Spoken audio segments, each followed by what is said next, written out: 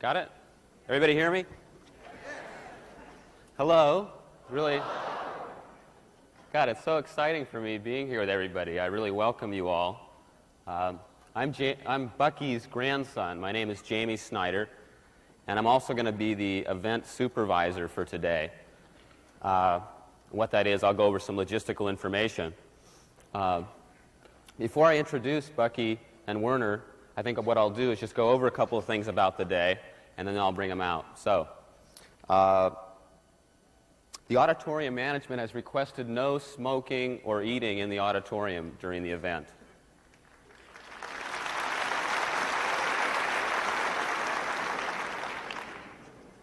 Okay, and there are going to be 2 breaks today. The first will be a lunch break for approximately 2 hours, and that will be at about 12:30. The second break will be approximately 1/2 hour at 5 o'clock. And we're going to end the event today approximately at 7.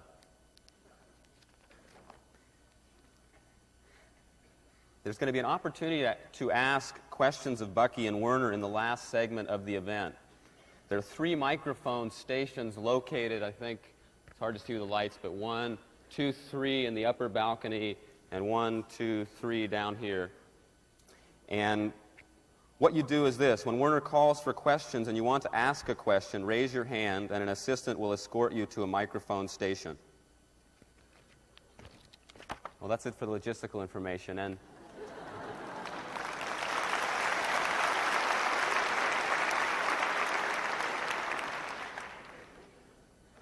it's really amazing to be here with everybody, because I was just thinking about it this morning, about this event and all that's happening. And probably in reading about the event, you may have heard about an experiment that Bucky's been working on for the past 50 years. And what that experiment was about, in 1927, he came to a point in his life where he experienced that, well, he'd really been organizing himself around how he was going to earn a living and how he would survive and trying to make it for his family. And he came to a point where he realized that what his family would really want and what was really true to himself would really be to commit his energy to everybody on the planet, and to really see what an individual could do on behalf of everybody. And nobody at that time was really thinking it all that way. I mean, and many people thought he was, out in left field. And it's really amazing. At that time, he really experienced that it would be 50 years before the results of that experiment would be coming into view. And what I was really looking at this morning was just how amazing it is and how appropriate that in the 50th year, 1977, Werner and Bucky are together doing this, because Werner is really a person, in my experience, who is also really committed to making things work on the planet. And it's amazing watching them together, really. Just it's been a real privilege for me to experience their relationship coming together. It was really it's amazing. I was thinking this morning that the one thing that really amazes me about Bucky and Werner is there's just it's a real balance between an incredible wonder and excitement about the universe just as it is. It's like when I'm around them, it's like Bucky is just always excited just by the way it is. He'll pick up a dandelion or a flower and he'll show me, how it's all built, and he's continually amazed by it all. And I really experience that with Werner as well. And what's so beautiful is watching them together, because they're really like 2 children playing, I mean,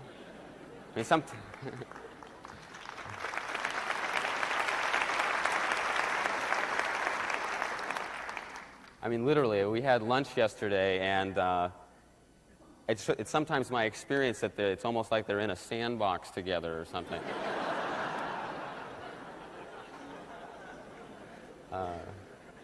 But the other thing about both of them is it's really balanced. Not only is there this discovery and excitement about the universe, but really a balance with being willing to really put that out into the universe. I mean, both of them have really operated with not a lot of agreement from society about what they've been up to. And it's really, what really has inspired me is just an incredible courage that they both have to put that out into the universe. And I think I just would like to acknowledge us all together, because I think really all of us being together here today is really, I think, indicative of what's happening this year, 1977, on the planet. And it's really special that today, now 50 years after Bucky started and a few years after Werner started, that there really has come to be so many people who are really interested in making things work. And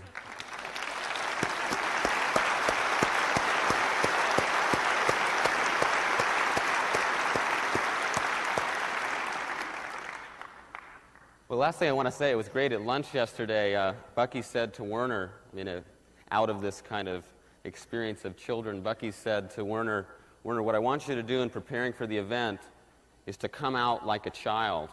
So I think that's how they are going to come out. And so I'm going to introduce two really beautiful children.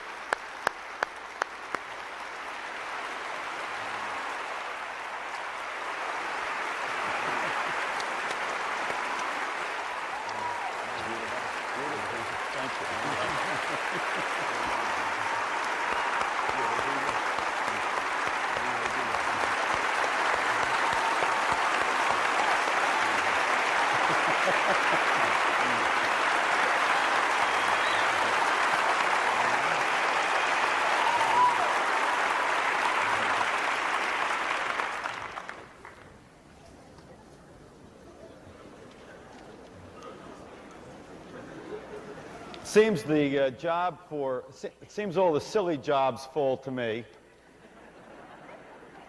So I'm going to introduce Buckminster Fuller to you.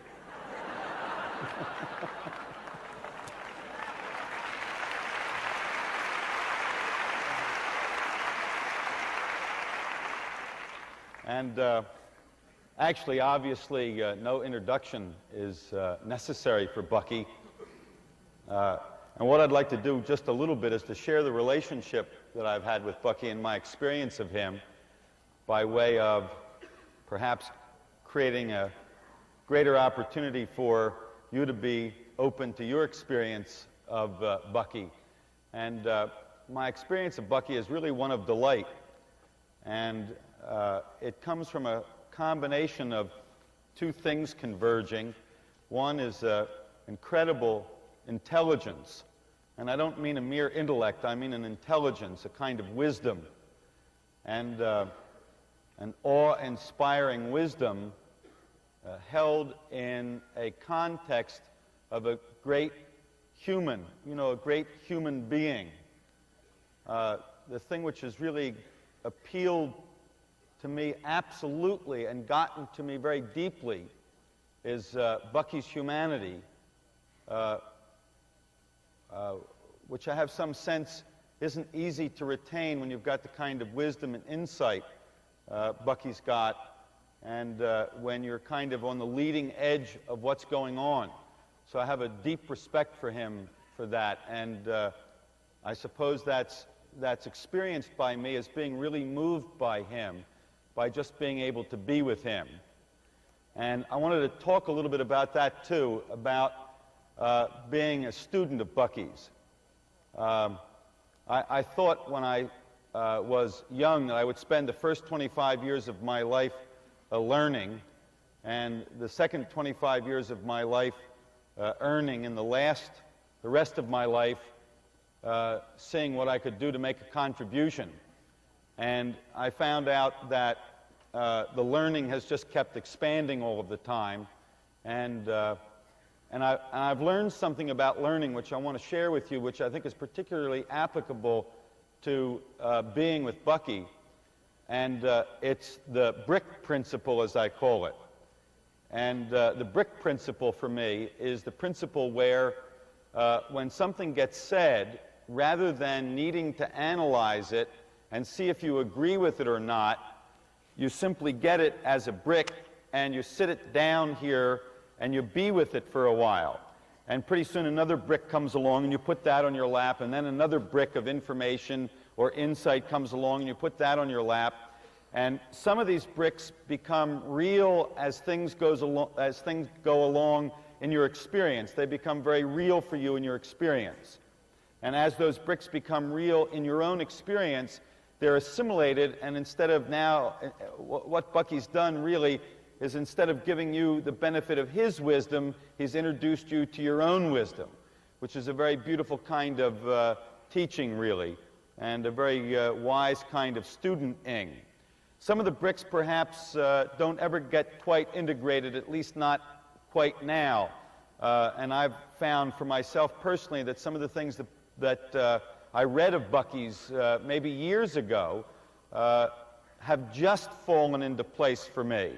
And it's been this willingness to sit with the bricks of what Bucky's presenting that really has produced a sense of delight and insight and value for me in what Bucky presents. It's kind of like, because Bucky moves from the universal to the particular instead of the other way around. Most of us are used to thinking about this little part, and then this little part, and then this little part, and then this little part, and then perhaps putting them together. Bucky's style, in my experience, is that he gives you the whole thing, and then you get the whole thing again, and then you get the whole thing again, and then you get the whole thing again. And if you can keep being with it as the whole, it falls together. It's kind of like you're not quite sure, and then you're not quite sure some more, and then you don't know at all. Then you're very clear that you don't know. Then all of a sudden, bam, it all somehow comes together in a way that perhaps you can't even understand or explain. Perhaps you couldn't explain it to anybody. But you're left lifted and with a greater sense of your own potential for contribution and with a greater sense of your own magnificence. So I'd like to suggest that you really take the opportunity to really just be with Bucky, rather than try to remember any little part of it that he gives you. If you can just be with him, my experience is that it really all comes together very beautifully. I want to read two quotes to you. One is a quote from a poem in one of Bucky's books, which he quoted from at lunch yesterday, and I thought it was so great that I wanted to read it to you. There's a particular phrase in here that I like particularly, and I wanted to give just that to you, but the poem's so good I thought I would read at least the first two verses. The poem is, "When the Almighty happened to bemuse his wisdom with playing shoot the works." That was the phrase I liked, by the way, shoot the works. Because that's my experience of Bucky. He's always shooting the works. Let's see, with playing shoot the works, he opened with one hand the hot valve of absolute energy, and with the other the cold valve of absolute time. Now with seemingly deft attention, and now with seeming abandon, he valved them together in variety of proportion out through the mixing spigot of universe to occur in the reservoir of absolute space.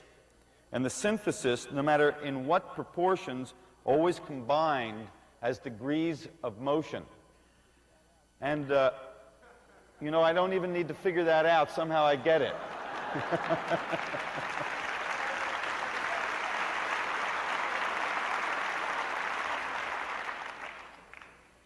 So Bucky, I'll tell you, will do just exactly that. He will start out with the whole thing, and he'll give us the opportunity to be with him while he just really shoots the works. And then as the day goes on, he'll start to bring it to more and more specificity, more and more its application to the particular. But I think maybe Jamie mentioned that Bucky will also share with us some of the artifacts that he's developed and his purpose for them this morning. And so we'll have some slides later, and I think we're going to finish this morning. Are we going to finish this morning with the film? No, we're not. This afternoon we're going to do the film. So this morning we'll finish with the slides. At any rate, just a couple little quick finishing touches before I let you get to Bucky, which is what we're here for. One of the things that I've experienced is that Bucky doesn't necessarily give me things to think. In other words, Bucky's not telling me, Werner, think this. He's not saying to me, Werner, think this. What he's doing is sharing with me something to think with. It's bigger than mere thinking. It's the context for thinking. And so it requires a different kind of interaction with Bucky than if he was telling you what to think. It requires more of a being with than a necessary remembering and noting what he's saying. And it perhaps isn't even necessary to note at all, because you will wind up with the whole. The last thing, and kind of the threshold of my presentation of Bucky, is I have some pictures of people in the room where I got dressed to kind of remind me of how some people have gotten on in the universe. And one of those people is Bucky, and I asked him, I said, I'd like to write a little, statement down at the bottom of your picture, whatever you feel represents you most. And Bucky's answer was, well, you write whatever you like, but what I think might be nice down there is what I'd like to have represent me on your picture is, call me Trim Tab. And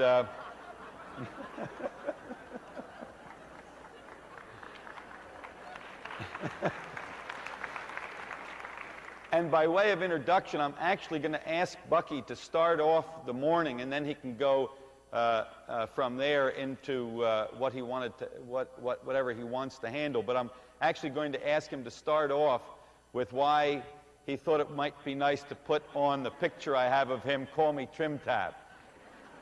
Buckminster Fuller.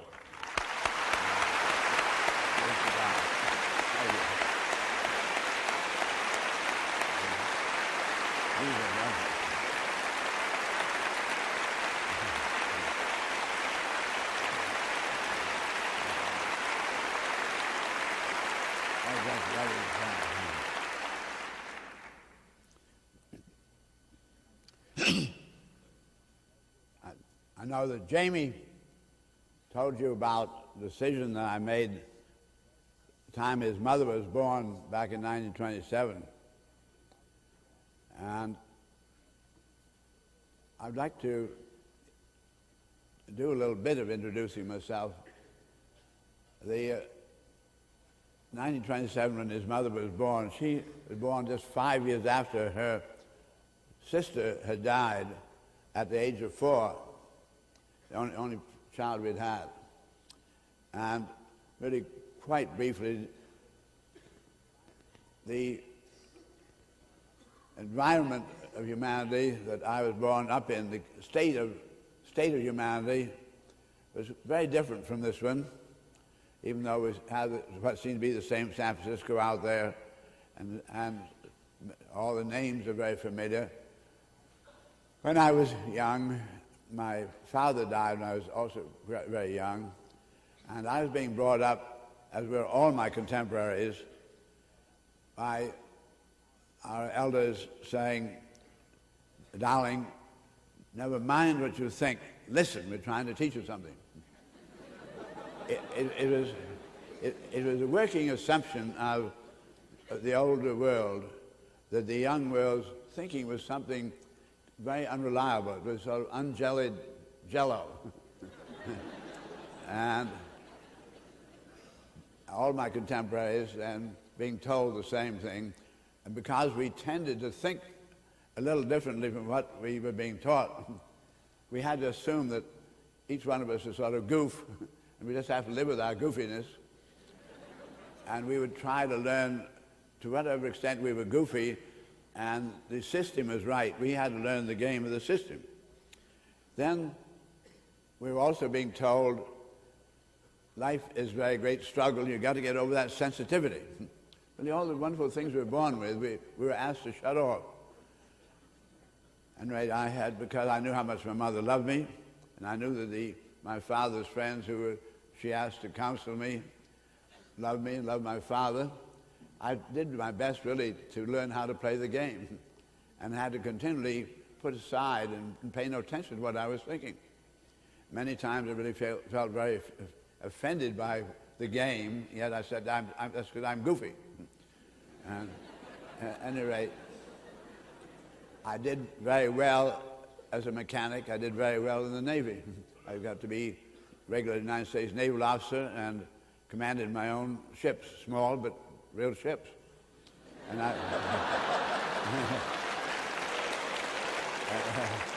and I, you know, I knew how to cross oceans.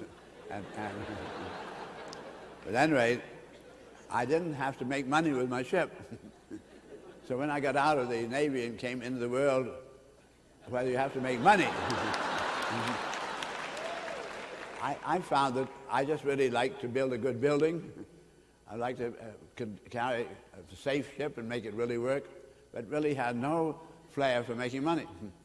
So I became a failure because a lot of people thought that I was hot and they would back me, and a great many of my rich friends backed me and lost their money.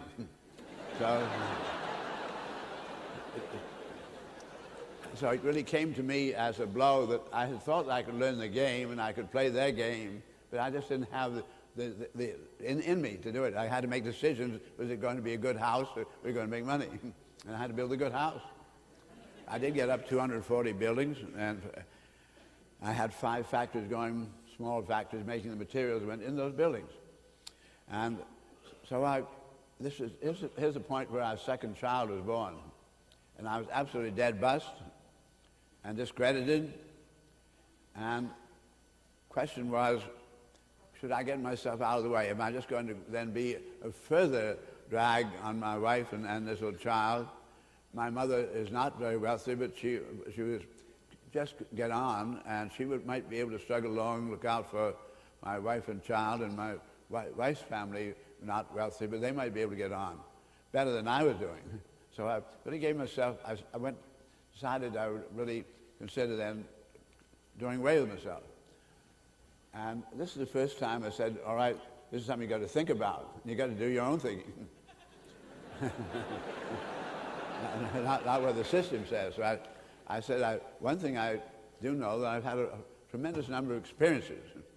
And it seems that human beings' experiences really belong to one another. And I said, it seemed to me that if I were to take the aggregate of all my experiences that I could recall and commit myself entirely to the rest of humanity and not to the self-struggle or for my family's side, that it might be valid for me to keep this organism going, but only under those circumstances. And I think it's really terribly important for me to get that very, very clear with all of you today.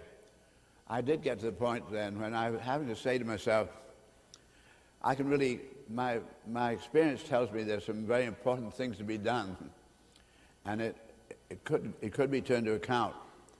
But I would only then be thinking about, luckily I had been a sailor, had been in the Navy, because I did think of total world, said, what can a little individual human being, no money and with dependents, do effectively, if anything, on behalf of all humanity, using all the resources of total earth only for all humanity, thinking only in those terms, getting together all ideas of nations and so forth, thinking about our planet as a ship, which I having been a skipper, I can really think of it that way.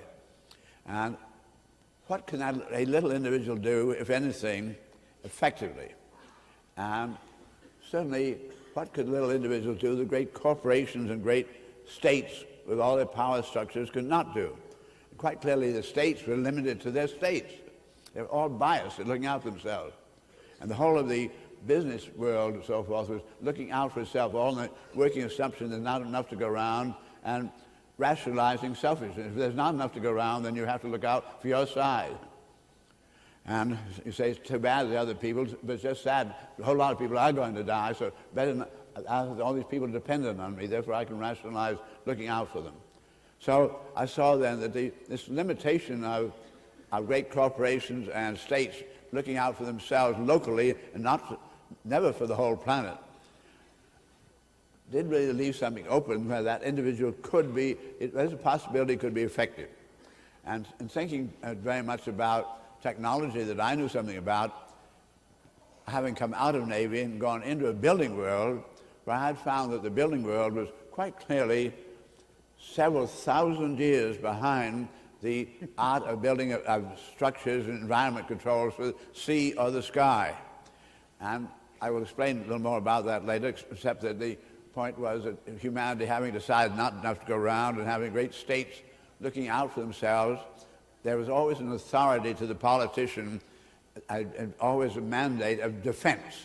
And you must pay attention to what the other man is going to develop to attack you, and you must be able to parry it.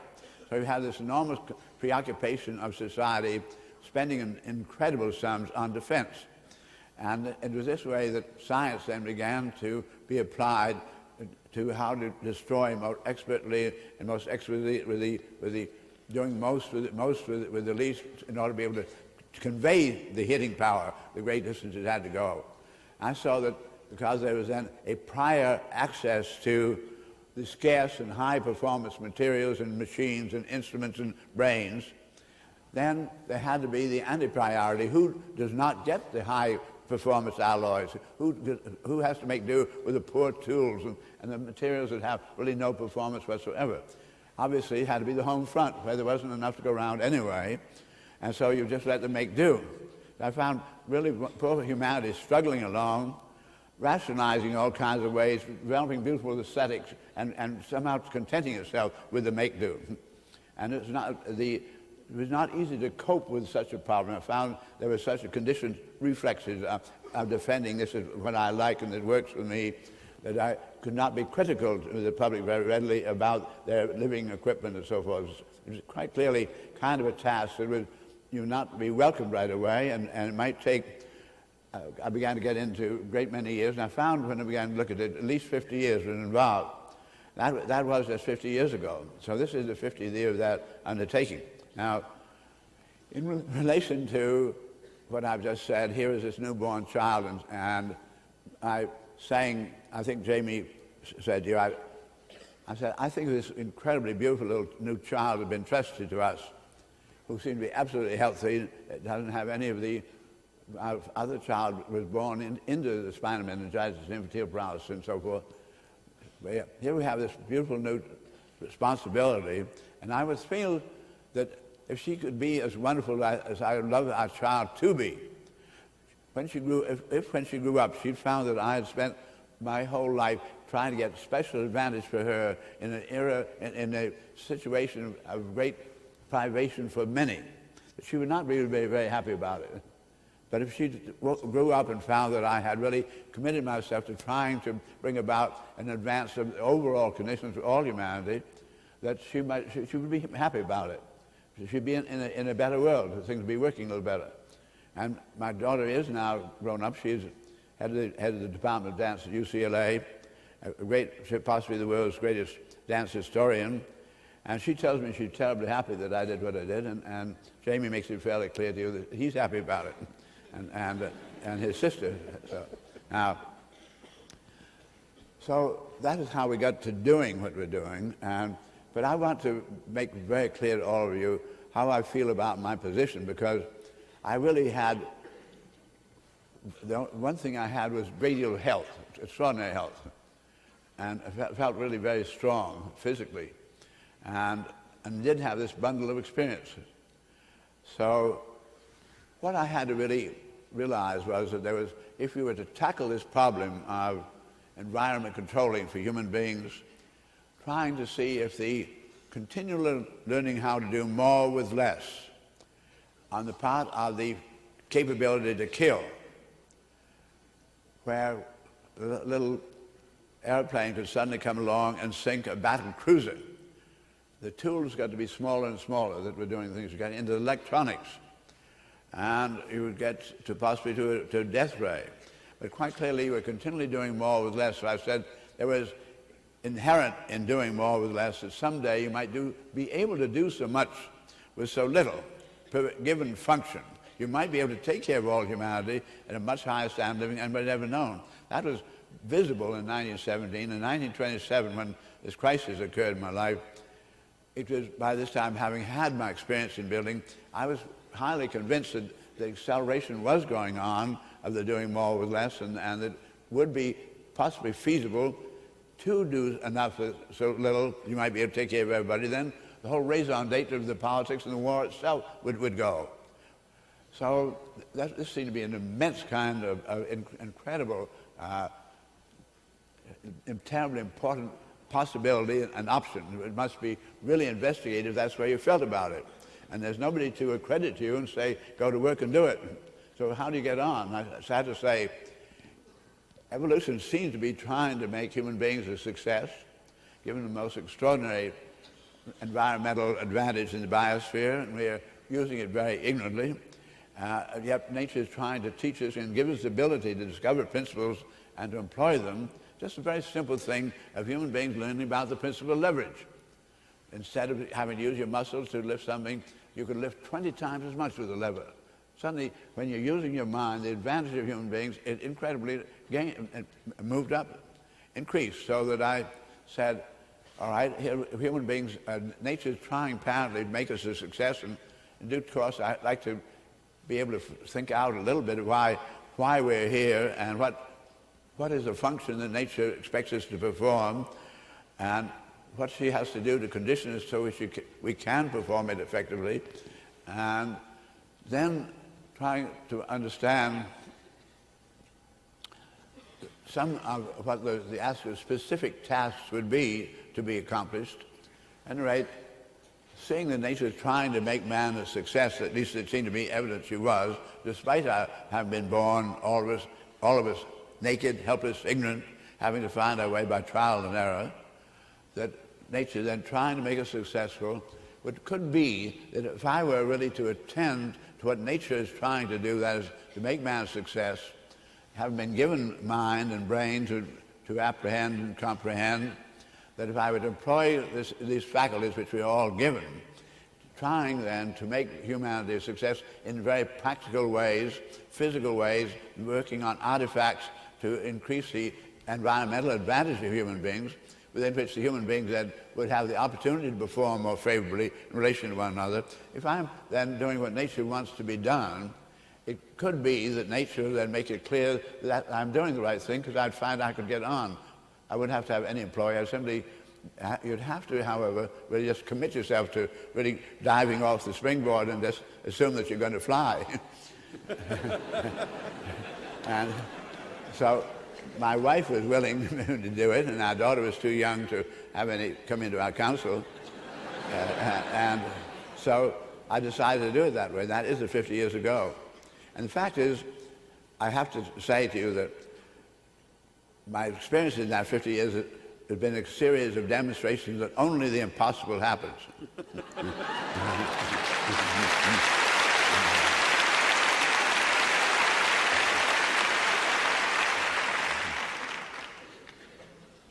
It's absolutely, this universe itself is impossible. There it is. You and I are impossible. Here we are.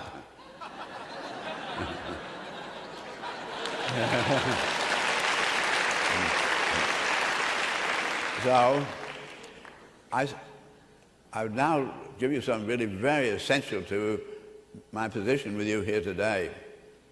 And that is, I had made an incredible number of mistakes as part of the game, and I'd rationalized those as part of the game. But mistakes they were wrong. And time again, my mind had seen things differently, and when it came to this crisis, I realized how many times my thinking had been correct and how many times the game had been wrong. And therefore, I committed myself from there on completely and forever to my own thinking and working entirely with the experimental evidence. And at this point then, I had to be able to say, because I began to have a very great deal of vision about what needed to be done and what could be done. And in 50 years, I was amazed by how the panorama of evolution unfolded itself. And I could see then that I would be, if you were dealing on behalf of all humanity with total resources, you're dealing in a very large responsibility. And I had to say, Are you personally convinced that you have really made enough mistakes so when you're at this point where you either check yourself out or accept a responsibility, that at no time during any of this development, which if you were successful in doing it, you would ever say, I own that, or that I would ever exploit it? Would I ever take advantage for me? Can you trust yourself not to do that? And I really am confident the only reason I'm here with you today is that I have been trustworthy.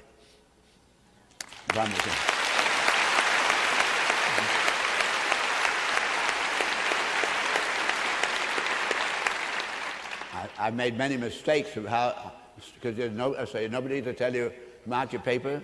You have to find out what nature's trying to say. Go here, stop here, go that way. You have to find your way all the time in that extraordinary dark. And in order to do that, you have to dare to be naive, you have to dare to make the mistakes, and you have to be sure to call yourself to attention the minute you make a mistake. And so I've made mistakes along the line, no question about that.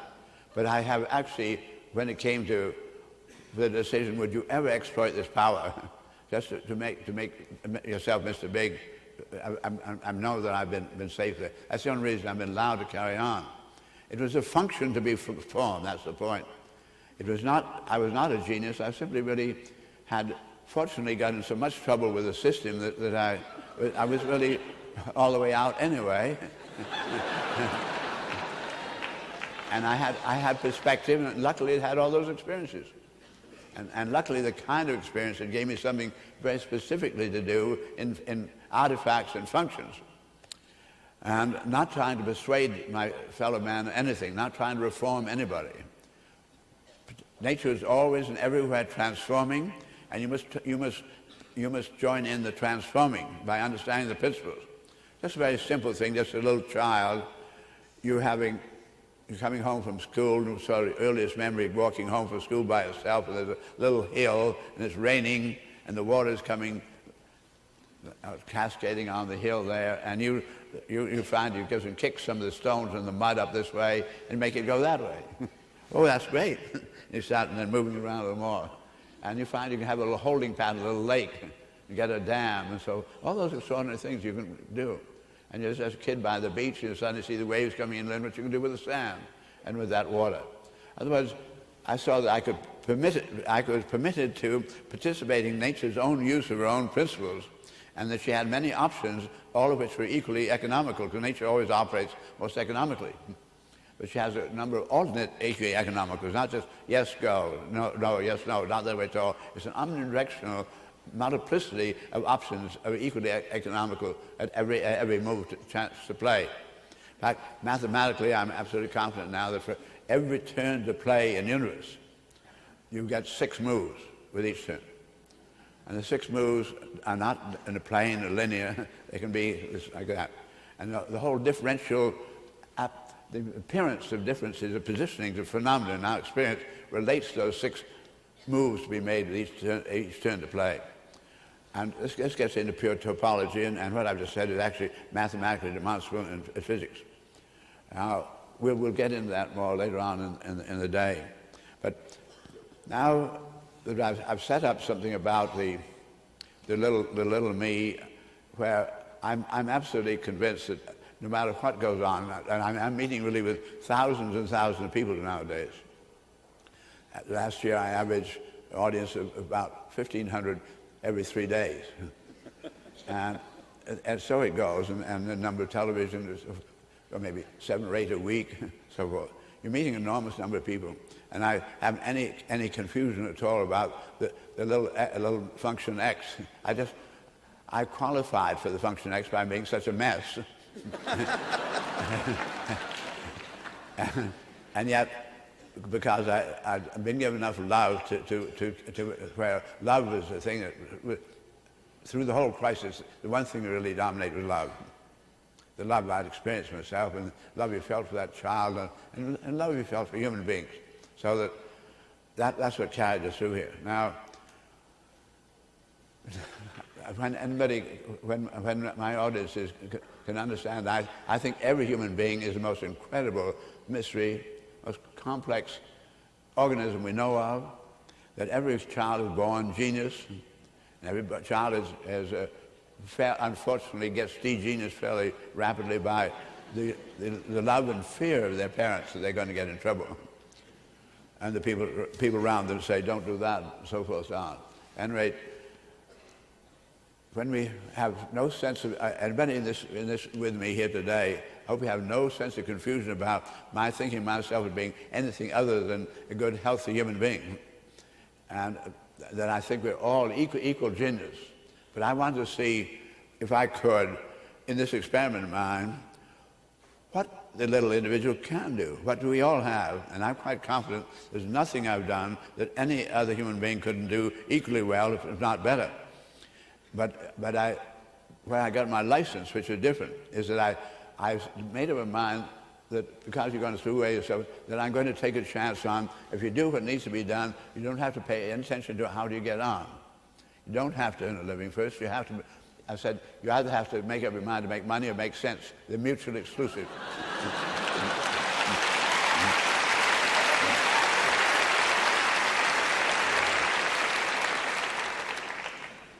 Because of the game that humanity is still playing, and because I am going along with evolution, a great deal of money comes to me, but I have one of my responsibilities. I must never try to amass anything for myself. I must not try to put anything by. I must continually keep it and reinvest in research and development. Something has to be done. Must be no cushion whatsoever. Live absolutely naked. And people who work with me, young people coming to and find that they can work with me, get very worried about it. There's nothing to budget. Yet there's over $200,000 worth of bills a year to be paid. And somehow it all works out just as I need something, whatever I need, it appears. If I'm on the right track. If it doesn't appear, I realize I better change my course.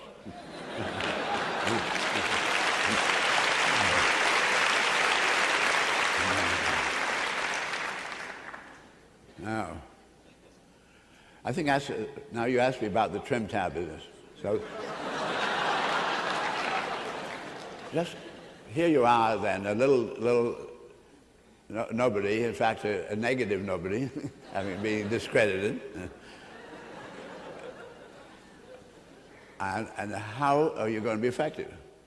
And being a sailor, I thought how we have a great ship going through the sea, and obviously you're not going to get very far jumping overboard and trying to push the bow around of an ocean liner.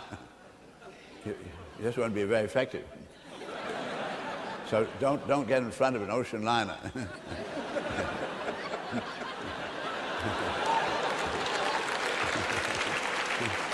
Now, I looked on humanity then as a great ship of state. It was plunging along, an enormous momentum of its game playing.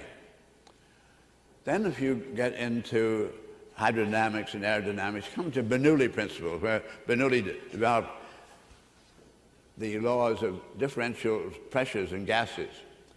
I just want to think about a wing foil. And wing foil is flat on the bottom, and then the top is curved. There's a leading edge. When that edge opens up the air has a longer way to go over the top of the curved part than it has the flat part. That's a straight line. And because the same air is opened up, it has to go further. It has to get stretched thinner. This means it's what you call low pressure. It's negative pressure, what you call negative pressure. And so that's the lift on your wing. And it's about 75% of the lift of our airplane wings on that top. The negative pressure in relation to the part on the bottom and pushing, sliding on the air. Now, with a ship then, when you have a great ocean ship, as we design the ships, the deepest part of that ocean ship is about a third of the distance back from the bow. You got your water line, you go, that's great, comes down here, you might call the step, and then it shoals off gradually back to the rudder. Now, we have then, you try to design that ship so that steepest part is also more or less the center of volume and if you can, the center of gravity of your ship. So these centers are coincidentally behave well. Now, when I want then to steer my ship, we have a great rudder, but the rudder is after the ship has gone by, it's the last thing, not getting out in front. And that rudder, when you put it over one side like that, it makes a greater distance for the water to go around the side this way than it is this way, because it really makes, in effect, a wing foil. There's a chord of the short line, because the ship and the rudder make a curve like that, so there's a short line. So this one builds up a low pressure, not only on the side of the rudder, but it throws a great low pressure on the hull of the ship itself. And because of the low pressure there, and there's the deepest point, and the deepest point acts as an anchor or a pivot, because there's greater resistance the deeper you go in the water, so it acts as a pivot, and it pivots around that. So we find a big ship turning, unlike an automobile where you move the front end, with the ship you move your stern around, swings around the pivot point. So that when we came then to dealing with airplanes and needed to have great big rudders, water is non-compressible and air is compressible. So with the airplane, you had to have a very, very big rudder. But when you began to fly, say, a Boeing 747, get up to speed which is 10 times the velocity of a hurricane, and the air resistance increases as the second power of the velocity, so that if the airplane is making 10 times the velocity of a hurricane, the interaction with the atmosphere is 100 times the ferocity of interaction with a hurricane. It's hard for us to picture those kind of ferocity. That airplane designed that really beautiful rudder, and you have all the pilots up forward here in your ship. And what they do, then there's enormous vertical and horizontal rudders. There's the tail end of those, after everything has gone by, have a little trim tab. And the little trim tab, you just move that. You try to move one of those big rudders against that kind of rush of air. No human being could do it. But you move the tiny little trim tab. And the tiny little trim tab builds up a little low pressure, and it pulls the rudder, helps you to pull your rudder, and then the ship begins to go around. So I found that here I am, I don't get in front of the ship.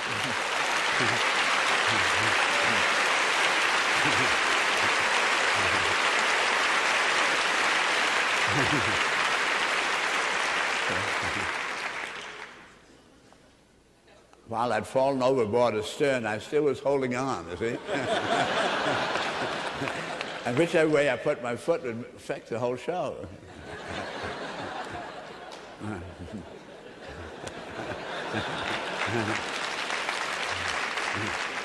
So this is what I really mean by principles operating in our universe, and how the little individual is given, all of us are given mind to discover principles, and if you use those principles and think about your problem in a proper manner, you can begin to be effective. So my trim tab operation was a 50-year operation before what I would do, get the big ship swinging. And I'm really quite confident it has had little to do. The ship is changing its course today, the big ship, thank goodness, and we may avoid some disastrous rocks. And that's the essence of our being here, Werner, is not because you have started S, and not because a lot of young people just find it terribly exciting to be alive and all that, but because I'm really confident that what I've been engaged in is literally, our ship is not only avoiding the rocks, but may be really coming into port, and quite a new port. And humanity may be able to disembark in a very new kind of a relationship to the universe. And so I feel that this is every second of our life right now is absolutely critical. And I don't feel this is then some kind of a sideshow or something that's going on in San Francisco. This is humanity, and the way you and I, each human being acts today, and what integrity we really operate in relation to the information we really have, whether humanity is really going to make it or not by those rocks and get into the safe harbor, depends on the way we behave. And I think this is a very, as Jamie, as we walked over here today, said, Grandpa, this day does really feel like that. Whether we make it or not is the way we behave today.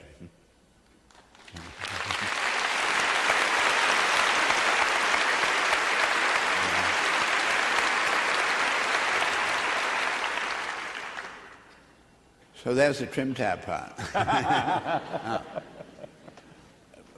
I'd like to get everybody going through some exercises I go through, but before doing that, I thought I would talk a little bit about you and what way I see what you have done, where you come into the picture, and what I see is what I've been seeing is a 50-year undertaking where you come in. I'm looking at the total experience of total humanity historically, something we can observe about we are mammals and characteristics of the mammals. So the female bearing young is actually impeded for some time of the year in the amount of travel they can carry on compared to the unimpeded male. So the male has historically, in the earliest days, whether it's a wolf or human beings, the male sweeps out larger areas and seems to have a hunting function. And the female reproducing, and she has sort of consolidating the gains with the hunt, whatever the hunter brings home. And I think this must have been very, very true of all human beings through all history, the early history of humans. And gradually, because man didn't know anything about how to make fire, learns those principles gradually. And the woman at home, realizing when he brought home meat, that meat spoiled very badly, she learned what you could do with it. Possibly you wouldn't kill the animal at all, you'd just milk it. Or maybe you'd clip his hair, or maybe you would kill it and skin it. And then what are the conditions of dryness, or coldness, or heat that would keep those foods preserved in various kind of ways? She learned to do that at home, and she found that fire would cauterize it, and the food would last longer if you had the fire. It took a long time to get fire going, so she got a hearth, and around this stone of caves and so forth, you didn't want to get the forest on fire that you knew you really licked, but it took a long time to get fire going, so you tried to keep the fire going. So she really had her children around her and older people, maybe prisoners, probably not even prisoners, but older people around, and man brought things home, and she consolidated the gains. Now, historically then, man was not only the hunter, but because he swept out more territory, he brought home the news of what's going on in the outside world. So to the young, through great, enormous periods of history, father and mother are the authorities about what is going on and what their fathers and mothers knew.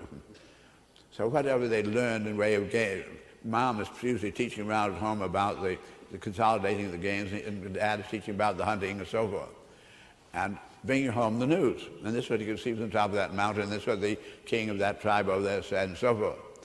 Now, that is so fundamental that the children had, the parents were the authority about life.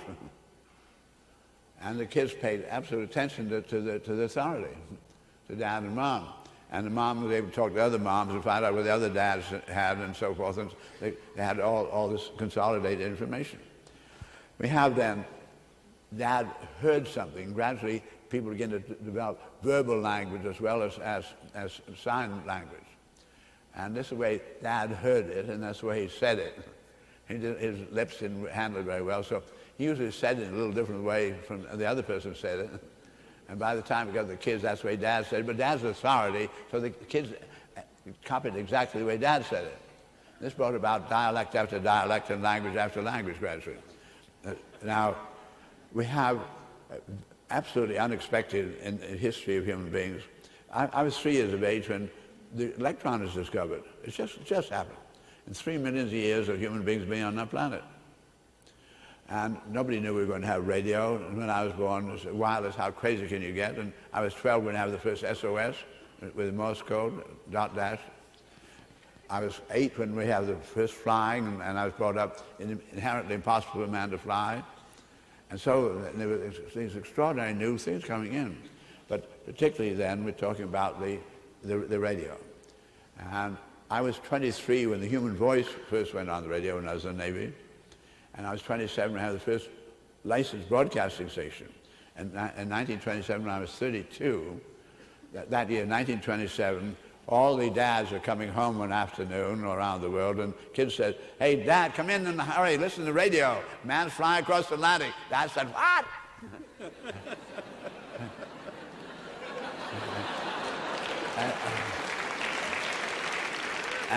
and Dad never again brought them the news. It's not like that.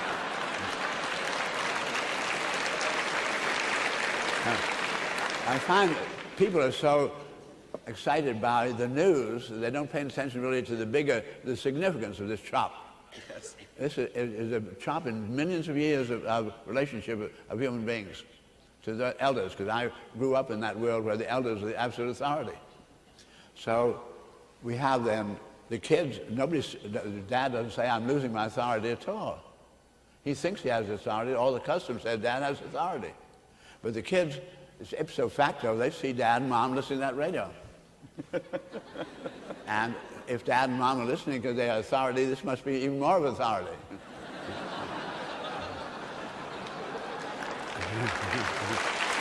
Now, all the men I worked with in my earliest days, when I had my first jobs, were brilliant craftsmen, machinists and so forth. Their language was very, very limited, with approximately 100-word vocabulary, 50% obscene and blasphemous. Mostly the way they spit. Well, they don't know.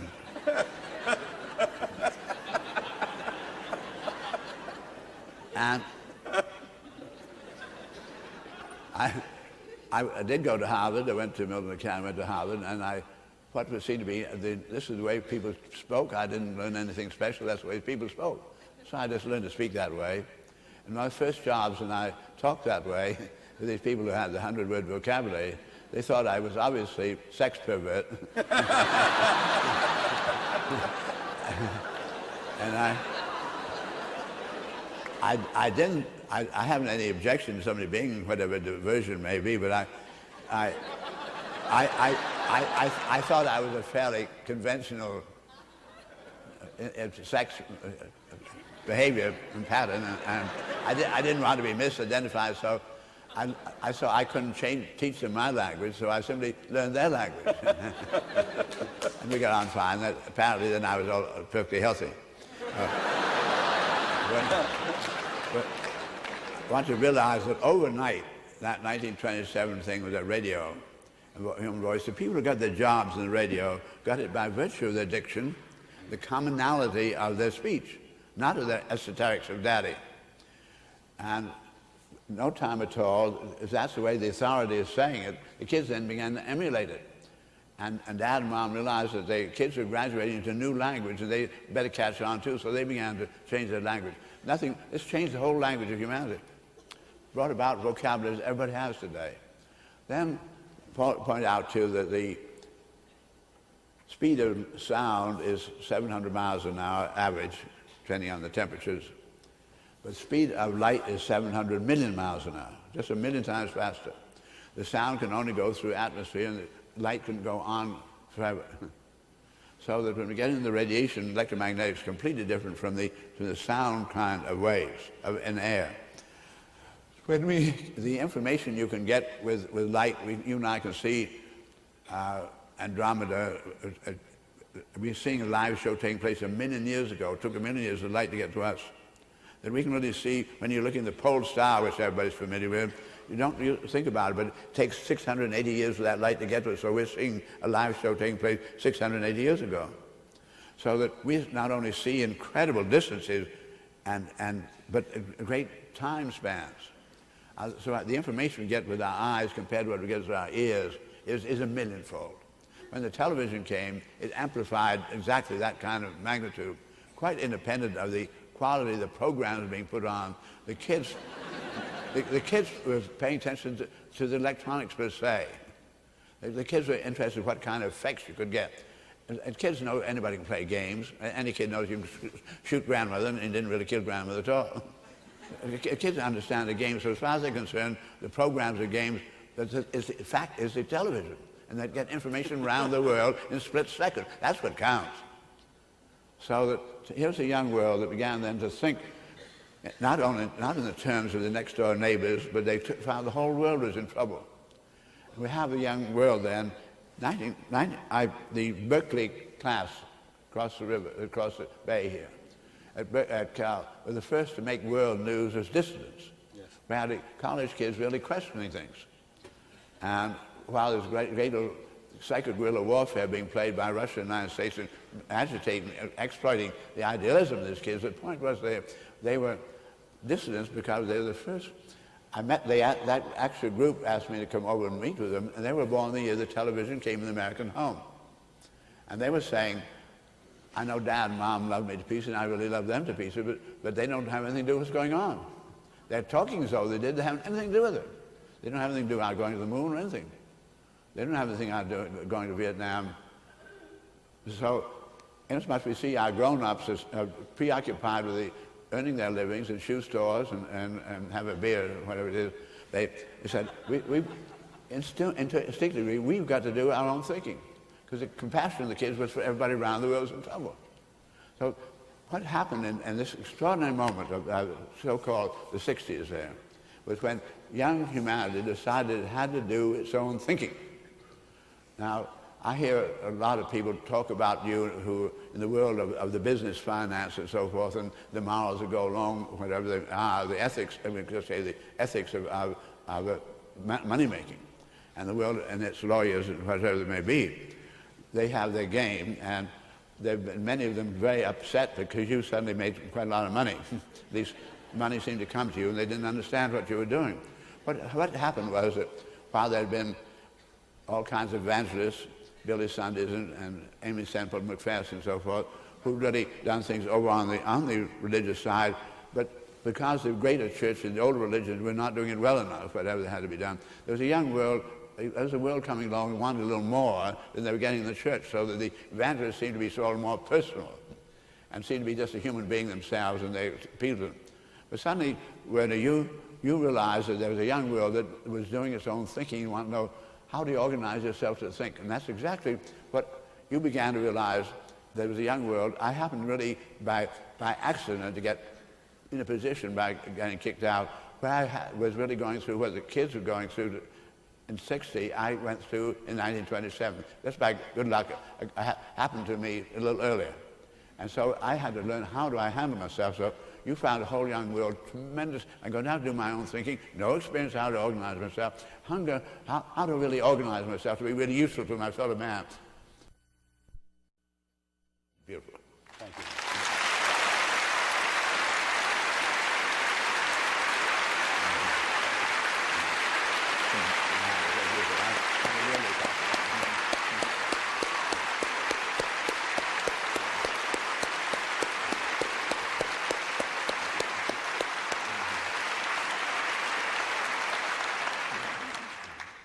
Because you, in order to cope with a great many, rather than just the little one of yourself, or just Bucky, how to get this thinking machine going. Well, I'm not trying to reform the other, but you really were then trying to help human beings. You had a feeling there was really a need, and they needed to be in one another's presence to really feel that as en masse they needed to do something. And that kind of operation did need an enormous amount of just money to handle, the hall we're in, whatever it is.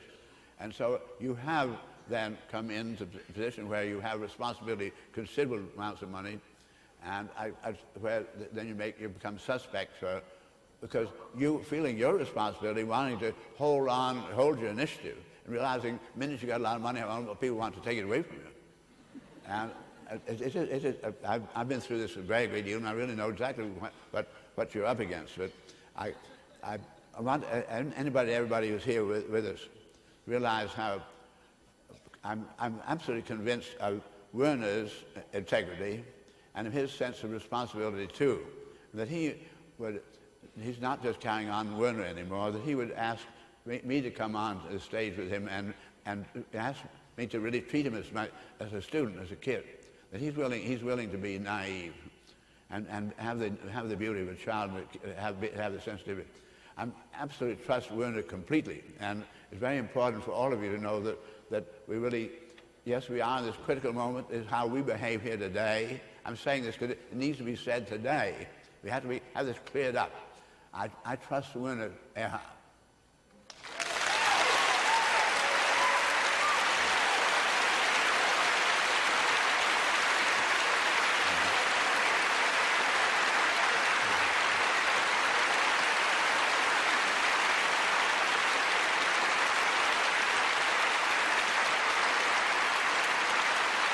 against the people.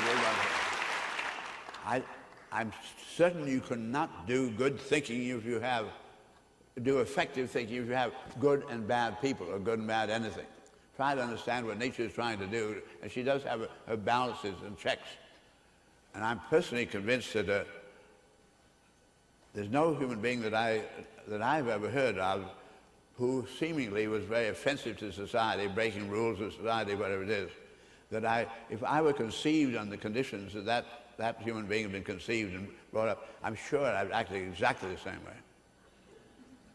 So I feel that what is important, however, here is I have really met an enormous number of human beings. I'm 81, and I've met some incredible numbers of promoters, and I've seen all the rationalization of selfishness and egos and starved egos and so forth.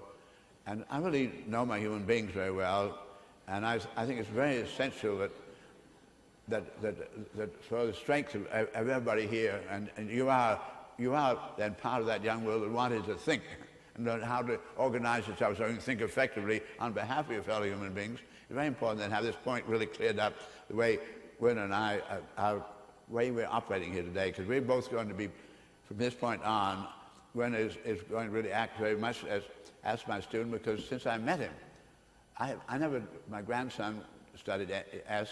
I didn't. I don't really know anything about it, except that all I know is the young people that have done it, and they're just beautiful, incredible. And they really are unselfish, and they are thinking. They are organizing themselves to be effective in behalf of their fellow humans. So when I met Werner, what was fascinating was he had then quite clearly been successful in finding his own way and helping others to find their way in handling themselves to be effective in their thinking. And then I really read that as a new chapter, because I had 50 years of accumulation of what I've been really learning about artifacts and discovering of principles that are operating in the universe that were not the kind of things you were dealing in, just in dealing with how to get yourself thinking. So I found Werner a really spontaneous, most eager kind of a student, asking incredibly beautiful questions. So when he asked me then to appear on a platform with him, I felt that these things would happen spontaneously. It could be really very, very exciting. And so I'm now going to make one more digression. You talked about like laying bricks in your lap. I'd rather I left some feathers in your lap. I'd like to get a lap full of feathers. Finally, you stick them into a bird, you see. Bucky, you handle the bricks like feathers. Now, I have actually been a guest speaker or appointee at over 440 universities and colleges around the world, always on their own, asking me to come. But I've had an enormous amount of experience with students. And so often, when in the early days, I could stay at a university longer than I can today. The schedule getting heavier and heavier, so after very short. But there are times when I could stay for a term or a month. And when I started, I always worked on some project with the students. And I always asked all those who were sent in the room with me, that any of them were not really there because they'd like to be and like to go on, be sure not to stay, because I don't want anything considered as something they have to do. And then I would find that the individuals who really want to get some pretty good grades said, I don't want to be bothered with this thing, and I know where I get my grades, and they would peel off. But then the faculty would tell me about the ones who were in my class who were absolute failures. And they'd tell me who the bright ones were. But it didn't turn out that way in my projects. It turned out the ones who had been classified by them as not as bright turned out to be the brightest, because they suddenly found they began to know something experimentally in their own right. Now, in relation to that, I'm just going to now go through what to me is all that you and I can do in relation to other human beings in the way of helping, because the individual has to teach themselves, and how you and I can lend our experience must augment the experience the other human beings already have. They can just give, if you get enough of a given set of experience, then you can begin to see some principles that are operating. I'm going to have a little child. A little child is absolutely just been born, and it's been carried around by its mother, laid on the bed, and it can't move itself. It can move its terminals, it can move its ends, but the body is staying fixed. But it's being fed all the time, and these legs and arms are growing a little faster than in here. So there comes a day when it's doing this, and accidentally the arm and leg, and it rolls over. They say, Mom isn't here. How'd it get here?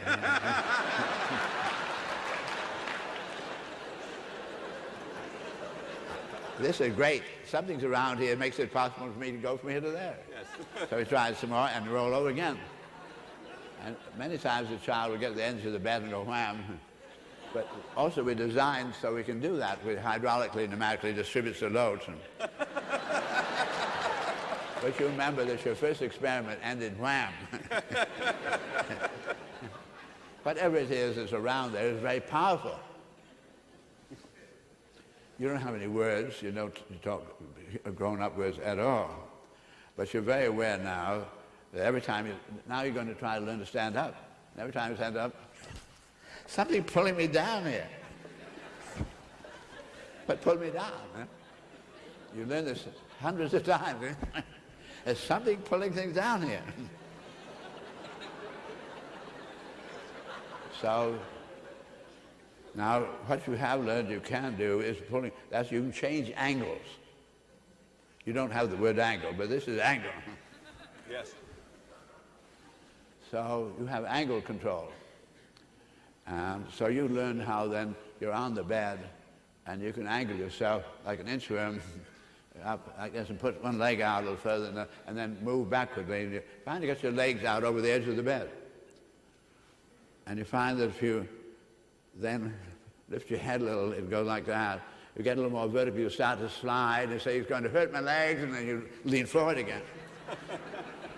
So you learn that vertical is acceleration and horizontal is brakes.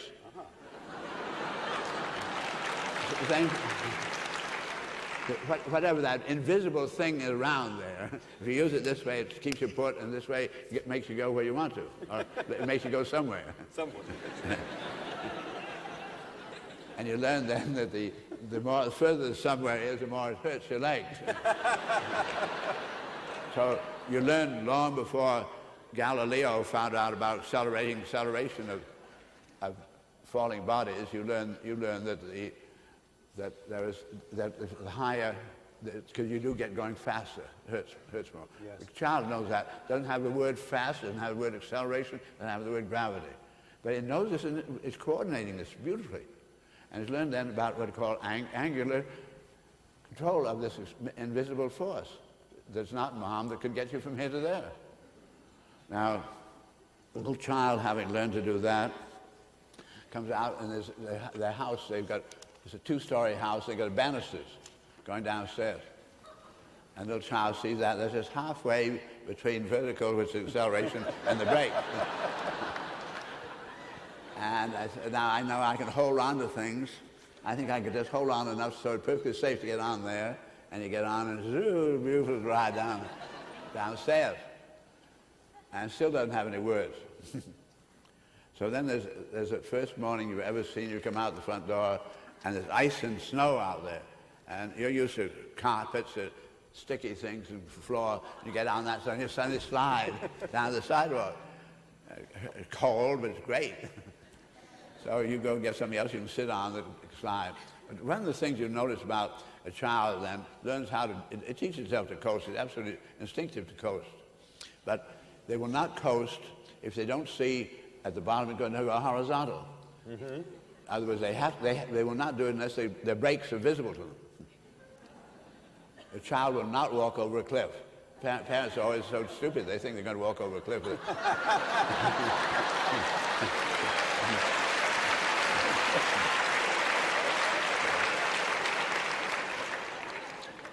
So now we have this little child who's never been out of the city, and they've had this experience with the snow and the ice and this angular business, and they come into the front parlor and they have a color TV and they're having the Olympic trials of skiing in Switzerland. And the kid has never seen a mountain before, but he's seen his pillow, and this is a big pillow, that's all. And he can see the angle, and he can see the bottom horizontal. So it feels great when he watches this thing. He understands exactly what they're doing. I was asked, at the age of 72, I was asked to go and speak in Aspen, Colorado, 9 years ago, and the great professional who started the skiing there was a man named Island, and he said, even though you're 72 and never skied before, if you'd like to try, I'll go out for a couple of days and see if you really can do it. And we found I could do it, though it wasn't very fancy, but he said you could go on and you could really enjoy it. I felt so grateful to him because he'd taken 2 days off professionally and not let me pay him for it. I wanted to talk, so I told him just what I've just told you, and I said, now, I'm going to give you the scientific definition of skiing. He said there isn't any. I said, yes, there is. It's called angular valving of gravity. He said, that's exactly what it is. There's nothing but that. Yes. Now, all I'm getting at is you learn without any words. Yes. You learn because it's part of you. Then you can get a good word to identify, that's great. But what I saw that the teacher can do is like that television can greatly enlarge the total experience of the little child who's going coasting down the front steps into skiing in the Alps and understand it. They understood all the time their angular valving of gravity. That's deep in them. Now, this is the very essence of what I would call teaching, and it does depend on you extending your own personal physical experience. And I'm going to, as day goes on here, make something really, to me, very, I hope we're going to have everybody in this here go out with a higher capability to communicate about how they can help others who are learning, how to expand their, to add the information that you have to the information the other child has about the experimental evidence. Because when I go back to 1927 doing my own thinking, I said I'm going to have to do my own thinking. I have to go to experimental, actually only experience, my own experience. I'm going to have to give up everything I've ever been taught to believe. I've learned to believe about all those games and all the loyalty and all kinds of things that move you deeply. So if I'm going to do my own, then I said, if it's my experience that my friend is, who's had many experiences together, we've experienced many things, and my friend tends to, might be you, describe what it is we're experiencing a little better than I, as far as use of words go, and I found you're absolutely reliable, you love to report what's the truth. If you told me one day, I'm sorry you weren't with me yesterday, but one of these things you and I are so interested happened, this would happen, I can add that to my experience bank. I can also then add to my experience bank scientific information that's been experimentally arrived at. So I saw the experience bank we all have to go on is really very large. I just want to be sure that we understand about that as we go on today. Yes, Bucky, you're making a distinction then, as I understand it, between my sharing my experience with you and and that's different than my telling you something about the way I think that it actually is, rather. I don't want your explanation what you think might be it, or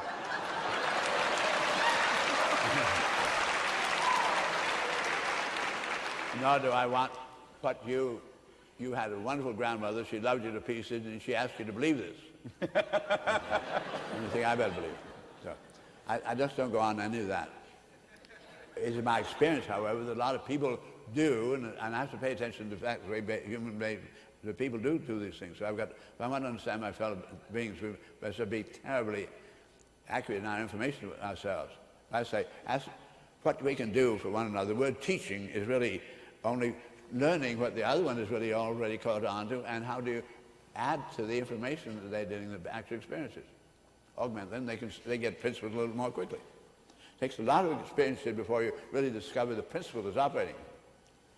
Now, that's enough of that. I think it'd be a very good time when to put on these slides, because I would like to get thinking in really very, very large way. And there's several things I'd like to bring into everybody's thinking, because as I said, if we can add to our experiences out of history and so forth, there's certain things we can see that are very large, where we're not going on beliefs, but the actual experimental evidence. For instance, we do have the Leakeys, both old Dr. Leakey and then his wife and his son, have actually made it clear that human beings have been on our planet between 2.5 and 3 million years. And human beings I'm talking about. So Yes. I'd like to go over to have some slides now.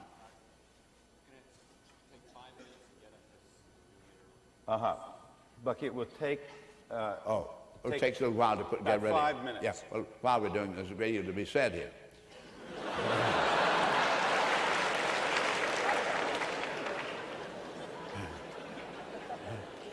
You know, just about that, because it was really interesting.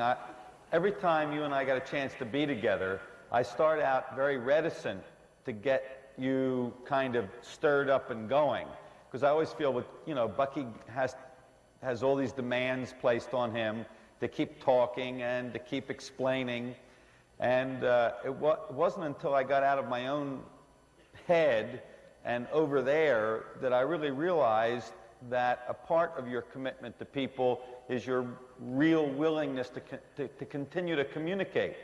And so in our relationship, I've learned, rather than to back off from making demands on you, to come on and make demands because of your true willingness to communicate. So yeah, there is a lot to be said.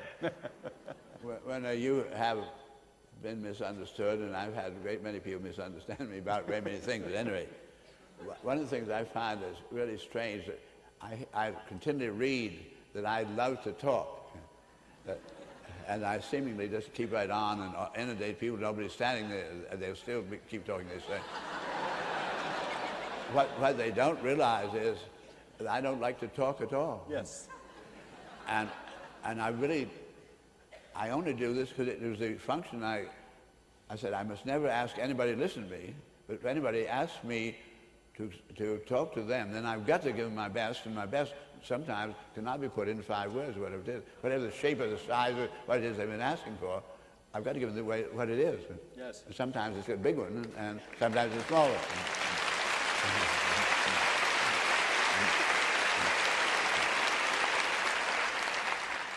Now, right this minute, I want to get very much in the frame of mind of the frame of our thinking.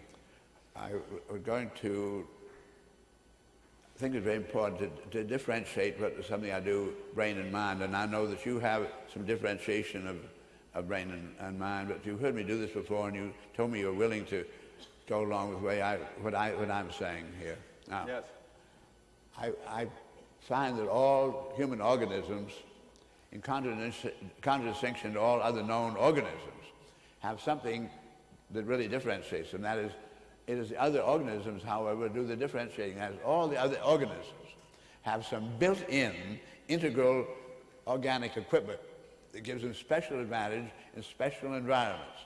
So this vine can only grow up the Amazon, beautifully there. I found then the birds able to go and fly in the sky and have their beautiful wings to get on with. But when they're not flying, they can't get rid of their wings, so that they find the bird walking along in a really very incumbent manner. We find then we're not unique in having brains. Many creatures have brains, but we also have something that no other organism we know of has, what I call mind. And I want to really make very clear what I mean. Mind has a capability to discover relationships existing between special cases that are not in any of the special cases by themselves. But brains are always and only coordinating the sense inputs about smelling, touching, hearing, all the information system we have. We have information capability, both microcosmically and macrocosmically impinging. The brain coordinates the special case information. And it knows this one because this one smells different from that. So they're always special case. This way this one smells. And so our brains are always remembering these special case coordinate inputs.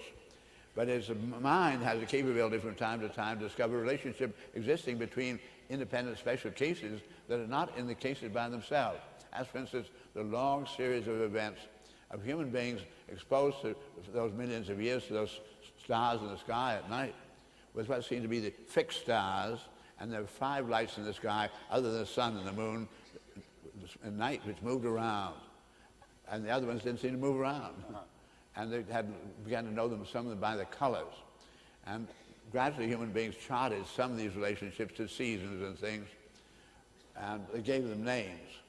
It was not until mathematical capability came in that we really got anywhere about this. And if you ever try to do some calculation regarding the information you have, you don't get anywhere with Roman numerals. And so not until we had the Arabic numerals, which at first were simply used as substitutes for the Roman numerals. They just thought they were sort of shorthand for it. But the Arabic numerals also had a cipher. And because the Roman numerals were a scoring system, you could station a servant there and say, every time a sheep goes by, you make a scratch. It was what they call one-to-one correspondence. But the Arabic numerals had a cipher, but you couldn't see no sheep, and you couldn't eat no sheep, so they didn't need any symbol in the Roman numerals for nothing. Yes. But the reason the Arabs needed it came about because the Arabic numerals were shorthand for the abacus, where we have the beads on rods. Yes. And whatever modular system you're counting in, 4s or 5s, there's that many on here, and you push it up. When you fill your column, then you move a bead in the next column and clear this column. As you have the ability to accumulate and what the computer can do for you today. This is the beginning of the first computer. And you could move the information to the left and keep getting the new information coming in, pushing it to one side, and get some total result of all these operations. So that when you were an Arab navigator of the Indian Ocean or across the sands lost his abacus, he could remember exactly how that looked, but he didn't want to try to draw a picture of it. He remembered the symbol for the content of the column. I see. And because he had an empty column, he had to have a cipher. So the cipher is that. Not until 1200 AD, which is we're only talking a very short time ago, 700 years ago, a treatise was written in northern Africa by Latin, explaining the function of the cipher and the positioning of numbers. But there were so very few people literate at that time that it took 300 years for this to get into the school system at all in northern Italy and southern Germany. And this brings you to 1500, brings you to Copernicus. And Copernicus then, suddenly with a calculating capability, discovering that we too were on a planet and the sun was not going around us, we were going around the sun. And then we have enormous excitation of Tycho Brahe, who, man of means, and so we need much better observation of those planets, very sharp on, and he acquired the instruments to do that, acquired enormous information. Then he needed a good mathematician, got Kepler, and Kepler discovered that they were moving in ellipses and not in circular orbits. And Kepler then found a most extraordinary thing, because found while all the planets are different sizes, all different distances from the sun, all going around the sun at different rates, seemingly very disorderly, even if a team, he said, I would like to, but one thing I know, they do go around the sun, they got something in common. If I have something else in common, then if you have two things in common mathematically, you can often find out about other things. Yes. So he said, I'm going to, as a mathematician, give them something in common. I'm going to give them 21 days, which is way less than any of their orbits and so forth. They all get the same 21 days. Must be the same 21 days. So he knew exactly where each one was at the beginning of that 21 days, and the exact hour his gun goes off here. And then he knew they were moving in ellipses, so this is the distance each one was from, this was from the sun, and moving in an elliptical arc. Therefore, when at the end of the 21 days, it was a different distance from the sun. Not very different, but he then made a diagram of the distance from the sun to start and to the finish, and then back to the sun again. Made a pie shape. Right. So that number of short and fat pies and long and thin pies. But now he had the data, and he said, as long as I have the data, even though there's no pie there in the sky, I might just as well calculate the areas. So we calculated the areas, and supposing you were Kepler doing this, and suddenly you discovered they were not similar, they were exactly the same, absolutely the same areas. That having found something, given two things in common, going around the sun and giving this a specific amount of time, they're exactly said. They're coordinating incredibly. So hidden in the superficiality is this relationship. And they said, Bucky, is another word for relationship principle then? The principle would be a statement of the relationship. Fine. Can I just see that I'm clear about what you're saying? So then if that were the sun, the planets might move like that, and in 21 days, this planet would move from here to here. Yeah. That's it. And in 21 days, this planet would move from here to here. That's right. Very good. And in 21 days, this planet would move from here to here. That's right. And that what was the same for each planet in 21 days was the amount of area that had been It's called swept out. swept out. Yeah. So that even though they moved different distances and different distances from the sun, each of these areas was exactly the same. Right. Thank you. Right, nicely done. Now, he said then if they were touching one another like gears, I can understand how they might be able to coordinate. They're obviously coordinating, but they're not touching each other. They're incredible distances apart. How can they possibly do that? Well, the next thing he said, if I swing a weight around my head and I let go of it, it goes over the line. But while if I was holding on the string, it goes in an orbit. So there must be, he said, some kind of a retention, some tension. This is the first human being to really feel invisible tension in an enormous scale in hundreds of thousands of miles. Who was this, Bucky? Kepler. Kepler, okay. Kepler. So we find then, we have immediately following Galileo with calculating capabilities for the first time. And I said the kids felt that every time we let go from a greater height, it hurt you more. Galileo then was able to measure the rate of the falling bodies, discovered that the rate of their falling was the second power of the arithmetical distance being traveled. So we have Isaac Newton, tremendously excited by all these people trying to understand what that tension was. And he's saying, by this time, human beings for a very long time have known that the moon phases and the tides of our ocean were coordinated. And Isaac Newton figured then that this pulling that was going on between the sun and the moon on the Earth pulled these waters of our planet, and that's where you're getting the pull in the high tide or low tide, just squeezing this pulling. We have Isaac Newton saying, obviously, quadrillions of tons of water involved, kind my muscle couldn't do. So it must be something, the amount of pull must be something to do with the size of the bodies that are involved.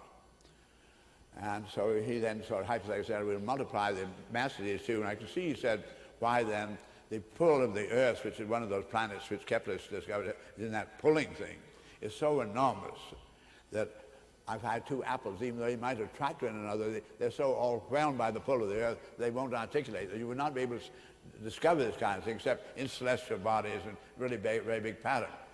So he then said, by this time also, navigators and astronomers had beautifully charted the positioning of the Earth traveling around the sun and the angular changing and what the observation angles would be in relation to various celestial, the celestial sphere as seen from any one point on the Earth above the horizon. So navigator had this kind of capability. So we have Isaac Newton saying, I can see them, supposing the Earth let go of the moon. It too, like a stone, when I swing it around and let go, it goes off, it would go off in a line. So he chose a night when the moon would be easy to observe, and from the place where he was going to observe it in England, what line would look like against the pattern of the fixed stars. And on that night, he then measured the rate at which the moon was falling away from that line towards the sun, towards the Earth. So both the Earth and the moon were going around the sun at 60,000 miles an hour. So he found that the rate of the traction of the moon for the Earth was exactly demonstrating Galileo's discovery. Therefore, he was able to now hypothesize that if you have the distance between the two, you'd increase the attractiveness fourfold, or if you double the distance away, reduce to 1/4 it was. So the second power rate of change of inter-attractiveness in relation to arithmetical distance change. So this became then tested by all the astronomers, all celestial behaviors began to absolutely prove it to be. This is what you call a scientific generalization. So we have now, this is a principle stated mathematically, the principle then stated mathematically. And then if you ask Mr. Newton, however, what that gravity is, is there's nothing in the moon by itself, geometrically, chemically, physically, that said it's going to attract another body. Yes. It's only because you've seen a team play. It's only because it took millions of years of human beings excited to know something's going on between, and human mind alone has the capability to discover what's going on between. There's not in the principle any of the separate cases by themselves. That's all I want to get out. Bucky, there's something that you just said that kind of flashed through, and that was, I've always given Einstein the credit for breaking out of the sensorium, but it seems to me that Copernicus did that when he got the ability to calculate by proposing that the Earth wasn't the center of the center of the solar system, although it looks to the sensorium like it is. That was an enormous breakthrough. Incredible. To be able to get beyond his own senses. Right. And I want to see if you have something to say about the relationship of the ability to calculate that the Arabic numbers gave him and this ability to break out of the limits of his sensorium. Well, he, on the other hand, did not break out of the sensorium altogether. He had no sensorial overwhelmment. Okay, because it was Tycho Brahe said we need better instruments to be able to make better observation. We have to increase its sensitivity. We need more information. And when he got that information, then Kepler, again using the mathematical capability, did this beautiful, really extraordinary kind of exploration. Now, I think all I want to set up now with everybody is the concept of mind in contradistinction to brain. And as far as we know, only human beings have that capability. And that capability, discovering then, a generalized principle could not qualify as a generalized principle with ever an exception, which means that they're inherently eternal. Now, we find that the brain is always dealing with special cases. All special cases are terminal. So brain tends to ask humanity for a beginning and ending of a universe. But mind discovered eternity. We're so unused to this, and so few people really go back into finding out exactly how we happen to do these things. When you get back to the actual experience, is what counts. And that's again what Einstein's great contribution came in, was really what Percival Bridgman called, he was operational. He paid attention to all the circumstances in which the measurements occurred, as well as the measurements themselves. And it was through that he developed his relativity and so much. Anyway, I want to give you then brains dealing in special case, terminal, and the mind discovering the special case terminal, and mind discovering eternal principles. Then I want to point out that what we discovered there as a team play of those planets in relation to the sun, the solar attraction. And incidentally, the Keplers found they're moving in ellipses, and if any of you have ever made a circle with a string and a pencil and a pen, most of you have, you also know if you've ever tried to make an ellipse, you have two restraints instead of one restraint. So Kepler, having discovered they're moving in elliptical orbits, began to see that they're going around different rates of times, and they tended to mass up as planets themselves. So in addition to the attraction of the sun, they were being attracted by the relative massing of the other planets. Yes. So that account for the ellipses, that Bucky? is the elliptical part. So I want to have nothing overlooked as we talk in these very important events that we're discovering about generalized principles. So then we find that here was the behavior of a whole team, unpredicted by behavior in the parts considered separately. Now this is what we mean by synergy. Yes, would you repeat that one more time, just the definition of synergy? What we had was a behavior of the whole team, unpredicted by the behavior of any of the separate planets or any of the separate parts considered only separately. So what the brain deals in separately does not do this. Mind deals in synergies, and all the great generalized principles have all been synergetic. Beautiful. Bucky, the slides are ready whenever you are. I'll give just a tiny little tail end on this because I think it's so terribly important. So I became interested then in the fact that we as human beings, as a child, spontaneously synergetic with our lovely minds. A child has it there. And the child asks the most beautiful question about the macrocosm and microcosm. And the parents have already been turned into specialists and say, down and wait till you get to school, they'll have to answer that.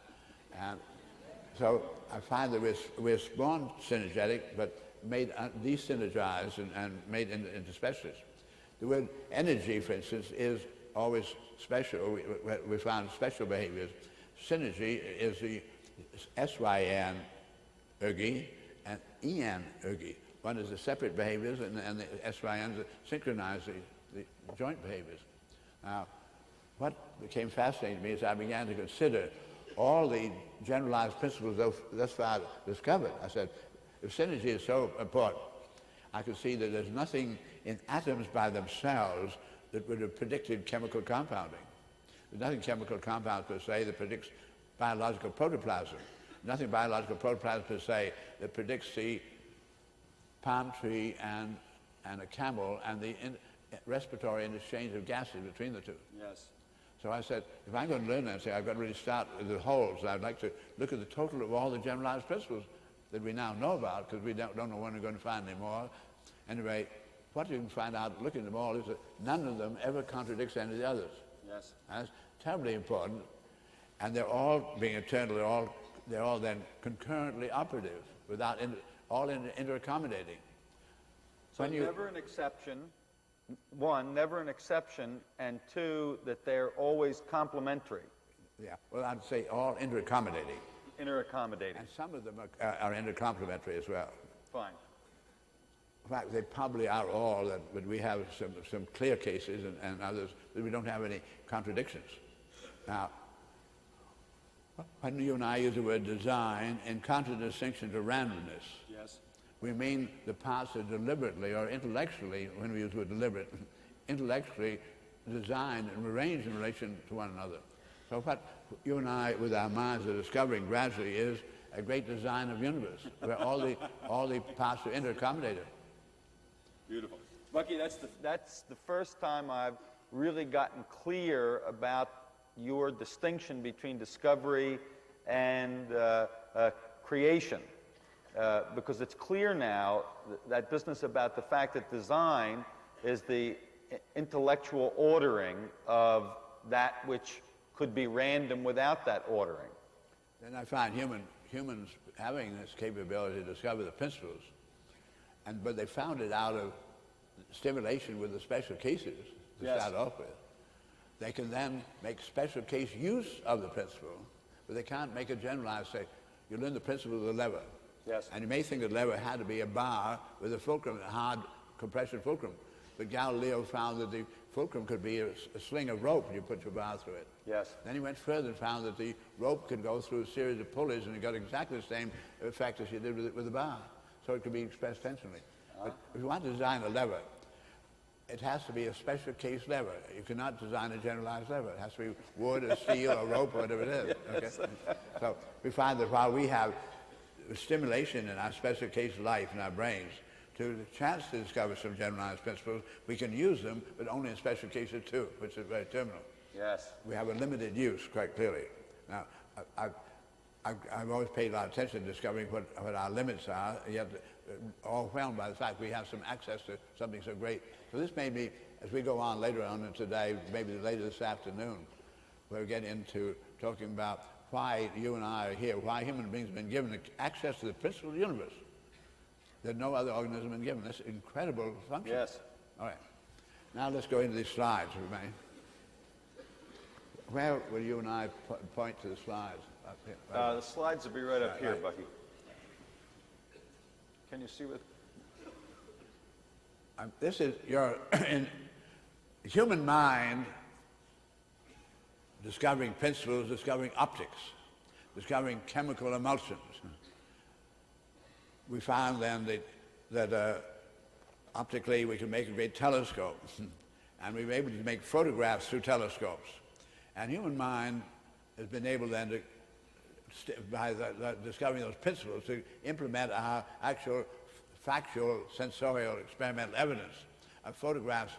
And we have now discovered that our planet Earth is a very tiny little planet, and you and I, when we come in from outside, we can see our planet through the cloud cover in the astronauts' photographs.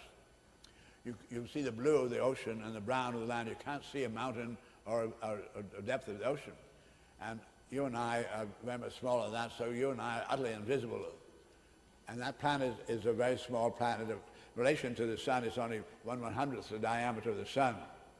Once you really get thinking a little about these magnitudes, on an engineer's scale, you can read 1/100th of you can read a 50th of an inch clearly. Yes. 100th of an inch is beginning to blur, and 200th of an inch you can't read at all. The day when you look at the sun, sometimes there's a cloud in front of it. Yes. If you put a coin out in front of that, I would just cover it, it's about an inch. So that our Earth is 1/100th of an inch, would not be visible against that sun as you see it there. So you and I are invisible on that invisible point on the sun, and the sun is a very small star. You look at Orion's belt, and you see one of the two bright stars in Orion is Betelgeuse, and its diameter is greater than the orbit of the Earth around the sun. That's a good-sized star. Our star sun is one of 100 billion stars in our galaxy, and with this kind of equipment, we've been able to explore a universe 99.999% completely invisible to the human eye. We now know of 1 billion such galaxies. Whenever we get into that kind of scale of what the universe is really, and how incredibly invisible that little planet is, and you and I are invisible on it, it's quite clear to me that the universe is not very interested in whether Republicans or Democrats are going to be elected.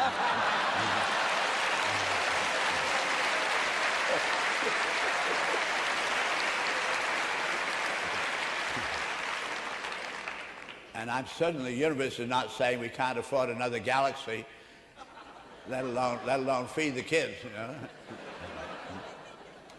We're talking a lot of nonsense here. It's terribly important for us to realize how really minor and irrelevant the nonsense is we are dealing when we begin to get in this kind of way of looking at things.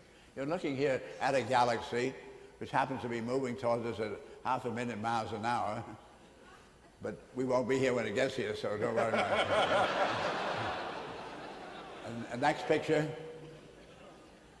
This is a small portion of the Milky Way. It is 1/500 millionth of the Milky Way.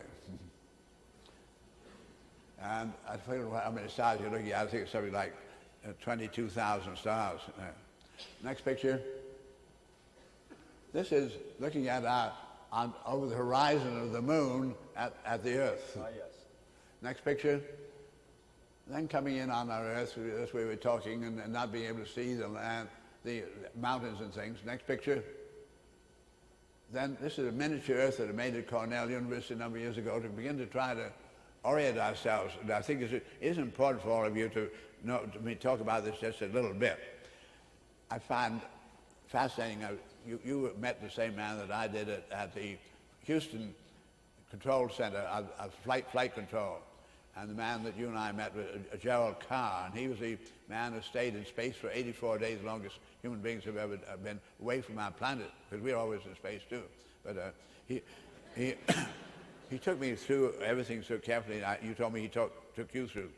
But all the way through, he kept using the words up and down. I said that I was amazed to hear the astronauts getting on the moon and saying to the President of the United States over the radio, being up here on the moon, and the President talking about hoping to get back down to Earth safely, and using words up and down, that the information, the way we handled it was so well, that in fact they were not coordinated, because there's no up or down in the universe. Absolutely none. There's only in, out, and around. And you come into the Earth, or you come into the moon. In is always point-toable and specific, and out is any direction. You go in to go out on the other side. Out is any direction, in is always specific. Always some exact place for in. Right. But out is a multiplicity of possibilities. Right. So out, I find the words also then bring you into the world of electromagnetics where we suddenly are. And in that world of electromagnetics where we are, you tune in and you tune out. The out is everything you don't have tuned in right now. This is very different from a geometrical space, nothingness. Yes. It just doesn't have to be tuned in. Right. Now, he was very fascinated with that discussion. But I have also found that all the great scientists I've ever spoken to, and I've had sometimes speak to really very distinguished bodies, they all agree that they're all seeing the sun they still see the sun going down. They've known for 500 years it's not going down. So I find that science is at least half a millennium out of gear with its own knowledge. And humanity always operates in terms of its conditioned reflex. When the crisis occurs, the conditioned reflex comes up. So that if they're all conditioned, the sun is going down. When the crises occur, we misinform ourselves. So I said, it's terribly important to find out whether you and I can really see the Earth revolving to obscure the sun. We made it, Cornell, a miniature Earth. And it is just a great geodesic sphere, very open grid, and the grid was painted dark blue and was covered with chicken wire, and mounted on the chicken wire very accurately with bronze screening, fresh, shiny bronze screening, all the continents, and they all beautifully coordinated with the latitude and longitude grid. Then we mounted it up in the roof of the highest building at Cornell University in Ithaca, New York. Yes. And we then oriented it so its axis was parallel to the Earth's axis. So at night, when you stood on the roof below and looked up through the South Pole to the North Pole, there was a pole star. And then we rotated it so that Ithaca was in zenith. In other words, it had exactly the same attitude in the heavens as the big Earth. Now, it's hard for you and I, being so tiny, to realize what I'm saying, but there was only 4,000 miles between the center of my little sphere and the center of the big sphere. Right. The next, if you and I were then, say, on another star, looking millions of miles, all you see is a little bright point, which would be our Earth, and you wouldn't be able to see whether the distance between the two becomes negligible. Yes. So what you see from the center of the sphere, looking out through exactly what you see if you're center of the Earth, looking out through a more or less transparent skin of our Earth through the continents there. So this gave you the chance to stand at the center of the Earth for all practical purposes. So then we faced ourselves we had a place to rest your chin, was exactly, the eye was exactly the center, and looking to the North Pole here, and with the glinting of the stars on those little wires, you could feel that there's no change all night ever in that pole star. But to the west and east, we began to realize that we were actually revolving, we had to see this star and the other, letting those going on. You really felt the Earth revolving. Otherwise, it's perfectly possible for us to make it possible for those kids who would like to understand, but we teach all the kids sunrise, sunset. So we need good words, so I use now the words sun clips. We're eclipsing the horizon. The sun doesn't do anything, it is eclipsed. And then we can sun sight. Now, we can now see the sun. But we don't try to make the sun do the thing. Right. I think this semantic game is very important as you do your own thinking. I'm sure you feel that. All right. Next. Now the next picture, please. This is where we teach all our kids in school about the Earth, what they call the Mercator map. What's it called, Bucky? The Mercator map of the world. It doesn't have any Antarctic, and Greenland is bigger than South America, and 3 times the size of Australia. It happens to be exactly 1/3 the size of Australia. So this part of Russia on the left is only 5 miles from that part of Russia, but they seem to be 25,000 miles apart. So it's not really a very good kind of map. Next picture. Distortion there, you mean? Terrible distortion. Yeah. Now you're not familiar with this map I'm showing you now, but there's no visible distortion of the relative shape or the relative size of any of the land masses. What you're looking at is the southern hemisphere. What was not in that other picture is the Antarctic right in the center of it. Because this is the water ocean. You'll notice little white dots. Those are each one is 1% of humanity located for the center of demographic center of that many. 1% per dot? Yeah. Each one is about 40 million people. Now, what upper right-hand corner is you see India and China, and there are 54 of the dots there, 54% of humanity. That's what Kipling used to call the East. And what Kipling called the West is Europe and Africa in the left-hand upper corner, the 29 of the dots. In South America here we have 1, 2, 3, 4, 5, including Central America, and North America you see 7. There's 12% in the Americas. Now, this is the way the world was when I was young, because we were very remote from one another, the East and the West. There's a great deal of water intervening between us, what I call a water ocean world. Now, the equator goes through that bulb of South America, Yes. with only 3 white dots below it. Goes through go down the big bulge of Africa, goes through the narrow part, just below the bulge. Yes. And only has 1, 2, 3, has 4 below the equator. And then goes through Sumatra on another one. Right. Only 10 dots are south of the equator. But the 10 that are south of the equator are very close to the equator. That is, 90% of humanity lives in the northern hemisphere. And this is where we were concerned then was our northern hemisphere, but we were remote from one another, so the Mercator map looked all right. But this is a picture of what you call the British Empire, because the Earth revolves west to east very rapidly, but the waters revolve even faster, and the air even faster still, west to east. Yes. So around the south of South America, we have what we call the Horn. You see there the land, by the ice going around, massaged it in this opening like that. Yes. This is what we call the Roaring Forties. While there are back eddy winds and so forth, the predominant wind is all west to east. So west to east, merry-go-round, or not so merry-go-round. And anyway, this is what the people who learned, that we had a long, long agrarian period where you lived with the local berries and things that nature grew, with the roots of the vegetation impounding the sun radiation, which you and I can't with our skin. As a prime, we had to be near where the photosynthesis goes on, which is done by the vegetation. So while we had legs, the vegetation rooted, so we stayed pretty well rooted. And people guarded their local lands. And we were very divided from one another by great waters. But then we began to learn that metals made it possible to make a lever or to make a tin can, and the food could now reach people at great distance, or get into the telephone where you needed metals from just for one telephone instrument, not the system. You need metals from 3 different continents of our planet.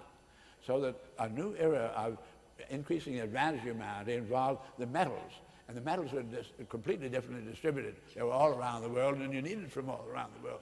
Just one from one of those continents wouldn't do for the telephone. Yes. So this brought about enormous commerce by water to carry the great tonnages. This then, the era of commerce and mastery of the sea lanes became the mastery of the world. This was the British Empire. What they did was then your ships could get out of the Pacific and go into the Atlantic around the merry-go-round, and then get down the bottom of the Atlantic and get in the Indian Ocean, get in a great hurry from one ocean to the other. And so they guarded the southern tip of South America, they guarded the southern tip of Africa and Australia and New Zealand. They guarded the merry-go-round. And the 90% of people in the Northern Hemisphere never even knew it. So this map was, they weren't eager for you to know about their map, but this is the map of the British Empire. Now, there's something else about this that's very, very important in our big history. We know we've had probably, pretty clear geologically, that there have been 4 ice ages, and they're about 250 million years apart. And each one has lasted about 1 million years. So while the Leakeys make it clear that we've had human beings for about 3 million years, our last ice age has occurred since that time, and it started to go away about 30,000 years ago, and most recent going away about 10,000. So there was a long million-year period when enormous amount of the water, 3/4 of the Earth, which is water, was used up in the ice cap. So the ice then came down over that north and kept people, in order to be born naked, helpless, ignorant, as human beings have been, and be able to be laid down and not be eaten up by some animal, the only safe really place would be the coral atolls of the south of the equatorial oceans. And there, recent volcano, no time for big animals to grow, and yet they're abounding in fishes and coconuts full of milk and berries and all kinds of things to eat. So the water temperature is exactly compatible with your skin, so you can be in the water and out all you want. So that is where I think these 3 million years ago people were, and all the by gods in Eastern Africa would indicate that kind of an existence.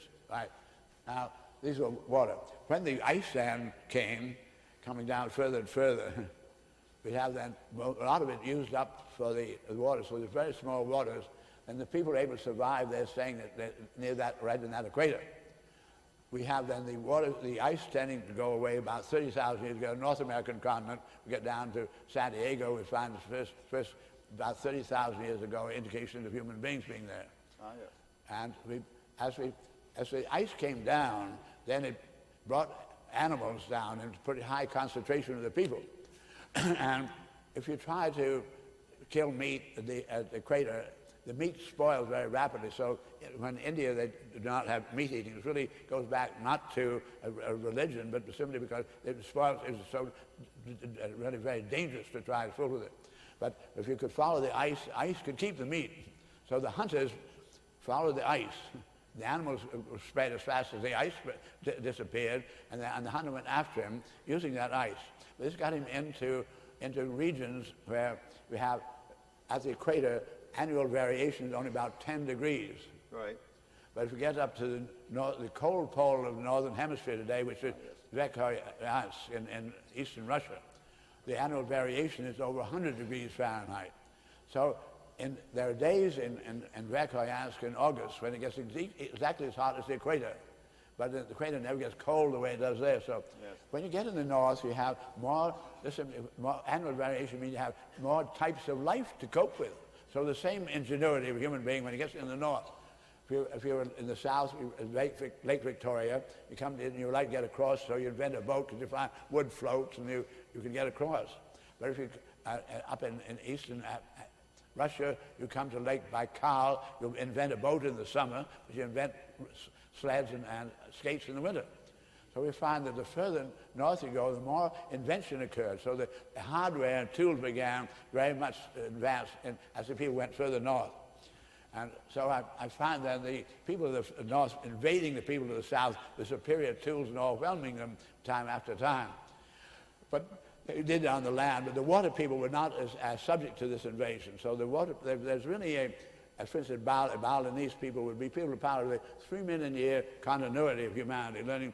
So whatever their customs are 3 million years of development. They're very, very powerful and are not going to be probably upset by the people from the north that come down as tourists and invade them. And I feel then what you understand is to me, is one of the exciting ones of the patterns we have of why we have then the people of the north, and you and I really belong to that kind of a culture today. Then only about 30,000 years at the most, and that would be the American Indians, and the 10,000 year part would be more the European, Asiatic, going with the world people that are going around crossbreeding with one another today. So we're pretty Johnny-come-lately. Now in the last, we have something very, very exciting to discover here, because a man then normally was naked and was exposed to an enormous amount of the sun. We have vitamin D is one of the vitamins absolutely essential to human life. It must combine with the calcium to produce our bone structure. And it's being very essential, but the way we get it, just the vegetation by photosynthesis converts the sun radiation into beautiful hydrocarbons. The vitamin D is actually produced by the human skin. Nice. Actually, photosynthetically. But it is one of the vitamins you can get overdoses of. And because you can get overdose, and that can be lethal and ruin your bone structure, many other things go wrong, then nature has developed filters so you won't get too much of the vitamin D. So she developed two kinds of filters. We call the melanin and the keratin. So what we call the dark skins are simply the filters have been introduced so you won't be overdosed with vitamin D. Yes. So when these people of the water people have been under the sun there for millions of years to get this dark skin, depending where they went up further on the land, like Africa, got even drier and blacker, what it might be. But as people then went into the north, then nature also had to keep up that calcium and the vitamin D, and she had to remove all the filters. And they began to get more and more seemingly bleached out. Then some of them went even further, like the Eskimos, and they got, by the carry and further, in fact, they got no sun. By the carry and further, in fact, they got no sun. In order to be able to get the vitamin D to them, there's only two foods that can do them, as the whale blubber, and the cod liver oil will get the Eskimo his vitamin D. Yes. But, so his skin tends to be the brown it was earlier before he migrated there, because he's keeping himself covered up. He's not getting, nature's not removing the filters from him. They don't have to. But the ones that are most bleached out are the ones where simply have to take. What you learn here is there's no such thing as race. There is not.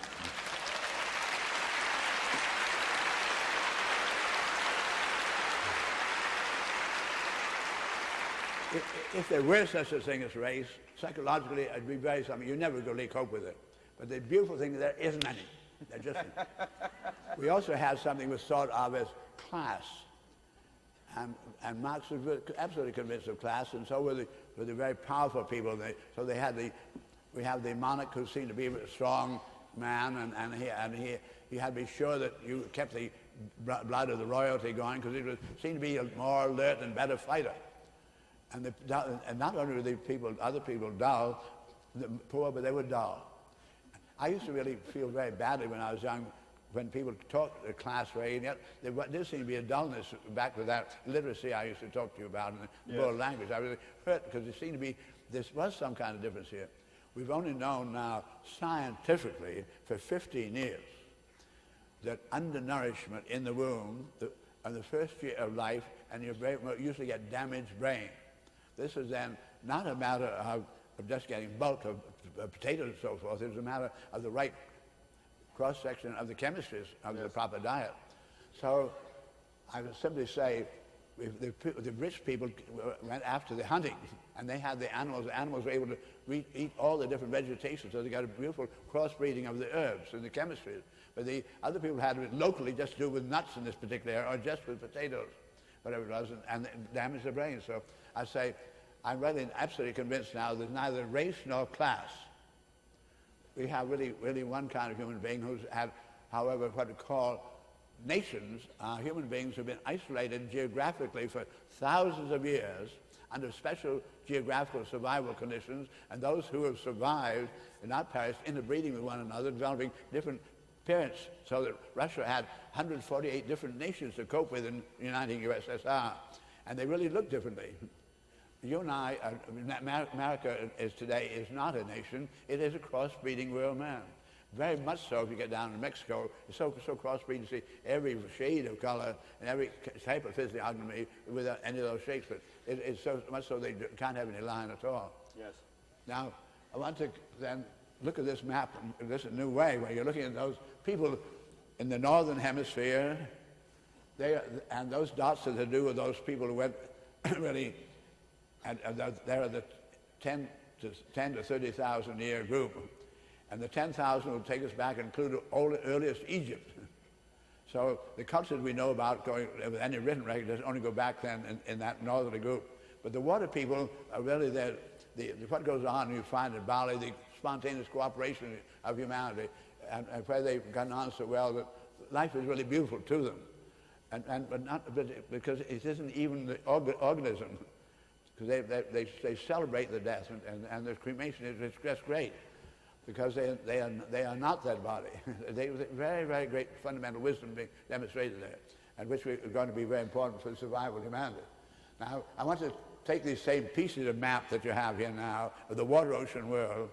1961, completely unexpected that we're going to have jets. We didn't know how jets until World War II was really over. We found the Germans had some jets, and then they began to use them. They had a jet age.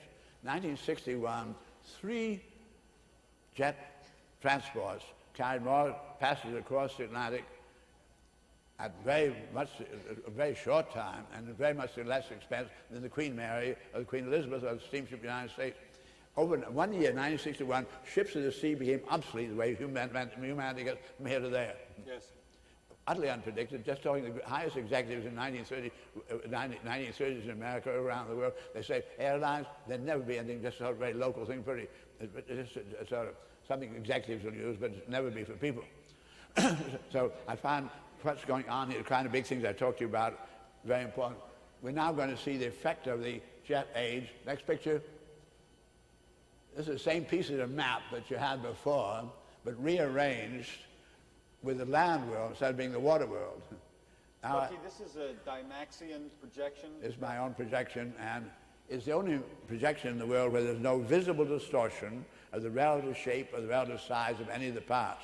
There is distortion, but it's mathematically, it is there mathematically, but it's subvisible. And this is the only one then with no distortion, but there's also no break in the continental contours. You have one world island and one world ocean. And whereas the Mercator was an east-west orientation, this is north-south. Yes. Now, more than 90% of humanity can reach each other in the shortest great circle air routes without going near the Atlantic, Pacific, or Indian Oceans. This is the new one, which we are, and because we're so used to San Francisco being a great port, and New York is a great port, because you're going to Europe, you had to go through New York, going to Orient, you had to go through San Francisco. But we have enormous real estate investment and so forth, but just look at your docks out there, nothing. And great thousands of docks in New York, empty. And there are great freight yards in Jersey City where all the traffic used to go inland, empty. But just overnight the thing changed. And during this time, 90% of humanity were on the farms when I was young in America, only 7% now, 7.5%. Complete change. They're not needed in the farms. They don't have to be there to get their food. You can reach them anywhere. And they've come into the cities temporarily, which are obsolete anyway. There's a sort of very obsolete temporary dwelling points of humanity on way to a quite different kind of orientation on our planet. But primarily to a new pattern of humanity converging and diverging, being dynamic. In my youth, people walked 1,100 miles a year. Pedometers, the average of a postman and the invalid was 1,100 a year. My father's lifetime, he covered 37,000 miles. I've now been 4 million miles. This is typical of humanity. All of us are moving in and out. We do have the legs, and we're now uprooted because we don't have to be where the roots are, because the food can reach us anywhere. So we see humanity mobilizing, and what it does is to deploy very remotely and converge, come together the way we're coming here together. The cities will be for that, and we deploy to ski in the mountaintop or to go surfing where it is. We go all over. So converging, diverging, the same enormous pulsing of humanity doing this thing. So completely different kind of a pattern. This is the background of that pattern. Yes. And then in that lower right hand, there is that great mass of humanity. And what incredible news it really is that in developing these principles which made it possible to industrialize instead of just going on the vegetation, which we were doing before. It took Europe 200 years. America started off with enormous resources and all the know-how accumulated, and they did it in 100 years. Russia did it in 50, and China did it in 25, halving each time. And Russia knows an enormous number of people there. In 25 years, 800 million people, they've gone now where they've completely eliminated, I'm saying completely eliminated all prostitution, completely eliminated all venereal disease, out, completely eliminated all crime, all narcotics, all alcoholism, and everybody's eating and everybody's smiling. Just think that we can get that far in that kind of time is just incredible. So we're just a very few of us over here, and the universe is not waiting for what's going on, so say, with the new president coming in the United States. We're in great error in expecting those people to do those things. Bucky, we're in great error expecting... Those politics, you elect somebody, we're so used to, through the great ages of being so ignorant and having a big man that's bigger than other people, and you say, Mr. Big Man, you better protect us, the people attacking us. And it did have a power structure, so we are used to electing a big man. Yes. But that's when you didn't do your own thinking. Now is a new moment when everybody's in on the information. We've gone from, during my lifetime, from 90% illiteracy to 90% literacy. So I see we're in a very extraordinary state of advance. I'm going to go on with enough of these patterns here to, except for this. that 10,000 years of the northerly people, and I go then to Egypt where you had our history, had the Pharaoh. Life expectancy was 19 to 20 years of age. Life so torturous that nobody assumed that this life was worthwhile in its own right. Therefore, everybody said we're going to try to get qualified for the afterlife. That's the great life. And because you knew by experience there's so little around, you said, if we can get the Pharaoh over there, he's our leader, he might get us there too. So the whole thing was to get Pharaoh into the afterlife. So they built in this life a pyramid to cover up all the tools that he would need so they couldn't be stolen to get an afterlife. But in the meantime, in this life, we began to learn some principles in order to build the pyramid. So we learned to use a lever in order to move all those stones. Then we learned the next Pharaoh and the next designer, engineer, then invents the irrigation ditch so that more of the people could be fed to do that work. Kept increasing the know-how, and gradually had so much know-how in this life that we said we can take care of getting the Pharaoh and all the nobles. That's the second set of dynasties of Egypt. Then we got so much more know-how continually because there are more projects going on, more Leonardo's designing and so forth. That finally got so much know-how that we can take care of all the pharaohs and the nobles and the rich middle class. And that's the Greek and the Roman period when the rich families had their own mausoleums. Then there's such accumulation of know-how. Finally, Buddha and 600 years later, Christ, and then Muhammad said, we could get everybody in the afterlife. There's enough know-how to get everybody in the afterlife. So they started building all those temples and all the churches and the cathedrals and mosques to get everybody qualified to get in that afterlife. This brought about an incredible amount of technical know-how in this life. So finally they said we not only can get everybody over in the afterlife, but we can take care of the king in this life. That's called the divine right of kings. Yes. And then they had so much know-how, they finally said take care of everybody's afterlife and the king and the nobles. That's Magna Carta time. Then everybody afterlife, the king, the nobles, and the rich middle class. That's through the Victorian period up to the time of San Francisco. And then suddenly in this century, Henry Ford said, we got enough know-how to take care of everybody in this life. and it's a whole new one's on us. So suddenly we have everybody's in. Life expectancy in my lifetime is gone from 42 when I was born to almost double. Incredible things have happened here.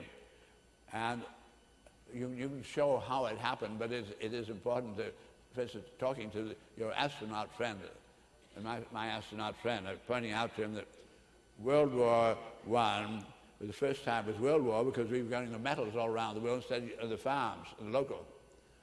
And we sent 1 million men from America over to France to fight.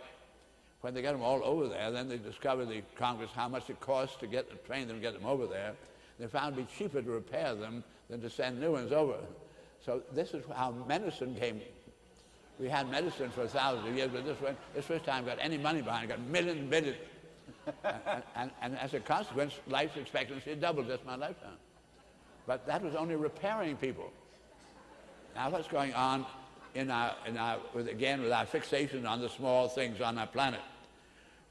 Here is our astronaut friend, and when I was able to say to him, when you were getting ready for war yesterday, the scientists then learned how to make a gun and how to elevate it and how to put the controls and so forth, and all you had to train the man was how to load it and fire it.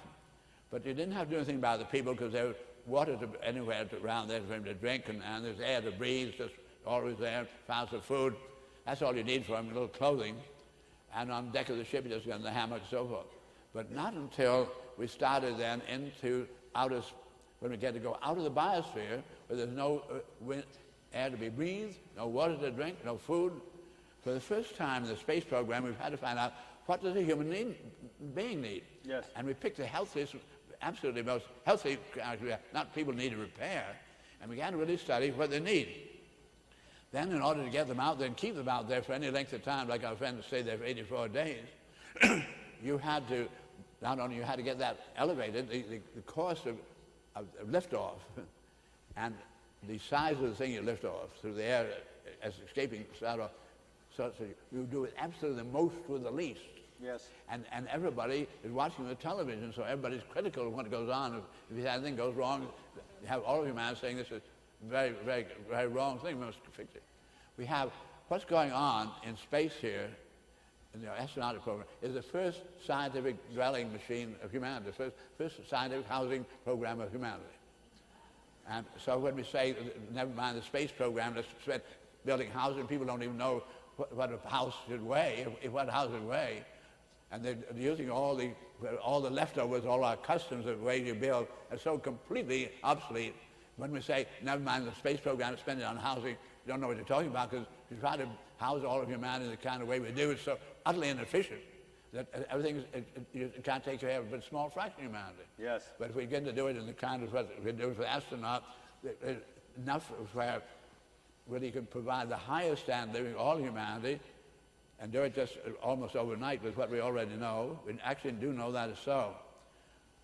I got into that. That's what I could see back in 1927 that I undertook. I said, if I can really do more with less in environment controlling and really harvest the energy to live on our energy income and so forth, we might really get there. So I want to bring things to focus with this phase of our program, yes, with our slides. May I go through quite rapidly a number of the geodesic domes. Next picture, please. This when I began to look at the Earth, and I pictured 927. I won't dwell on that, Jamie. Next picture. This is then the first Dymaxion house in 927, and I took the Magna Institute of Architects,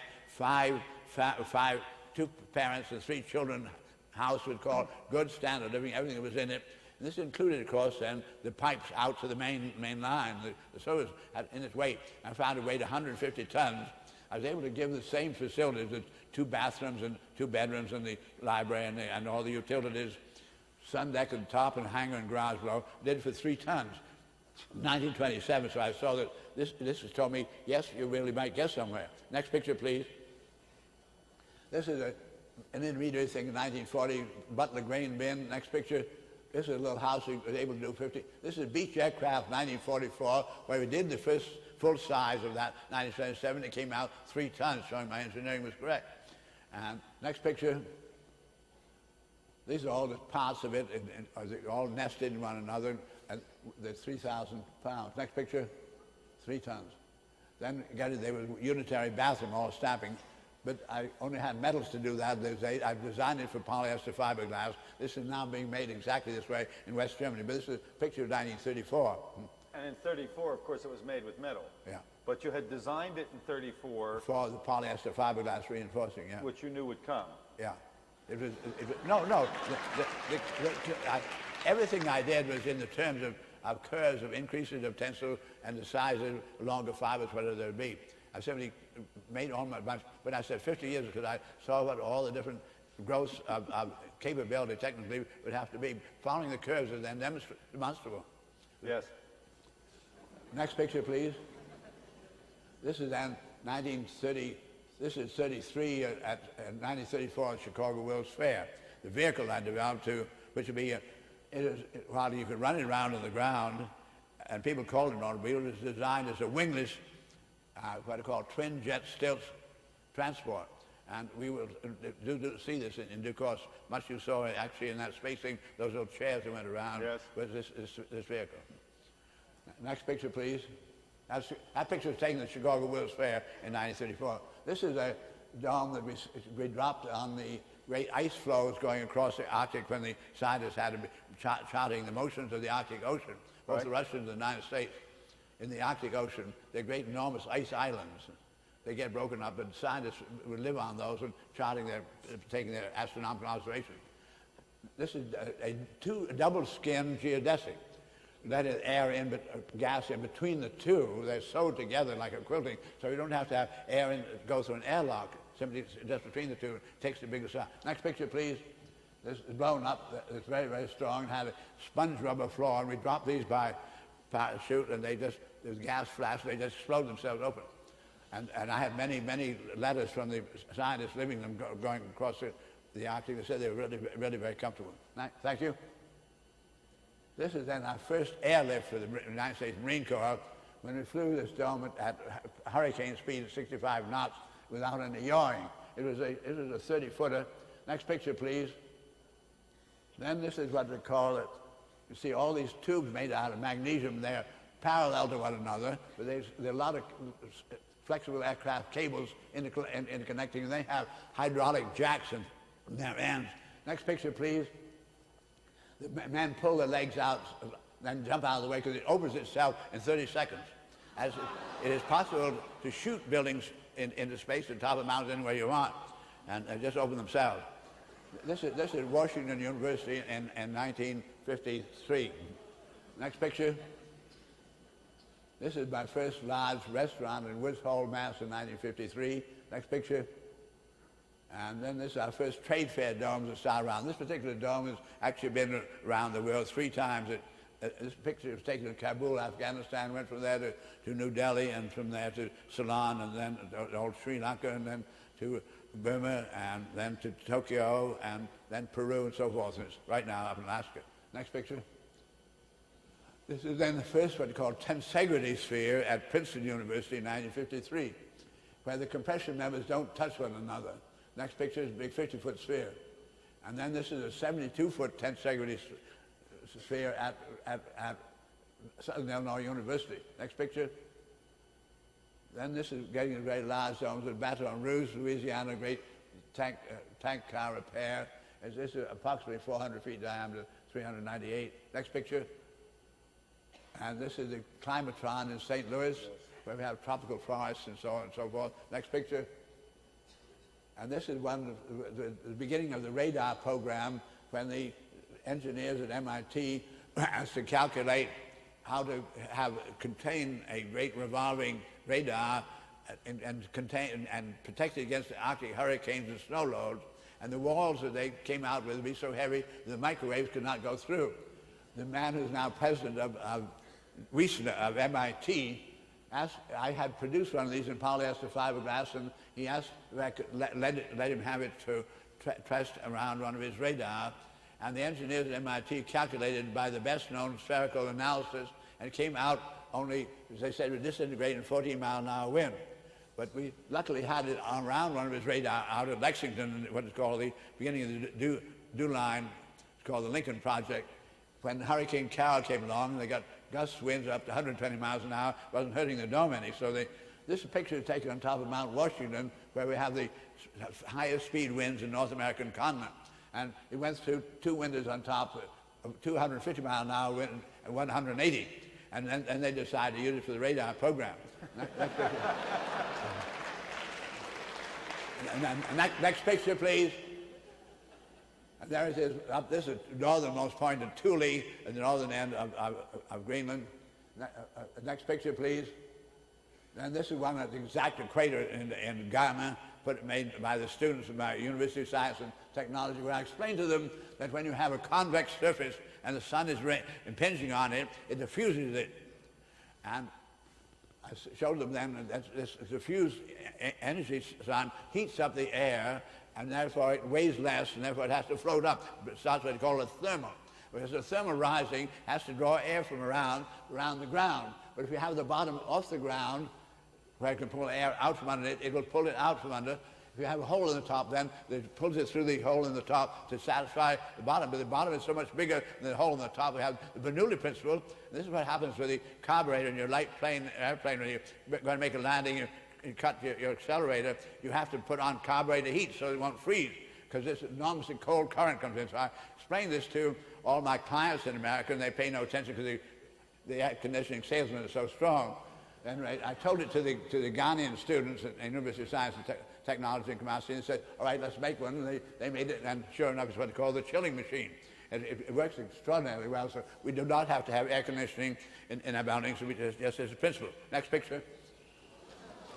This is our one.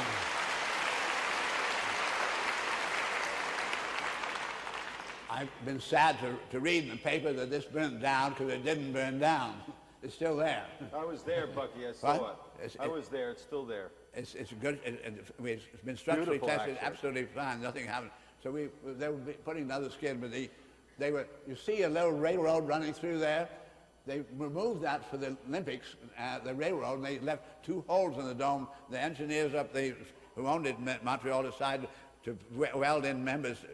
And they went welding. They had the acrylic skin, and they set the acrylics on, with a welding torch. Heat is such that you set acrylics, which you can't ignite with a lamp, with matches or anything like that.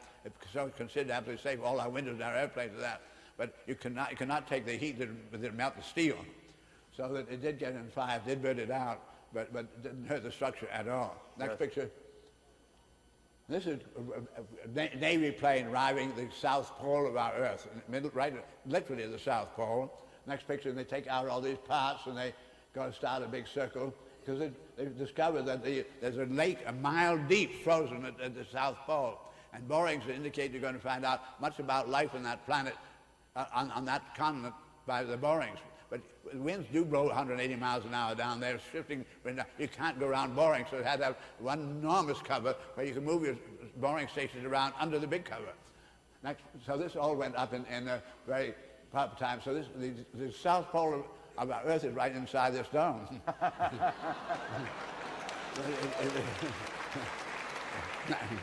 Next picture, please.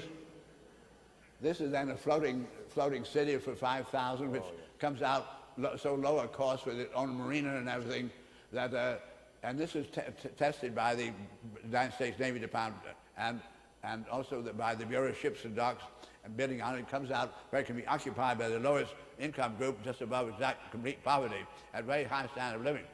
So we'll probably see quite a few of these floating islands. Next picture. This is then a dome over the whole of mid-Manhattan, 2 miles wide. And we learned long ago with ships of the sea, that every time you double the length of the ship, you have 8 times much payload, 2 to the third power, but you have only 4 times much surface. So every time you double the length, you have half the amount of surface per payload.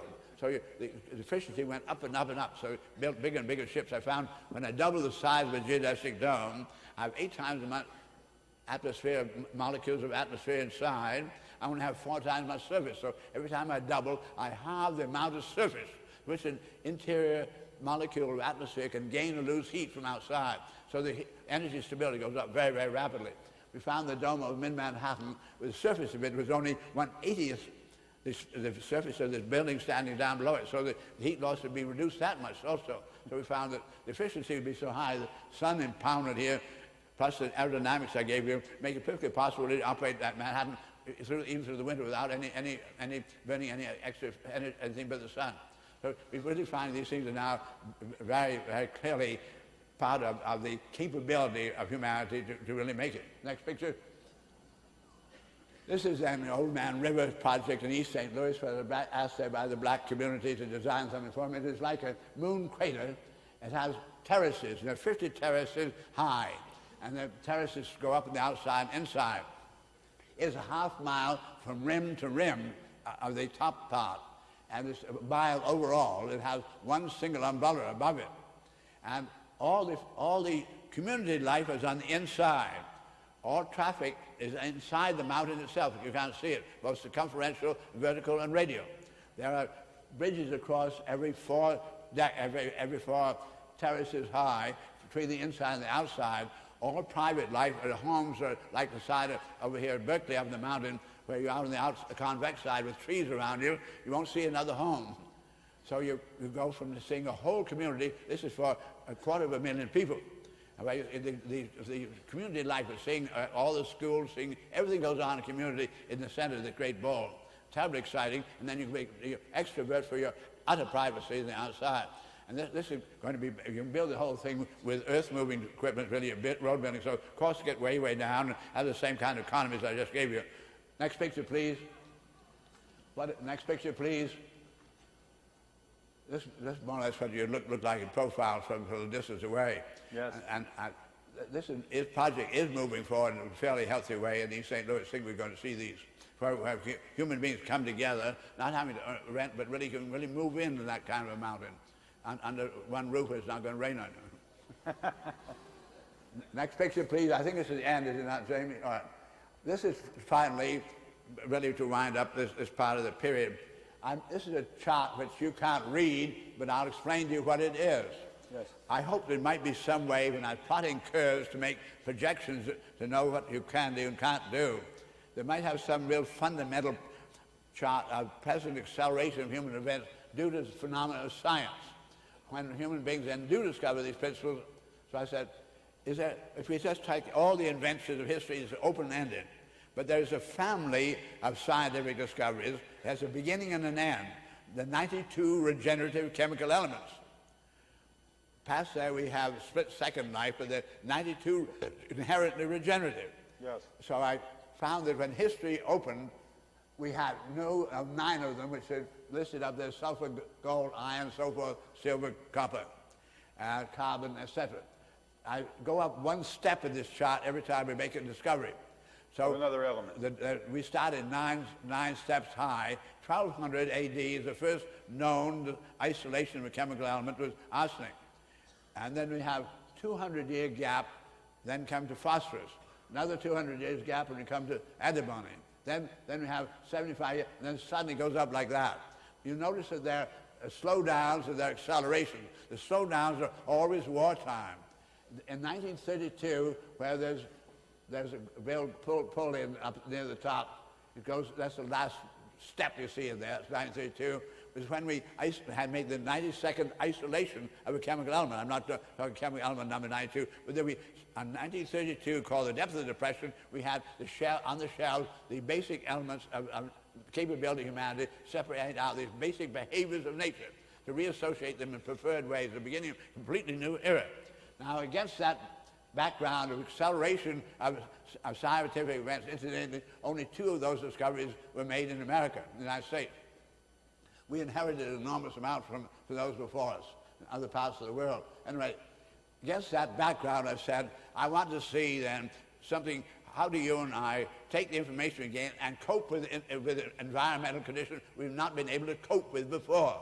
So I gave myself a standard task under the influence of this scientific background to develop a capability, to develop an environment control in which you, if you're inside of it, you can live in conditions you couldn't live in before. Then from inside that environment control, you had to control energy outside to take you in one complete circuit around our Earth. Up in the upper left-hand corner of that chart, you see a picture of the wooden sailing ship. That's the first time we developed an environment control. You could go around the horn, and you could control the energy outside to take you in a complete circuit. 350 years later, at the top of the chart, there's a picture of a steel steamship. We suddenly went around a completely different kind of a way. Then 75 years later, you go around in an aluminum airplane. And 35 years later, go around an exotic metals rocket. Against then this basic acceleration of science against time, we have this closure of 350 years to new art to 75 years down to 35 years. As each one of those occurred, the time of the sailing ship, nobody contemplated they ever have a steel steamship, absolutely unimaginable. The time of the steel steamship, aluminum airplane, utterly unimaginable. The time of the aluminum airplane, utterly unimaginable. You could go around exotic metals rocket. Now the wooden steamship, the wooden sailing ship took 2 years to go around. The steel steamship 2 months to go around. The aluminum airplane took 2 weeks the first time, and the exotic medical rocket a little over 1 hour. We have here then is acceleration of human events against 800 years of time, from 1200 AD to 2000 AD, and we see then against it another acceleration, the contraction of the rate between the different arts, and then a third acceleration, the rate which you go around. Implicit on this chart is to go another 12 years on it, and take us up to 1985, when we will have to do something as sudden as sending you around by radio. This is what I'm telling you. Otherwise, I do want you to help you to get in the kind of mood that I've had to get myself when I really studied the big patterns, realizing enormous things are going to happen that I found society did not tend to accredit that really are happening. I think there's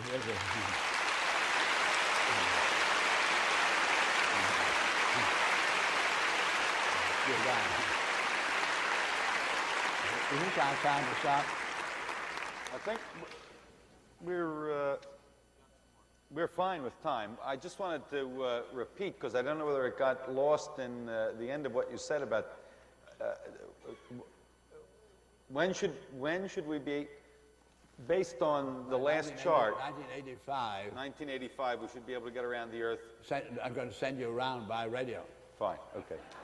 That is, Bucky's predictions have not been bad so far. I just want to get ready.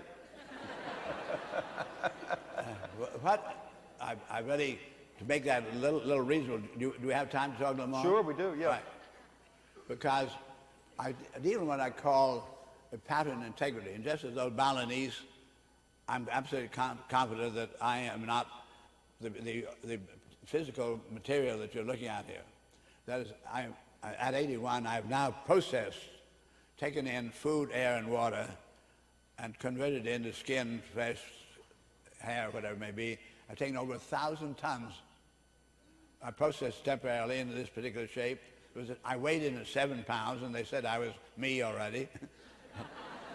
At one time, I got up to 207, and I took off 70 pounds. I said, "Who's that? Here I am." that we obviously are not our avatar.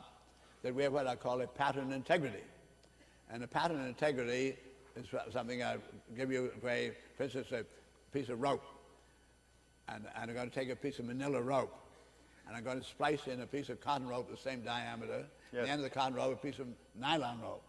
I'm going to make the simplest knot you can make, like this, double it back like that, and not pull it tight, and slide it along on the manila rope. And then suddenly goes over on the cotton. And I keep sliding along, now it goes the manila, and then on the nylon, and then disappears. But rope didn't do anything. I led the rope's trajectory of my hand, and trajectory of what my brain called for and what my mind called for. But at any rate, this is what I call a pattern integrity. The rope was not the nylon, it wasn't the cotton. It was what a pattern integrity. The knot was a pattern integrity. If I drop a stone in the water, it makes a circular wave. But I drop it in water and kerosene, get the same thing. Milk, the same thing. It begins to turn out that the wave is not the water or the milk. We find that the water doesn't go anywhere. We find the molecules of the water, when a wave goes by, simply make a vertical ellipse, very thin ellipse like that. We drop sawdust all over the water and then drop a piece of red popcorn and take your moving picture cameras aiming at it very accurately from several angles, and the surveyor's instruments, you find that when you drop a stone over the yellow wave of sawdust, the red popcorn goes in and out to the center of the earth and it stays right there. Otherwise, a wave is a pattern of integrity that makes itself visible to us through the water or through the kerosene, but it's integrity in its own right. I say that you and I are very complex slip knots. A way I do this for you then is we find all the chemical elements are tending to be ways in which energy can tie itself into knots. This is what I mean by matter. And so matter then is energy tied into knots. That's right. So that it becomes visible. That's right. So I'm going to then take you as a great complex of slip knots, and I'm going to make a moving picture of you, but I'm going to run you backwards. Right. And you're having breakfast, and food comes out of your mouth and into the plates, and then all the food gets back in the kitchen and in the boxes and the kettles and things, back to the supermarket, and then gets distributed back in the country. So well, finally gets out of the fields and back in the sky and where it goes. and no time at all you get to why pineapple was back in the air coming over the mountains and the rain, whatever it may be. So I can see then that we have all these patterns coming together temporarily, and then they come tie up in a knot looking like you and then disperse again. In other words, you and I are that complex of slip knots sliding along on that rope of these converging atoms. Yes. Well, at any rate, thinking about ourselves in that kind of way, I want to understand, when I talk about sending you by radio, you've seen a great electrical sign where connected, it has a lot of lights on it, connected up to a control board where you can draw a picture of the light. But supposing then it's multi-deep, and I have a lot of lights at different depths here, or nuclear lights around it. And I could then have all the lights for a multi-dimensional thing. There's a great steamship going out through the Golden Gate. That's the right of lights, and so then we keep moving those lights along. I want to get you as a pattern of integrity, something that can literally be scanned and can be put together over there. Yes, yes.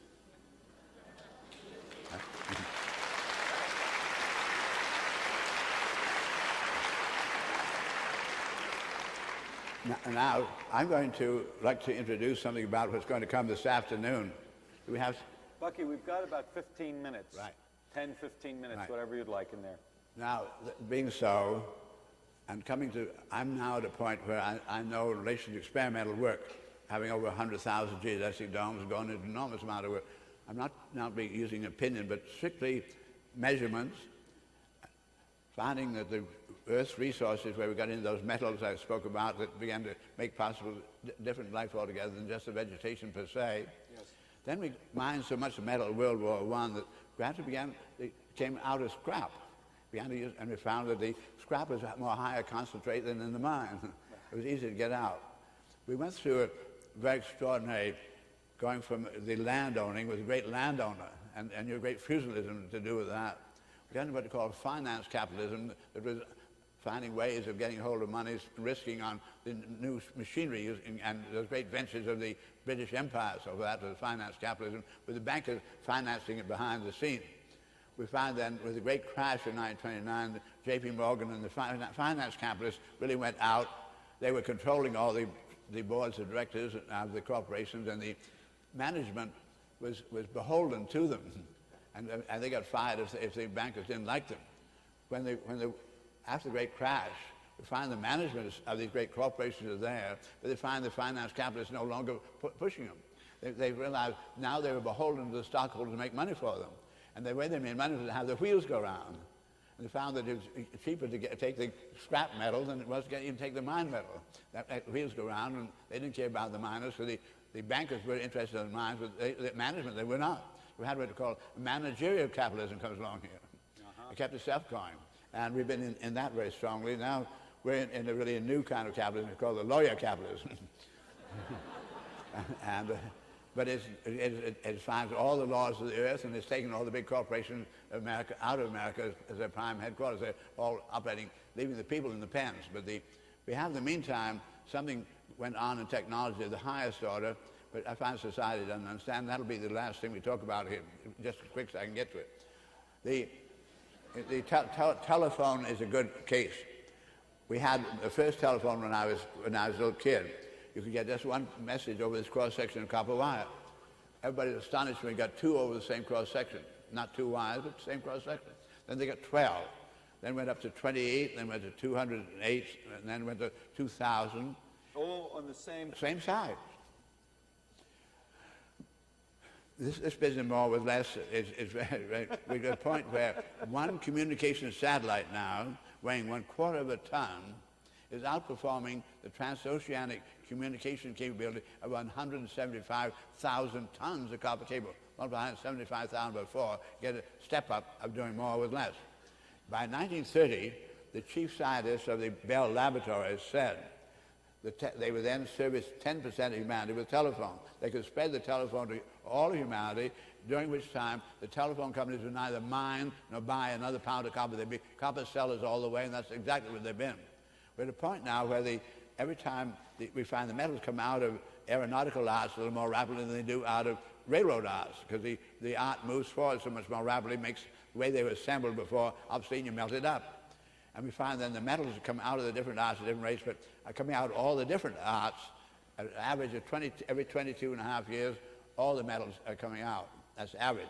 And in that 22 and a half years, the interim gain in know-how is so great, you take care of many more people, much higher standard of living. So we're at a point now where I can say to you that we don't even have to do any more mining. The know-how is so great that the metals are still coming around. This is a new era altogether. We turn the metal over every 24 years. In other words, all the metal in the aircraft industry at this point, 22 years from now, will have been melted down. In the aircraft will be down in 10 years. 10 years, okay. There's very different lags, but I gave you the integrated lag and the mass total. And in 10 years, the technology will have improved so that we'll need less metal to do the same amount of work. Big city buildings every 25 years. I've seen New York pulled down every 25 years. Just melting it out and making it much better, higher performance. Right. Then this is a new era altogether. We're getting there. What counting is the know-how. And we've only had on the books in the past just the property, the physical properties. So suddenly they're going out, and it's the know-how. We're in a circulatory system. That's why ecology and everything is finding the universe is eternally regenerative. It's completely recirculatory. As we begin to get synchronized with the real universe, this is the way it's going to go. So the know-how is such The metal's already mined. We'll have some rare metals that get mined, but I'm really talking about the vast bulk of what I'm talking about will be recirculating. And with the knowledge we already have, with the resources already mined, it is feasible, technically feasible, and clearly demonstrable, just like during the moon shoot, the Apollo project. All the first things first have to be done. It's now demonstrable, and we have it demonstrable, it's all done, that it's now feasible within 10 years to have all humanity living at the highest standard of living anybody's ever known, during which time we can also be phasing out all use forever of all fossil fuels and all atomic energy. We can get on completely on our energy income.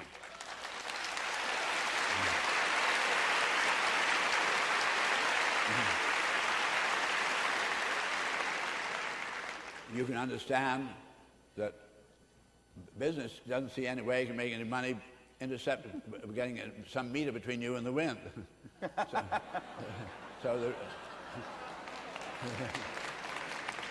But the point is, we have that capability now. Therefore, I now know it is not a matter of sort of hope, not a matter of pray. I know we have the option to make it, which tells me then that all our way of carrying on before is really obsolete. The politics are obsolete, war is obsolete, and selfishness is obsolete. You don't have to rationalize it anymore. It's a completely new way of challenging humanity, and that's what your young world is feeling, who you serve so well. Now, I want to get then to what are the blockages here. How do we have then said all the great corporations, 500 of them gone completely transnational. They don't, and yet those pens, 135 pens of the sovereign nations, the United Nations, are blocking that flow that we talk about. They have to go. All the sovereignties have to go. Yes. So within 10 years, all sovereignty has to go. I'm sure that, and humanity is not local anymore. He's getting to be world human being. So all these things, evolution doing something completely unpredicted when I was young, and yet the kind of thing I could see back in 27 could be realized. It was potentially there, and now we know it's there. Right. I wanted to just say one thing Yeah. to the audience, Bucky, about yourself. Bucky was once asked to represent the United States at a world conference on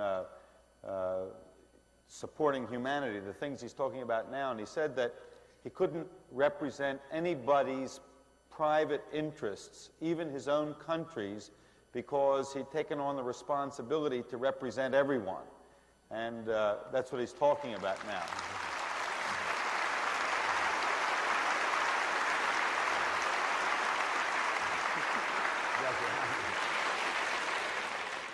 But now that we know we have this option, and I realize that there are enormous amount of fear of humanity, people in enormous government bureaucracies and business bureaucracies know what the boss wants and so forth, and they don't want to put their family in jeopardy. So there's fear, there's inertia in here. And that's why I'm so moved by a young world that keeps coming in, much less misinformed, much better informed, and being excited by doing its own thinking about total world. So evolution seems to be trying to cope with it. Now, I'd say, what is the single greatest blockage here? The greatest blockage I can find is the following, that while there are 40 million engineers and scientists on our planet, they are only 1% of humanity. We have 4 billion people. 99% of humanity do not understand what science and technology is doing, because science and technology, which has very appropriately required experimental evidence, experimental demonstration. This means, evidence means to your senses. That's absolutely the reality. There it is. And checked it completely. That's what you mean by that. And that same science that has done that has accepted tools of calculation which have no experimental evidence whatsoever. Yes. They say the little child, don't give you three-dimensionality is too much. I'm going to give you 2 dimensions. That's a nice plain geometry. There's no experimental evidence of 2 dimensions. Yes. Where is it? Physics, it goes talking about solid state physics, and physics has found no solids. teach straight lines, and physics has found only waves. Physics found only discontinuity, no continuums.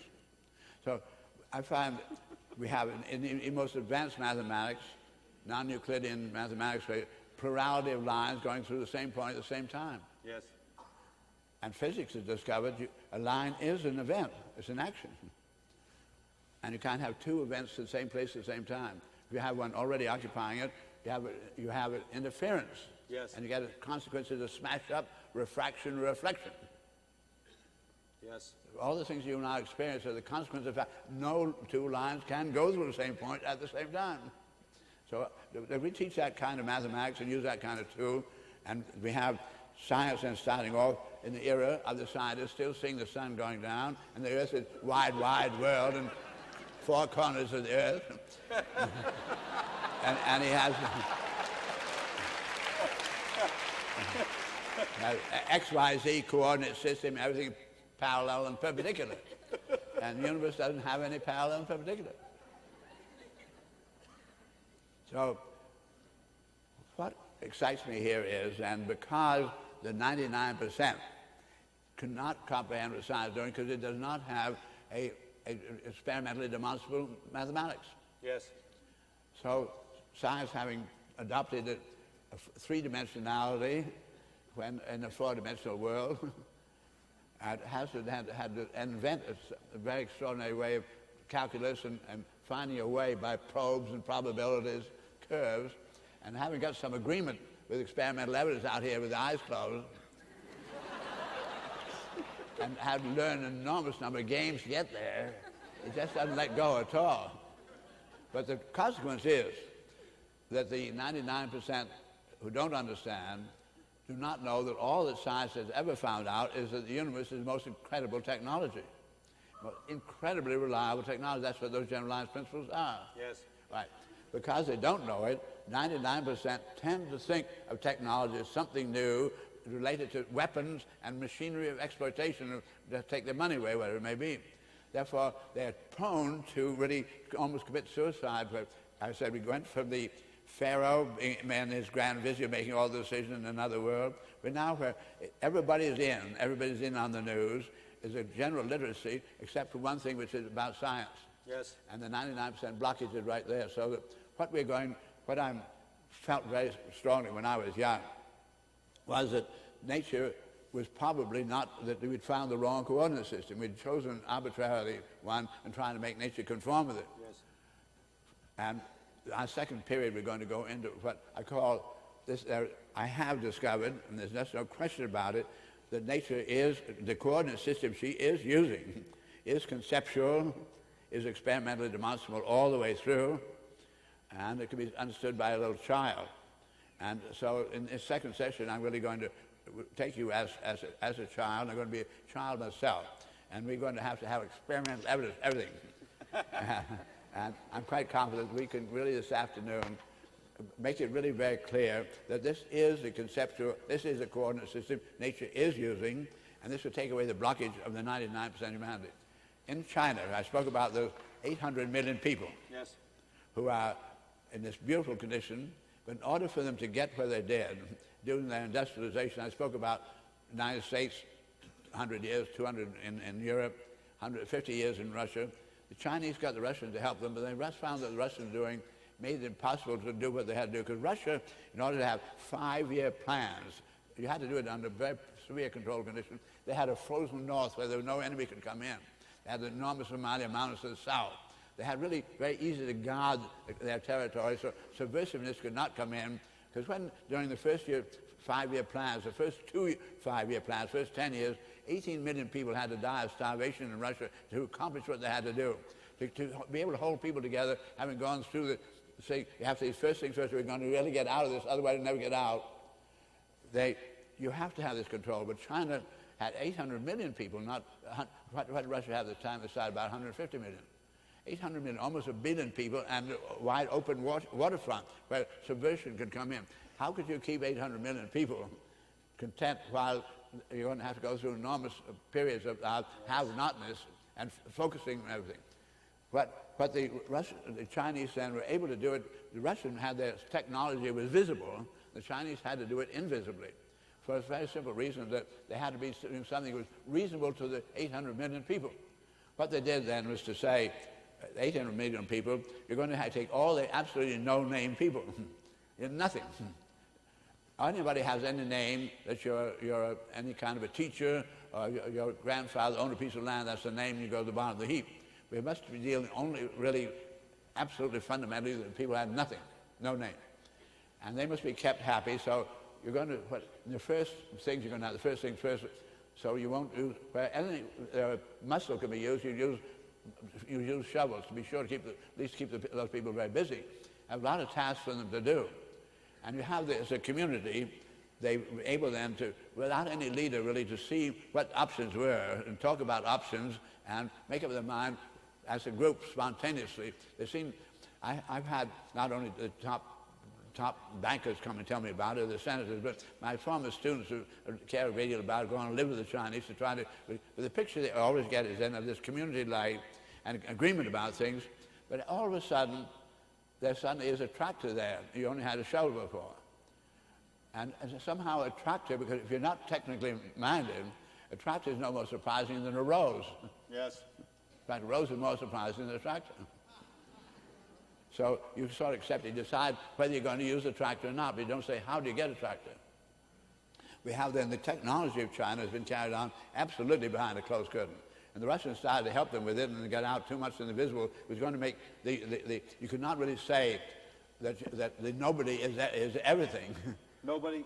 If you said the no-name person was really everything, if this scientist is something more important. So it had to be, so they really hid their scientists.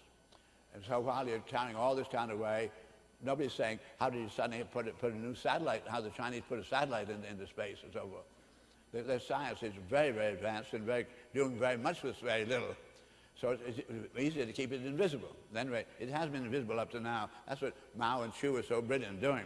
But we're now at a point where the 800 million are going to have to learn about the technology to go into the next steps. I was asked to go and speak at Hong Kong University just a month ago. And I was told by the students and the faculty there that anything I said would be quite hearable in mainland China.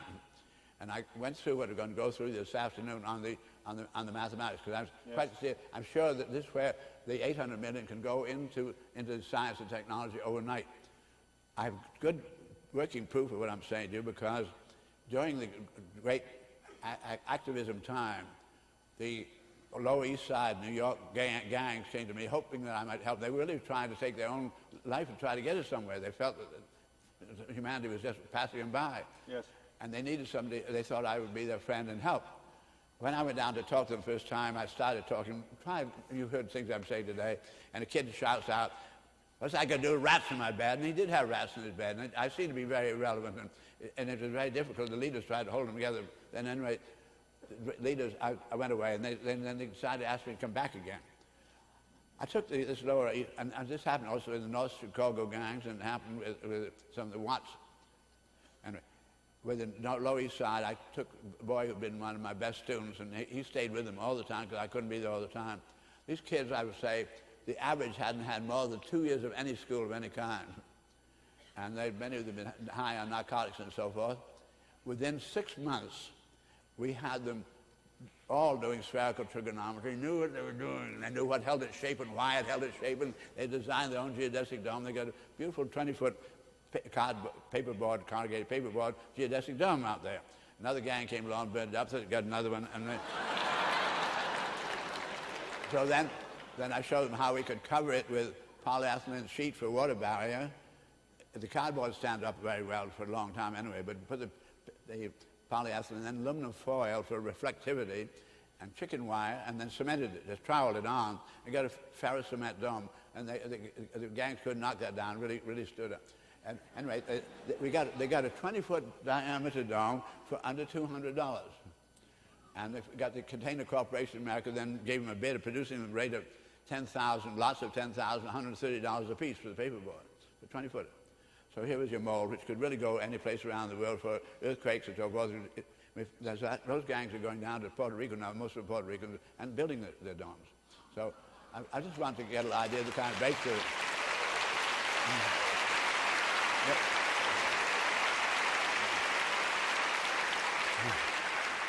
But the beauty of their shops down the Lower East Side, the geometries that are around, the way they feel about it, they know what that geometry does structurally. It's part of them.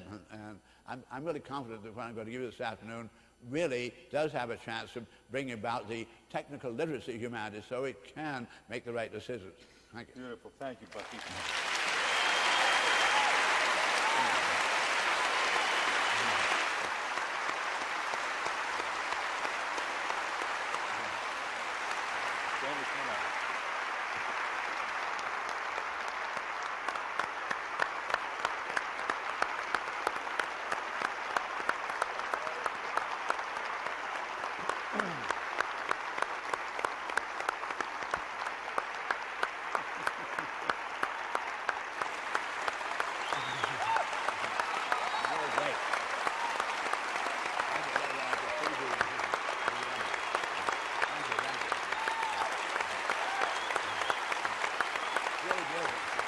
Bucky, we can go.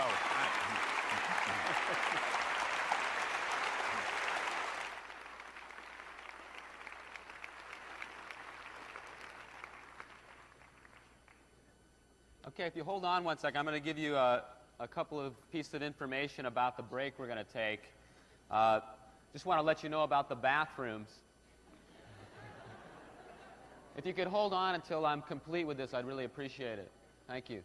There are two sets of bathrooms. If you're on the main floor, go out the exit doors to the central concourse area, turn left, and follow the restroom sign down the stairway. There's a men and women's room located at the bottom of the stairs. And if you're on the balcony level, walk through the exit doors, and the restrooms will be on your left. There are many restaurants within walking distance of this area, ranging in prices and variety of foods. Let's see, there are three main areas of restaurants. Chinatown is located 3 blocks to your right on Grant Street as you exit the auditorium. Union Square. To get to Union Square, go right to Powell Street, make a right, and go 4 blocks to Post Street. So then I showed them how we could cover it with polyethylene sheet for water barrier. The cardboard stands up very well for a long time anyway, but put the polyethylene and then aluminum foil for reflectivity and chicken wire, and then cemented it, just troweled it on, and got a ferrous cement dome. And the gangs couldn't knock that down, really stood up. And anyway, they got a 20-foot diameter dome for under $200. And they got the Container Corporation of America, then gave them a bid of producing a rate of 10,000, lots of 10,000, $130 a piece for the paperboard, the 20-footer. So here was your mold, which could really go any place around the world for earthquakes and so forth. Those gangs are going down to Puerto Rico now, most of Puerto Ricans, and building their domes. So I just wanted to get an idea of the kind of breakthrough.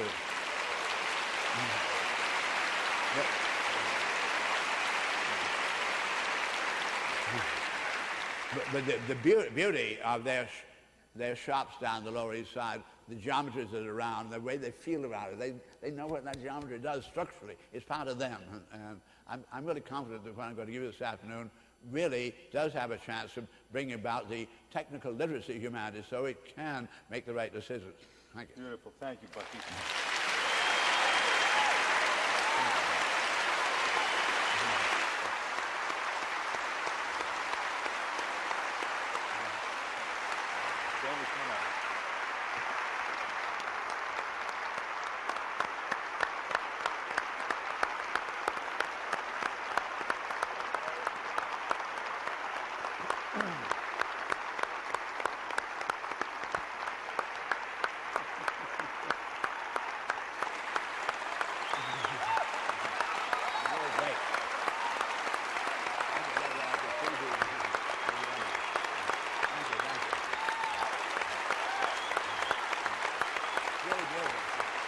We can go.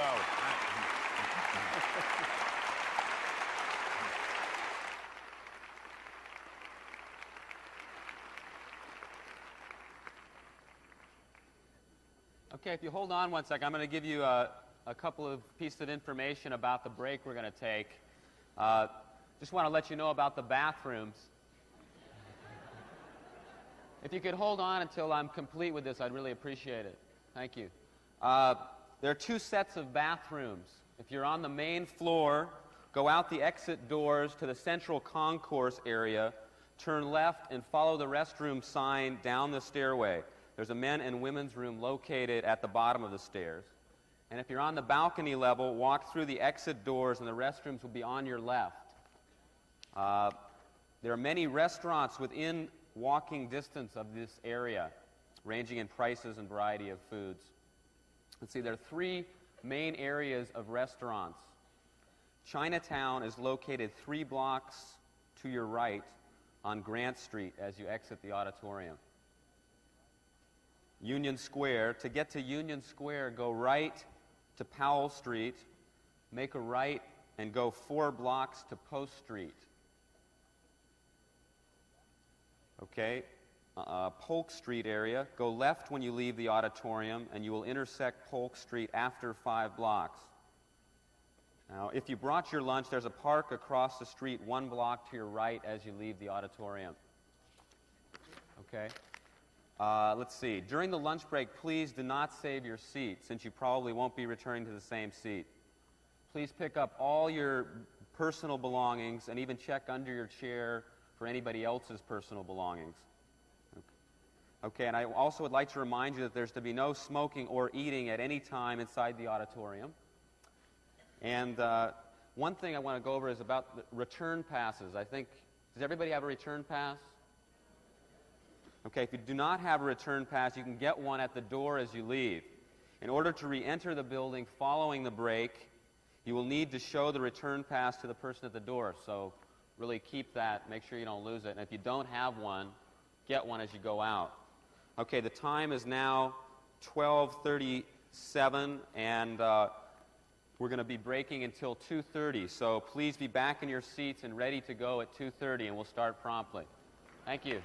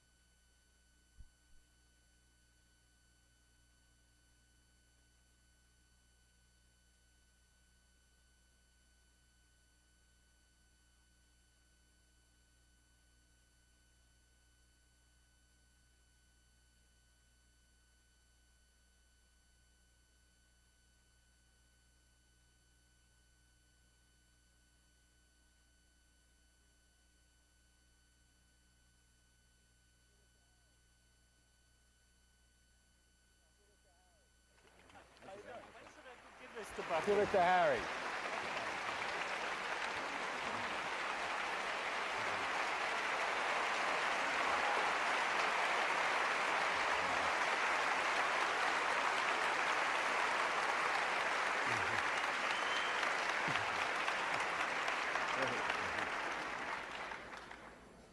Everybody have a good lunch?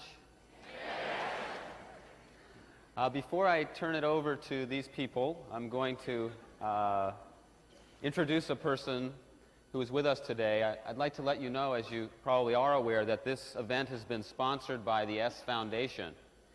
And so what I'd like to do is bring on a person who directs the foundation, and this person's name is Bob Fuller. And Bob is an acknowledged educator and physicist. He studied at Princeton University and taught at Columbia University, and became the president of Oberlin College during the tumultuous times around the 70s. And now he's the executive director of the S Foundation. So I'd like to bring him on to let you know a little bit about the foundation. So, Bob.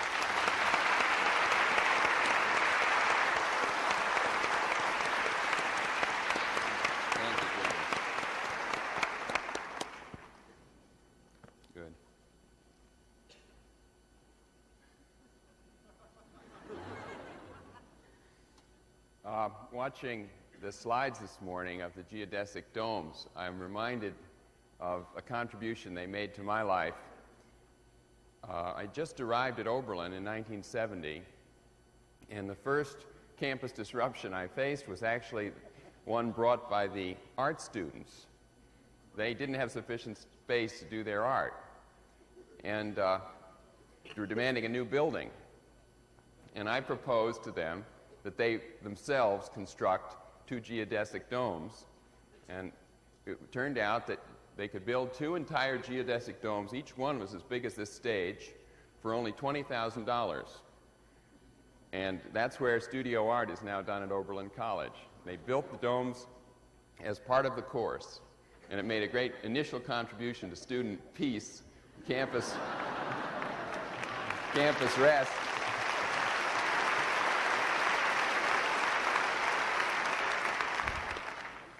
I guess I should also say that I'm not Bucky's grandson or anything like that. We happen to have the same name and apparently have a common ancestor some several hundred years ago. I want to tell you very briefly about the EST Foundation. It was established in 1973 by Werner Erhard. It is separate from EST. EST is a company. The foundation is a public and not-for-profit foundation. It has made grants totaling over $400,000 in the last 3 years, and it's funded primarily from the $1 donations that many of you have made at special guest seminars. Until this series of events, of which this is the second. There was one in New York, there's this one. There will be others in Washington, D.C., in Los Angeles, and in Honolulu. Until this series of events, the foundation was funded almost entirely by those $1 donations. So you have an idea of how many people have bought tickets to special guest seminars. About 400,000. We make grants in the area of individual and social transformation. I just would like to give you a little sense of the kind of grants that have been made. For example, for the San Franciscans here, we've supported the Zen Center at Green Gulch.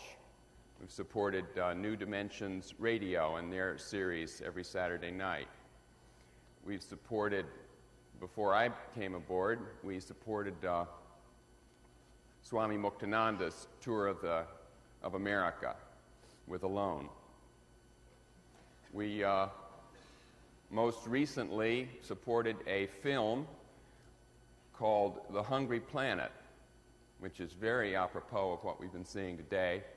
And the film demonstrates that it's well within our power and resources to eliminate hunger from the planet within 10 or 20 years. We've supported transformation in the area of athletics, to jump to a completely different area.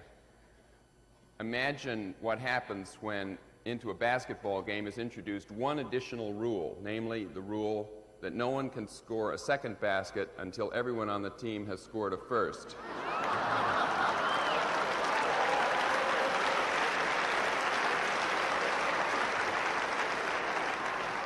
This produces a very synergetic basketball team.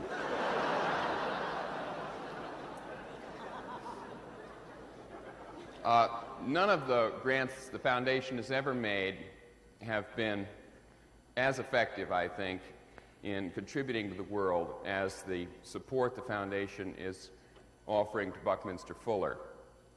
And it has to be added without a pause that Buckminster Fuller is contributing his support to the S Foundation. In fact, this event is a beautiful example of the synergy of which Bucky speaks. We have here Bucky supporting Werner and the S Foundation, and Werner supporting Bucky and the S Foundation, and all of you supporting the work of the S Foundation and the work of Bucky in the world. And I can't think of anything that the foundation has ever done or probably will ever do that will contribute more. So it's a great privilege for the foundation to present Bucky to you. Thank you very much.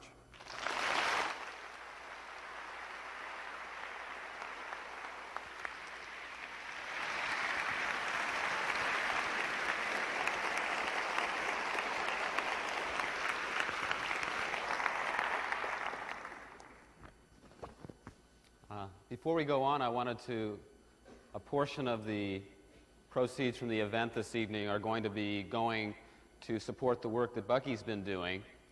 And Bucky has always operated as an individual. He has not set up a foundation or a corporation.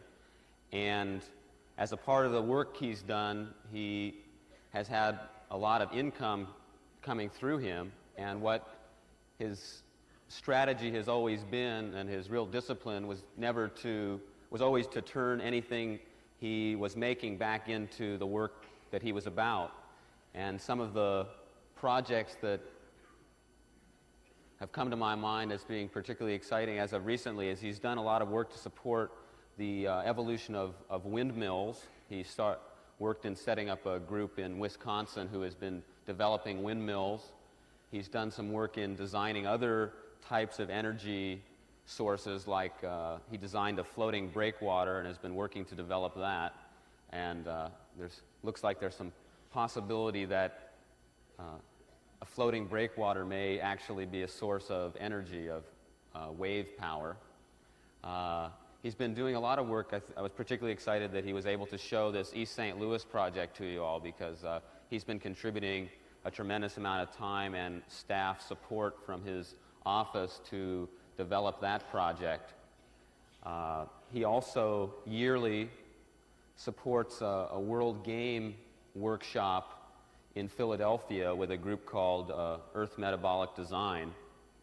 And that workshop is really about studying the Earth's resources and looking at how we can effectively distribute and use those resources to support the whole planet's well-being.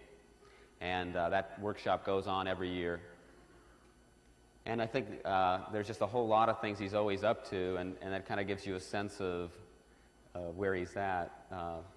I would like to let you know, just one of the things that came to mind was I'd like to let you know where you can get in touch with Bucky and the work he's doing, if you're interested in communicating with Bucky personally or being in touch with the people around him.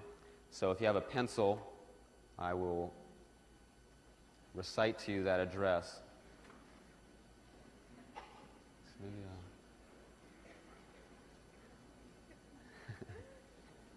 Okay, it's 3500 Market Street in Philadelphia. And the zip code there is 19104. So I'll say that again. That's 3500 Market Street in Philadelphia. And the zip code is 19104. So, and Bucky answers his mail. So, I'm not sure he'll like me to say that at an event this size, but So, great, thank you. And before I go off, I just wanted to let you know what we're going to be doing this period is working with some models, and Bucky will tell you about that. So I'm going to be up here kind of scooting back and forth with the models. So.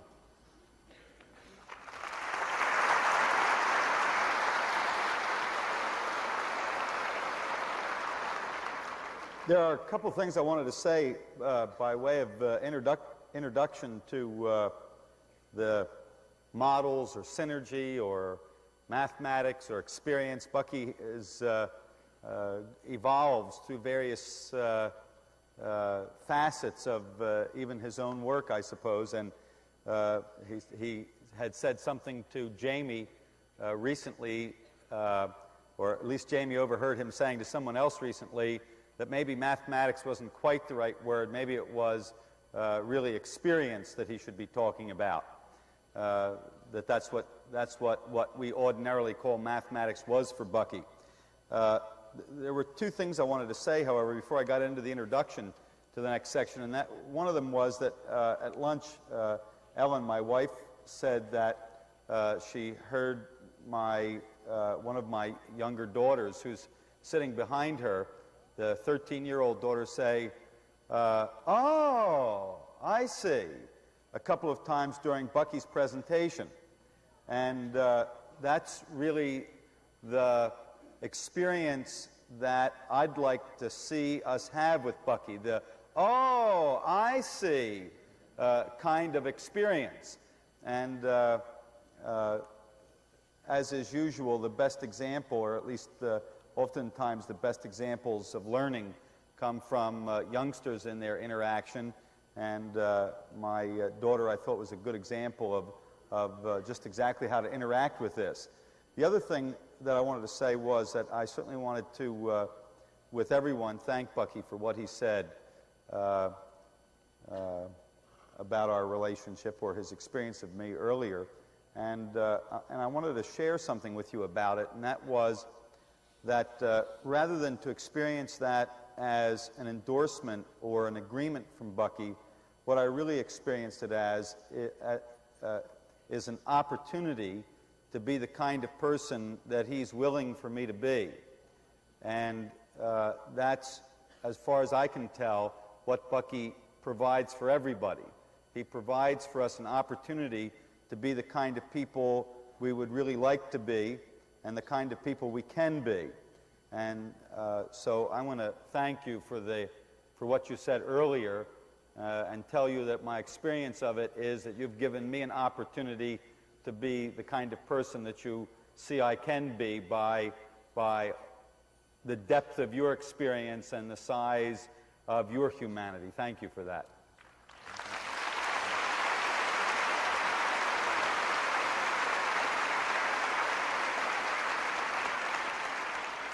I want to do a quick little introduction for this section, if I can. I haven't been able to speak quickly or littly for a long time, but I'm going to work at it here, since I'm really more interested in getting at what Bucky has to say. But I think that the next part that Bucky is going to do is just really vitally important to us. One of the experiences that I've had is over the last 5 years. 5 years ago when I began to do the training, I did the training every weekend. And so as the people taking the training evolved weekend after weekend, you don't notice it because you're up too close to it. But now I do the training perhaps once every 3 to 6 months. And I notice an enormous shift from 5 years ago in where people come into the training. Not what they get out of it, but where they come into the training. This evolution that you speak about, the fact that it is happening, is very clear in my experience of the people coming into the training. And I was moved absolutely in the last 2 trainings I did at the end of 1976 to go much further into what I call the abstractions, to go much further into what you talked about as that thing that blocks us, blocks 99% of us, that inability to deal with the underlying principles and the universal and the universals. So what I want to say about it is this. It is my experience and my observation of people that truly is what robs us of our birthright. That we're literally, to use your word, stopped from participating in our own lives because somehow the way these principles or abstractions or concepts have been presented have stopped us from grasping them and having mastery and power with them. And the thing that really I'm excited about with you, Bucky, is the opportunity that you've given me to participate in these things so that I can get deeper into mathematics and geometry and what you could call experience. I can get deeper into it than I ever could before. And I really want to share that opportunity with people in the room. And I know that and I want to set you up for that. I want to set the people up in the room for that and tell them that it's perfectly all right not to understand at some points. And it's perfectly all right to let pieces go by without being disturbed by it, because what Bucky's taught me in these talks is really the whole. And he hasn't taught me about the mathematics or models, really, even though he'll be talking about mathematics and models. That isn't what you taught me about. What you gave me were these insight into these general relationships, into these universal principles. And I want to give people the opportunity to grasp that. And in order to do that, I'd just like to do a little quick model of my own, if you will. And that is that we're all kind of clear that we have this moment by moment by moment by moment process. We came up with something really brilliant this morning, which I really loved. Oh yes, Bucky said that nature is always and everywhere transforming, and that the secret was to join into the transformation. And in order to join into the transformation, you need the language and the philosophy and the epistemology, if you will. But one of Bucky's associates came up with a word for this called epistemography. Yes.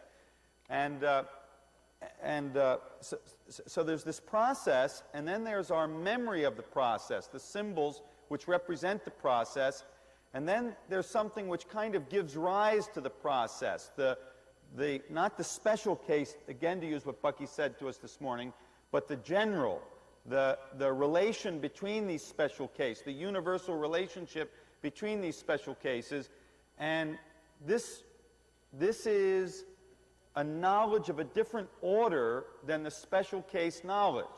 As Bucky's already said, it's a knowledge of wholes rather than parts. And so it needs a logic of wholes rather than parts. And the logic of wholes isn't a 1 plus 1 equals 2 logic.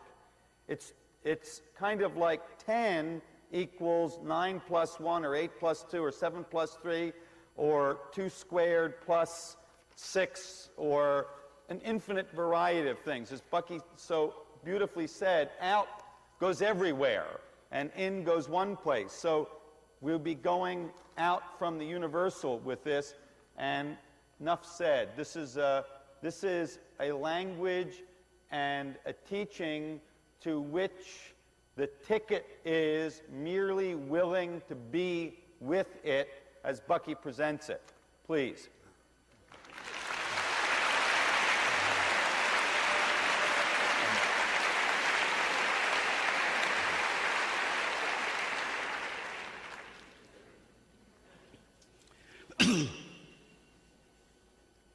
I said in the previous session that it was so astonishing to me that science, which did require experimental evidence, did deal with tools that had no experimental evidence. I want to really make you feel a little more secure about that you do understand just what I'm saying when I say that. As for instance, when I was taught geometry, and I'm sure you were, the teacher went to the board and she made a little square, and she said, "That's a square." And she said it is an area bound by a closed line of 4 equal length edges and 4 equal angles. And all the geometries she gave me were always areas that were bound by a clothesline of of so many edges and so forth. There were areas that were bound, and the geometry was something inside that line that was bound there. She didn't say anything about the other side of the line because it was on a plane that seemingly went to infinity. And as much as it went to infinity, there's nothing she could do about that. The finite was always on one side of a line. It was a completely biased affair. Now, one of the fascinating things about the Greek geometry was the way they started playing the game. But they said they had straight edge, scribe, and dividers, and that's all they could have, and whatever they did had to be proven from the already demonstrated. So if you opened the dividers for a given length, you had to prove things in terms of that length. And so what I see that they left out was the surface in which they're going to scribe. They forgot to say it. That's one of the great differences that came along with Einstein. There's a man, Percival Bridgman at Harvard, who was a great natural science professor, philosophy of science, history of, and natural science. He was the one who developed the law going down towards absolute zero and extraordinary pressures and so forth. And Percival Bridgman invented a name called operational procedures. He said, how did it happen that Einstein surprised all the sciences? And it said because he introduced operational procedures. What he did is to bring in all the circumstances of the experience. And I'll just give fairly quickly about Einstein how he came to develop relativity and his concepts about time. He lets us all know how fascinated he was with geometry, all right. And he liked geometry because you learned ways you could prove things yourself. That's a very satisfactory experience. But Einstein, you may remember, not only taught school and so forth, but he also was an examiner in the Swiss Patent Office. And I've taken out many patents, and I'll tell you one of these things about taking out a patent. You make a claim of having an invention, but you also state the circumstances of your times in the view of which this is a surprise and an invention. And so Einstein, as a reviewer of patent applications in Switzerland, would unquestionably the most prominent of all inventions in Switzerland were timekeeping pieces, watches, clocks, chronometers. And so he would read preamble after preamble about timekeeping, finding all of them found there were none of them accurate. And each one of you trying to get a little bit more accurate device. This made Einstein, I'm sure, feel very much about Newton's working assumption really of a quality of time that permeated all universe uniformly. And I think he questioned very much about that. I just wanted to bring this. So yes. Einstein's own observation and from an operational procedure viewpoint, which is a name that Bridgman gave to bringing all the circumstances, would make it, I'll just give you, this is an example of my own invention, but it was one that, as far as I knew, was satisfactory to Einstein, where I have a man who's in a railroad train going due west, and leans out the window and drops a flaming apple. And he has he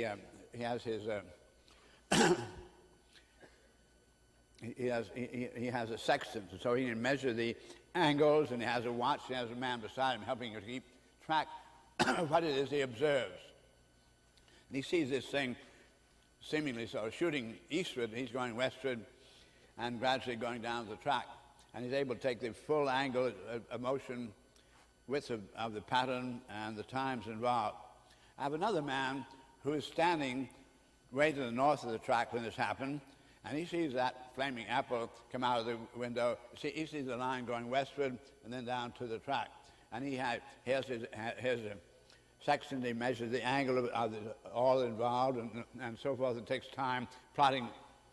There's another man standing way up the track to the westward, and he sees this light simply stay sort of fixed and going down. And he makes measurement, and he makes very faithful measurements. Then there's another man who happened to be standing. There was a train was going over trestle when this happened, so he's down and below, and he makes his observations.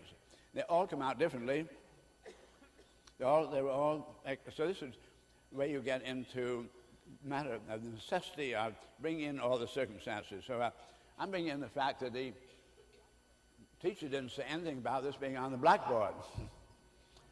She is making this so-called abstraction, saying this goes to infinity. I remember first time the teacher drew a straight line, and she said the line goes on to infinity, and I asked her if she had ever been there. She said no. I said, where does the other end of the line go? She said, that's going to infinity. I said, which way is infinity? So, anyway, she was always having infinity around there, and it excused her from a great deal of the operational procedure stating what else is there.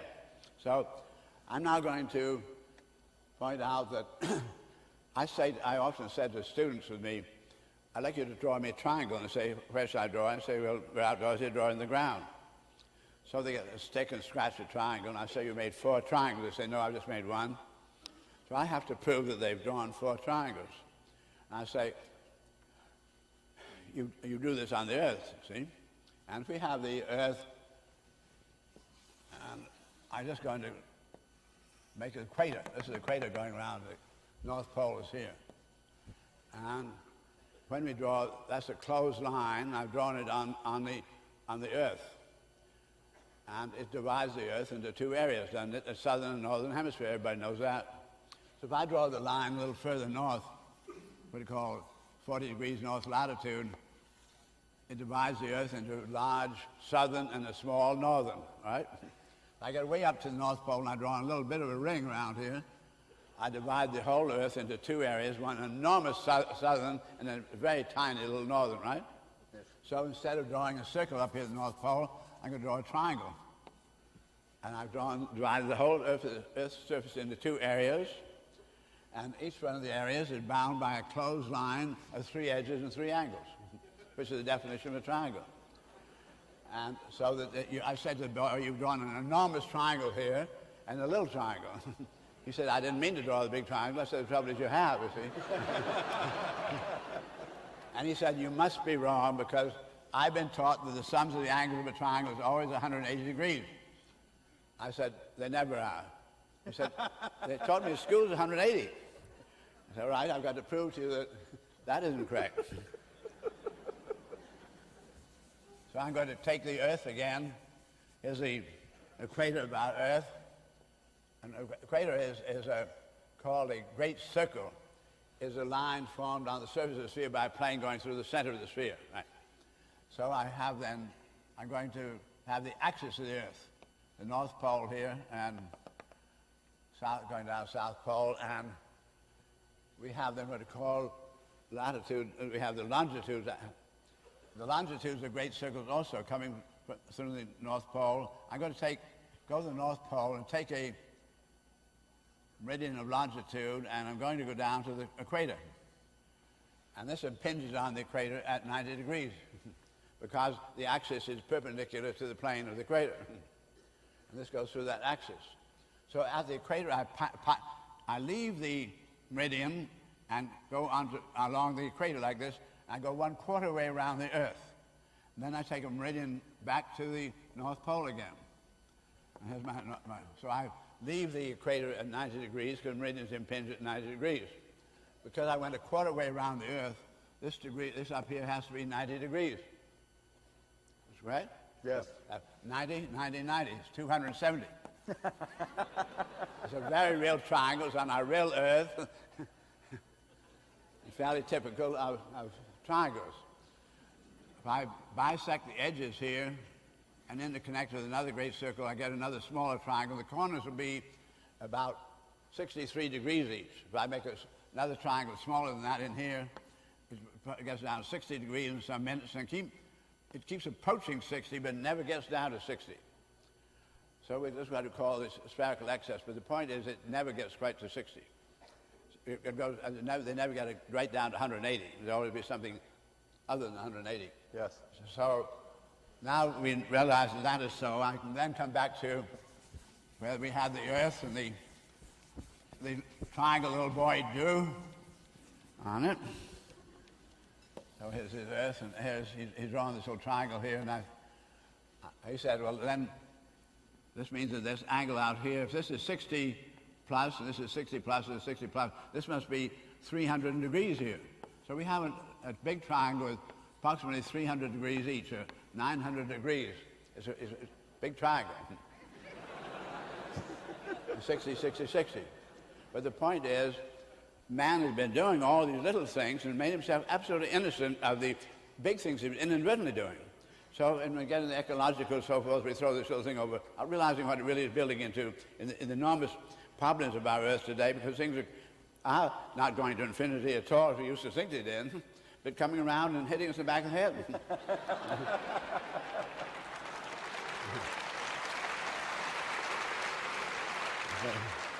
Now, I said 4 triangles. What do you want to say? Just the point is that what I get out of what you're saying so far is that you're talking about real experience here rather than some concept that can't be done experientially. Experientially, we live on a globe. So that's what you're telling me, that you make triangles on globes, this is what comes out of them. They don't go to infinity, they come around and hit you in the back of the head. Well, I draw that here, and I've done it on the blackboard, haven't I? Yes. Right? The blackboard goes around here, doesn't it? I've divided the whole blackboard into 2 areas. All the rest of the blackboard and, yes. And this part in here. Yes.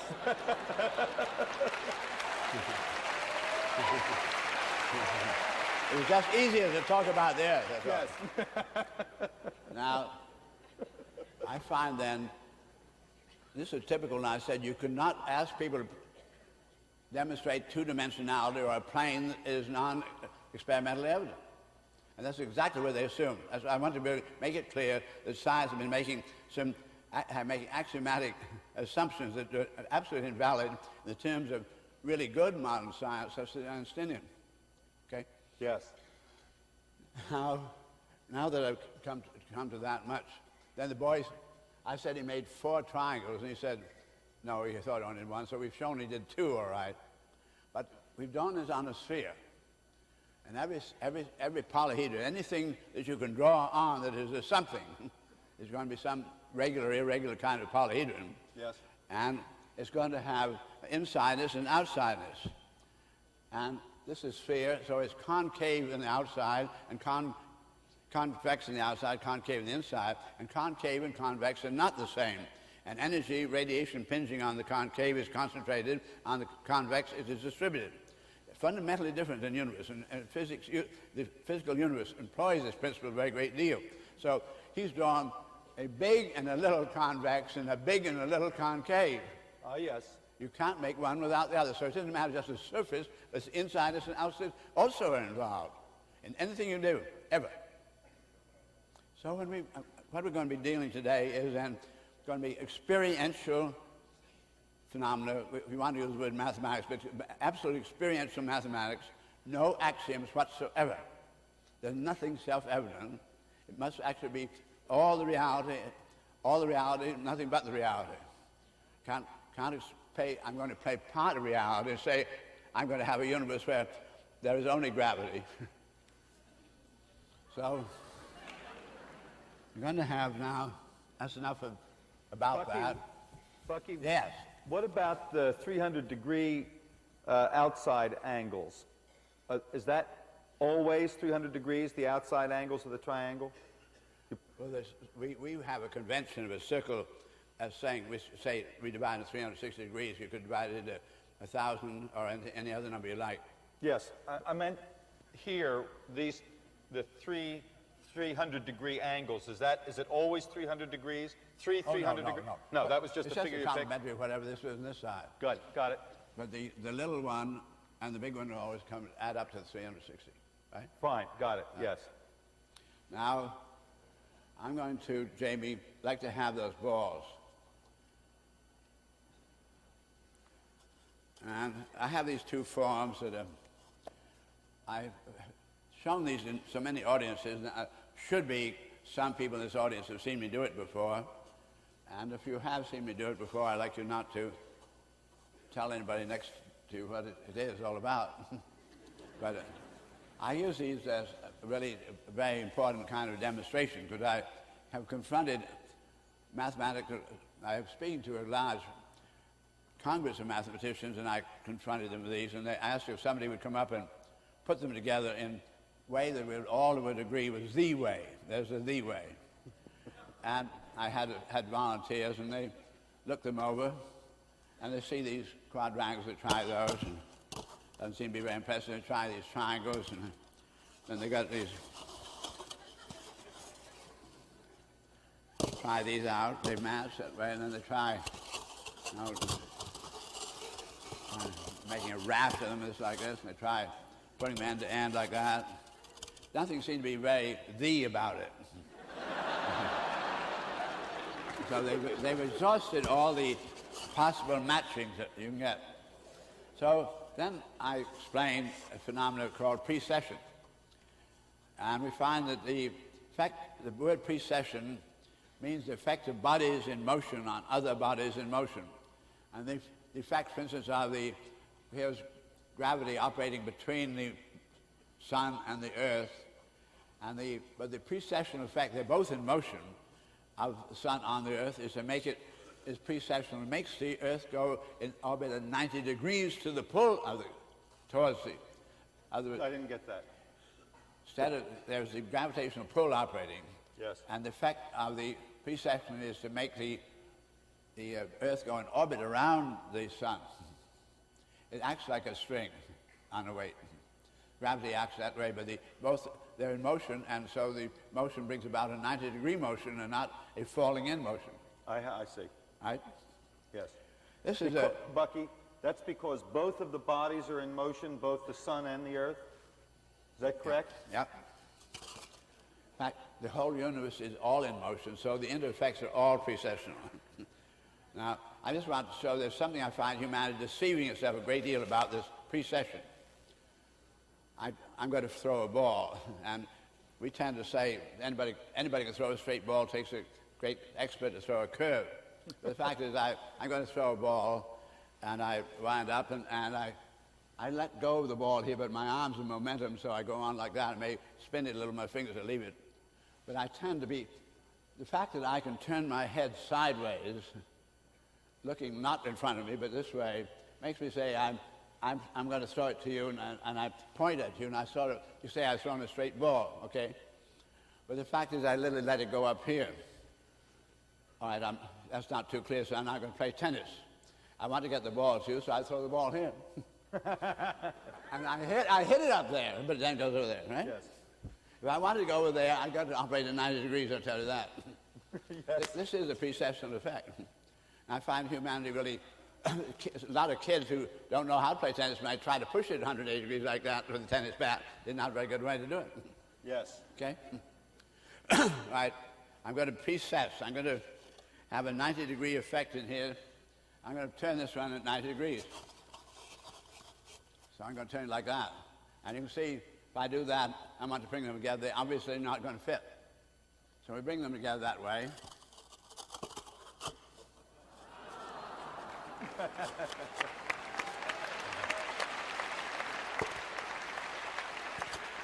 Now, the reason this is not obvious to humanity is that you've all been brought up perpendicular and parallel.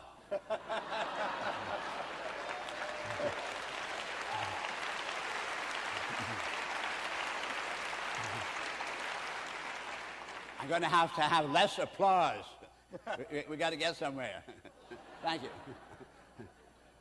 The universe is operating radiantly, divergently, gravitationally, convergently, not parallel. And this is fundamental of convergence and divergence. So automatically, 2 is going to go to 3, or 3 is going to go to 2, not 2 to 2. The universe is not doing that kind of matching at all.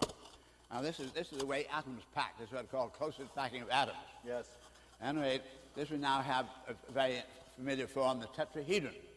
And I find the little child, I want Werner to try to be a little child the rest of this afternoon. And a little child really has a feeling of how do you get things into a corner. If you want to get an answer, you get convergence. You use convergence. You get a funnel. Get things down into the corner. So this is what this kind of thinking does. And we're going to do quite a little of it from this point on. Jamie, let me have some balls. I'm just me, and for the moment, I can sort of the simplest me. I sometimes get a little fatter. The simplest me is just a sphere. And I'm just me. There's nothing else in the universe. Because I say if I wanted one word to describe the experienced life, my word is awareness.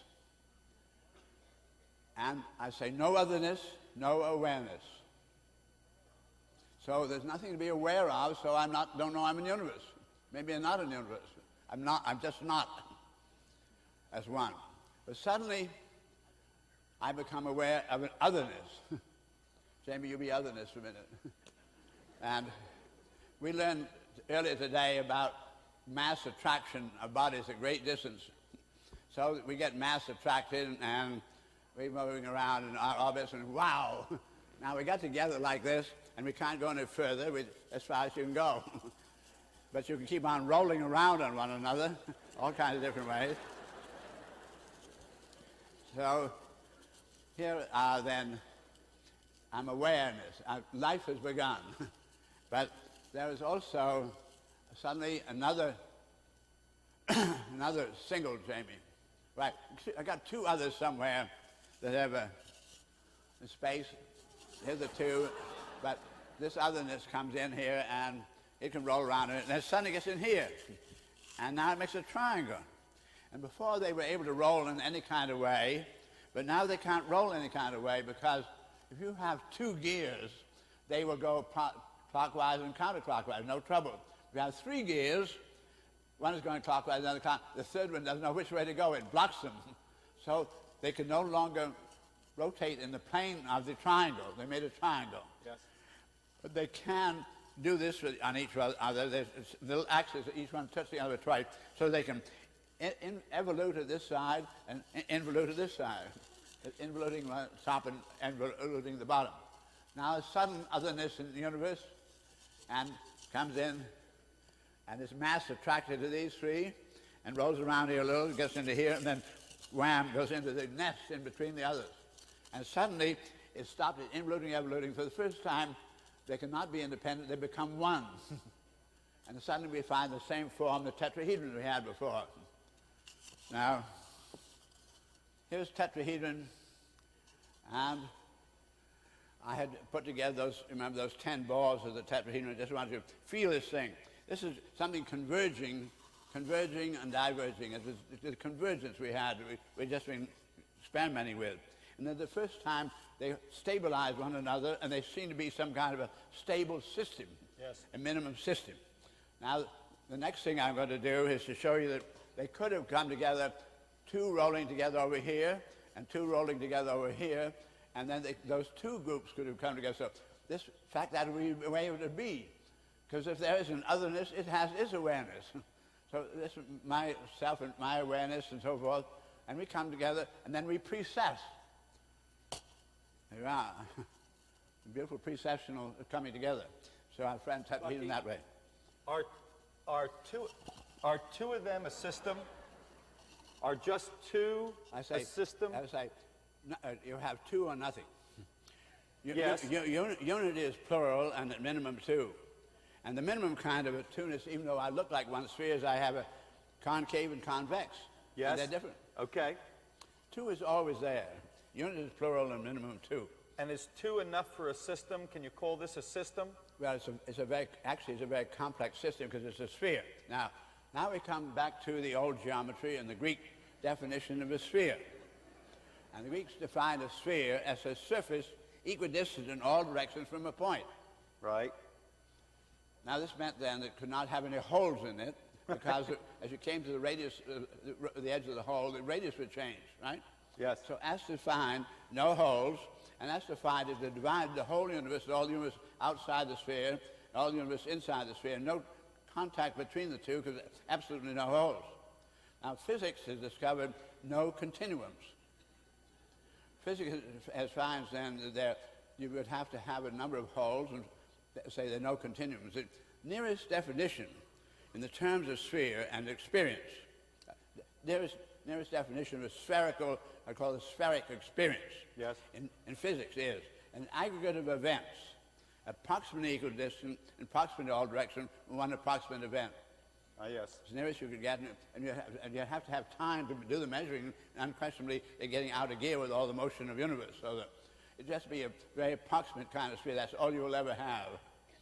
But it will always consist of a plurality of separate events, all right?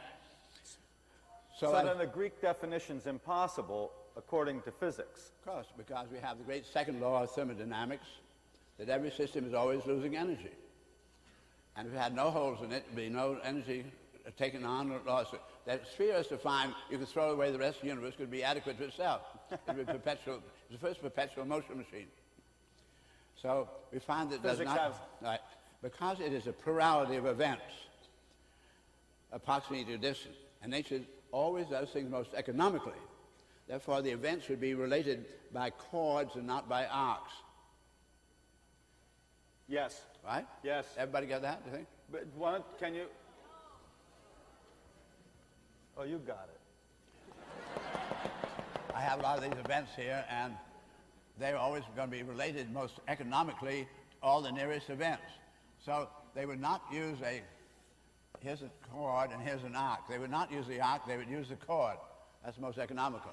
So they would be chorded together. And each one of these dots would then be connected to all the nearest ones around it. And you find all that happens is they turn into a geodesic sphere. Yes. It's omnitriangulated, because you can't get a lesser area than the triangle between them. So that you would get the simplest, what we men call then, the simplest sphere. What is the simplest sphere? One that has the least number of those points equidistant from a common radius. Yes. A common point, right? Yes. That would be the simplest sphere. This is a very complex sphere, really a great many little crystals. You find very rough here, but actually they're all interconnected, these most economical relationships. Whether it's the dust motes on our Earth or the atoms on our Earth, they're interconnected by their little chords. Yes. Now, we find that the sums of the angles around a vertex of chords is different from around 360 degrees around if they were arcs. Say it again, Bucky. Because a chord is nearer to the center of this chord is nearer the center of the sphere than are its ends, right? Yes. So its ends are emerging. So as different chords come together inside, they are emerging. But they will always be around them a sum of angles less than they would if they came together as a flat here. Got it. The mathematicians said that for an infinitesimal moment, that Greek sphere was congruent with the plane to which it was tangent. In other words, they assumed 180 degrees around every point on the sphere, and we find that's one of the things that's not so, which is one of the things we're going on to develop here, which will show up a great deal in mathematics. Anyway, what I want to get at is present time then is that the sphere has something to do with certain great many events equidistant from a central action. So the simplest one we would have an insiders out having a center, and have how many points could you have that had insiders and outsiders? Uh-huh. That comes to be the next thing you have. You Yes. find that 2 points do not have insiders and outsiders. Right.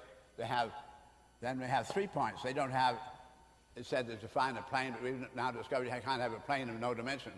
Yes, but it looks like, Bucky... When I get 4 points, for the first time I have insiders and outsiders. Yes, we've been taught, however, and often think that 3 points gives us... We've been taught and often think that 3 points makes inside and outside. So we said a plane, you kid yourself, you could have a plane of no thickness. Yes, exactly. So it really takes 4 points. I'm saying you can't have a plane unless it has thickness. Yes. Now, one of the games that mathematicians play topologically is assuming surfaces that don't have any other side and things like that, really games that cannot be experimentally demonstrated. There's nothing to matter with mathematicians playing games. Games are games. but when it comes to the physicists employing a game where you can't have experimental evidence, I say he's no longer a physicist. Yes. So it takes 4 points to have inside and outside. That's right. With 3 points, you perhaps have the concept of inside-outside, but you don't have the experience inside-outside. It has betweenness, but no insiderness, outsiderness. Between. Find a plane, but we've now discovered you can't have a plane of no dimension. Yes, but it looks like, Bucky. When I get 4 points, for the first time I have insideness and outsideness. Yes, we've been taught, however, and often think that 3 points gives us we've been taught and often think that 3 points makes inside and outside. So we said a plane, you kid yourself, you could have a plane of no thickness. Yes, exactly. So it really takes 4 points. I'm saying you can't have a plane unless it has thickness. Yes. Now, one of the games that mathematicians play topologically is assuming surfaces that don't have any other side and things like that, really games that cannot be experimentally demonstrated. There's nothing the matter with mathematicians playing games. Games are games. but when it comes to the physicists employing a game where you can't have experimental evidence, I say he's no longer a physicist. Yes. So it takes 4 points to have inside and outside. That's right. With 3 points, you perhaps have the concept of inside-outside, but you don't have the experience inside-outside. It has betweenness, but no insiderness, outsiderness. Between, but not inside and outside. Right. So 4 points is the minimum number of points. The word inside has to be inside of a side. Yes, fine, I got it. Right. So the inside of a side. Yes. We come really to a minimum. Let's have the game of the necklace, Jamie.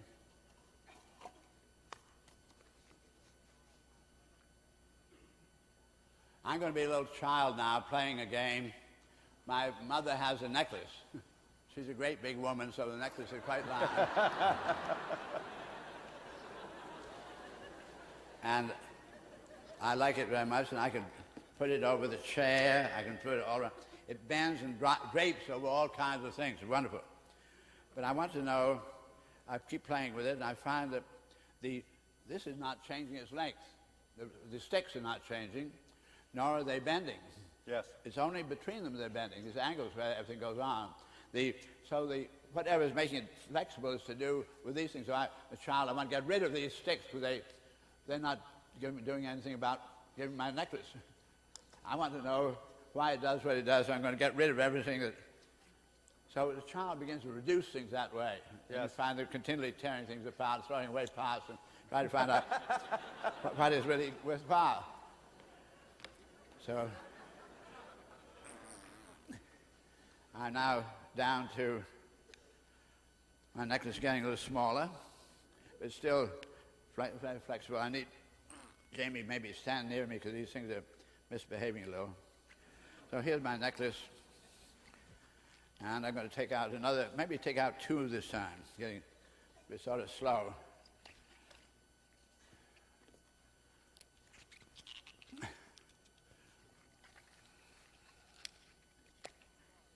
So I'm down to 4 of them. And it's a necklace that has a V in front and a V down my back. And folds up like that. Incidentally, this is what the teacher told me about the square, you remember?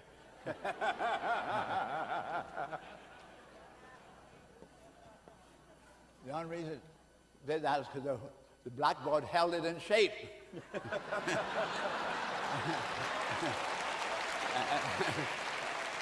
And she never recognized the blackboard, remember? Right. Now, anyway, this is like this, so I'm going to take out 1 more.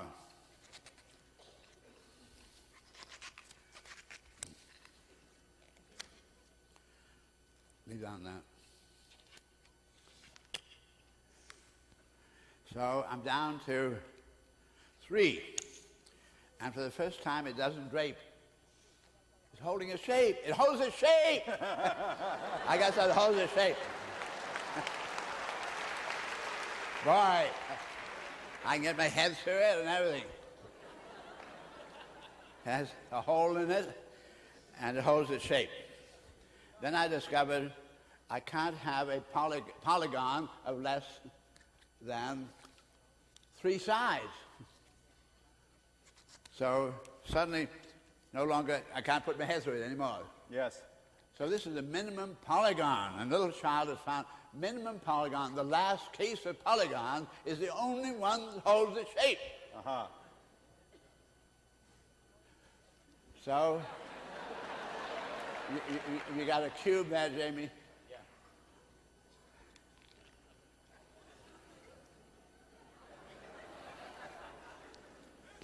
I'm going to hold on to this because I like it so much. When I went to school, they taught me then everything was made out of cubes. Eh? Teach architecture, that, so. This is mine, this one I want. Now I want to have something that I can get inside. Children love to get inside and outside of things, go back in the womb, get inside the bed and outside. So I want to have a minimum something I can get inside and outside. Yes. Now, I'm a child, and I got two triangles here. I like my triangles so much, I got two of them. And I find that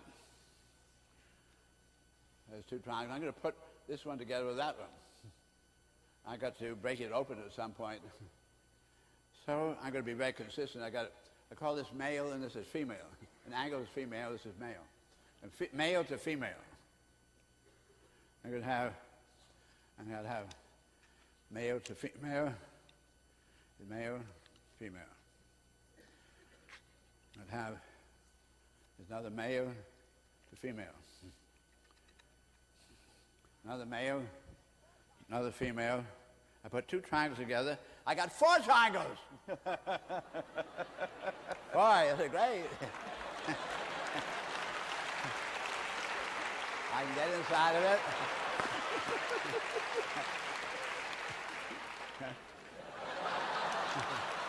Wonderful. Yes. So that's 4 out of 2. So this is synergy. Yes. What was actually right there? There was an angle, and they're complementing one another.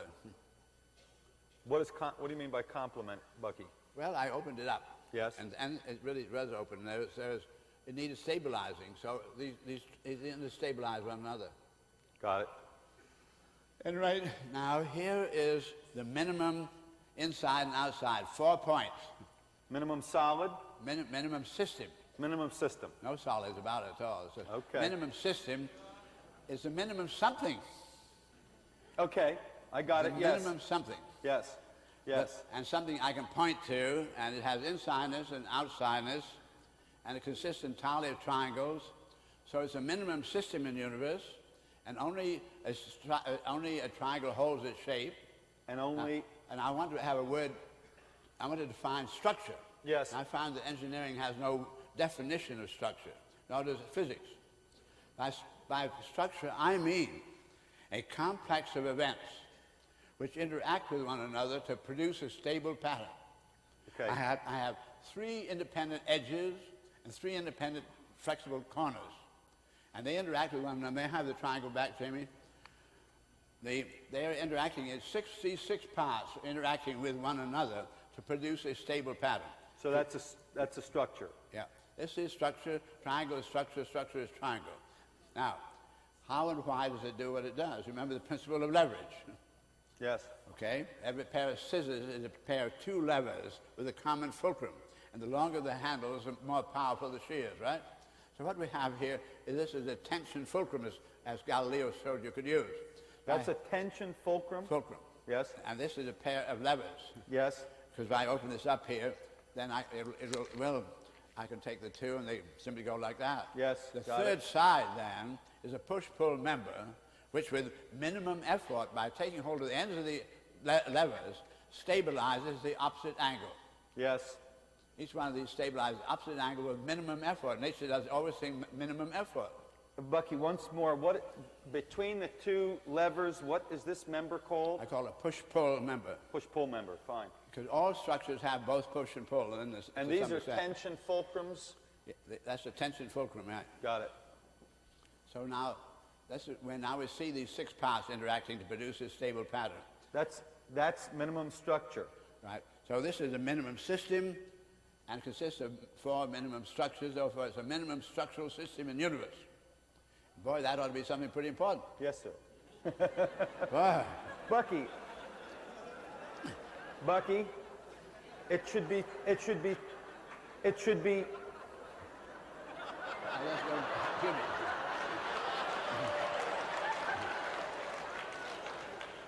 It should be something pretty important because of the universal rule about nature works with the greatest economy. Yeah. So if you've reduced, if you've come to the minimum structure and the minimum system, you are now talking about the way nature works. That's what would make it something pretty important. Yes. So important that it is all there is. Anything that we can point to. Yeah. Now I should have the. Right. I wanted to share an experience, a realization I had about triangles, because I don't think people really get it, that everything that is out here in physical reality that has shape and exists in time exists by the fact of its triangles. That's right. Anything you say, I recognize that. The recognition is because there's some pattern stability. And you can't have any pattern stability except by virtue of triangles. So anything you say, I recognize as pattern, it goes back to triangle. Now, I would like, the next thing, Jamie, would be, maybe have slides.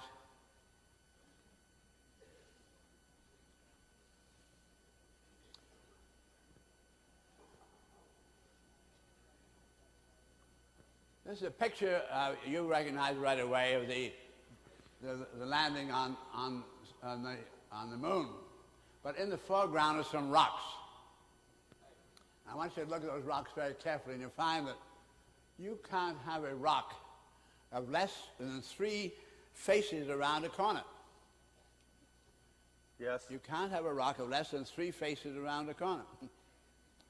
May I have another picture? Next one is going to be of Mars. That is Mars. Oh, this is the Mars. Both Mars and Moon, you can look at all the rocks, and there's never a rock of less than 3 faces around a corner. Quite a lot of them are that way. And they will then find not only then can have 3 faces around a corner, but every face, a minimum face, would have to have 3 edges. Yes. So you can't get a something anywhere in the universe of less than tetrahedron. Got it. This is the minimum something of universe. The minimum point to ability. Yes. And it always has inside and outside. So in the minimum, we get to the minimum something, we don't start off with that there's something called there's 4 vertexes, there's 4 faces, there's 6 edges. So this has 4 vertexes, Yep. 4 corners. Yeah, those are convergences, 4 corners. Right. 4 faces. So the corners are really the tuned in. Yes. And the faces are tuned out. Got it. Yes. Those are the outness and the innesses. Yes. And the There's always 6 relationships. Okay? Now, I said the minimum something in the universe has 6, and I spoke to you earlier today. With every turn to play, you get 6 moves. Yes. This is to do with that right here. Now, later on we get into topology, and you discover how very clear that is. Now, that's enough about the. There's no more, Jamie, out there of the. That was it. Right. I just want to. We find it very exciting. I've gotten the NASA to give me lots of the best pictures. You get these lovely pictures of them, and you go around looking at. You try to break up rocks yourself. Take a hammer, and keep breaking it up, and you can't get down to less than 3 faces around the corner. So that we get down to break it into sand, and that's just the way it's going to be. Get down to the crystals, always going to come out that way. At the minimum something, this is the minimum something. Okay. Now, here we are, experimental scientists, and we want to know how to really operate. And so from now on, we're going to pursue this subject. Next Amy comes on the list. The cheese tetra. Okay. I'm going to take all the remember the protonic solids, where you had identical at length edges, identical faces, and so forth, where you have the cube is most outstanding in the old protonic game. But the tetrahedron is in there, and there's the octahedron with 8 triangular faces and the icosahedron with 20 triangular faces. You have the dodecahedron with 12 pentagons, and we have also, not quite so symmetrical, what they call the rhombic dodecahedron with 12 diamonds. Now, I'm going to take all those platonic solids and make them out of cheese. What's a platonic solid again? Once more, Bucky. A platonic solid is defined as? The cube he starts off with, he has tetrahedron, octahedron, and dodecahedron. Those are and the icosahedron. And what's the rule for a platonic solid? All the edges and all the faces are the same. They're identical all the way over. Got it. All symmetrical. Fine. Now, I'm going to take those and make them out of firm cheese. I'm going to take the firm cheese cube and slice parallel to one of its faces. Yes. What is left over is no longer a cube. No. Right, I take the octahedron and slice parallel to one of its faces. What's left over is no longer the hexagon, that face, a triangle, so it's no longer symmetrical, right? Yes. I take then the dodecahedron with the 12 slice, no longer the same. With one exception. We take the cheese tetrahedron. Yes. And slice parallel to one of its faces, comes out a regular tetrahedron.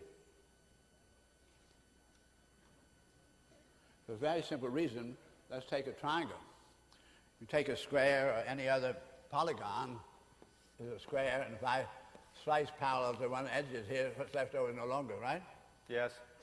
But if I take a triangle, it doesn't make, if I slice parallel, it's the same triangle. Oh, I got it. Yes, I see. A triangle, you cannot violate the triangle. It's the only polygon you can't violate. So what's left after the slice is still... I found then, I sliced parallel to the tetrahedron face here, and what's left over is a regular tetrahedron. Got it. And So a that- regular tetrahedron. Yeah. Yes. Every edge is exactly the same length. So now I slice parallel to another face. It gets a little smaller, same absolutely regular tetrahedron. Try all 4 faces.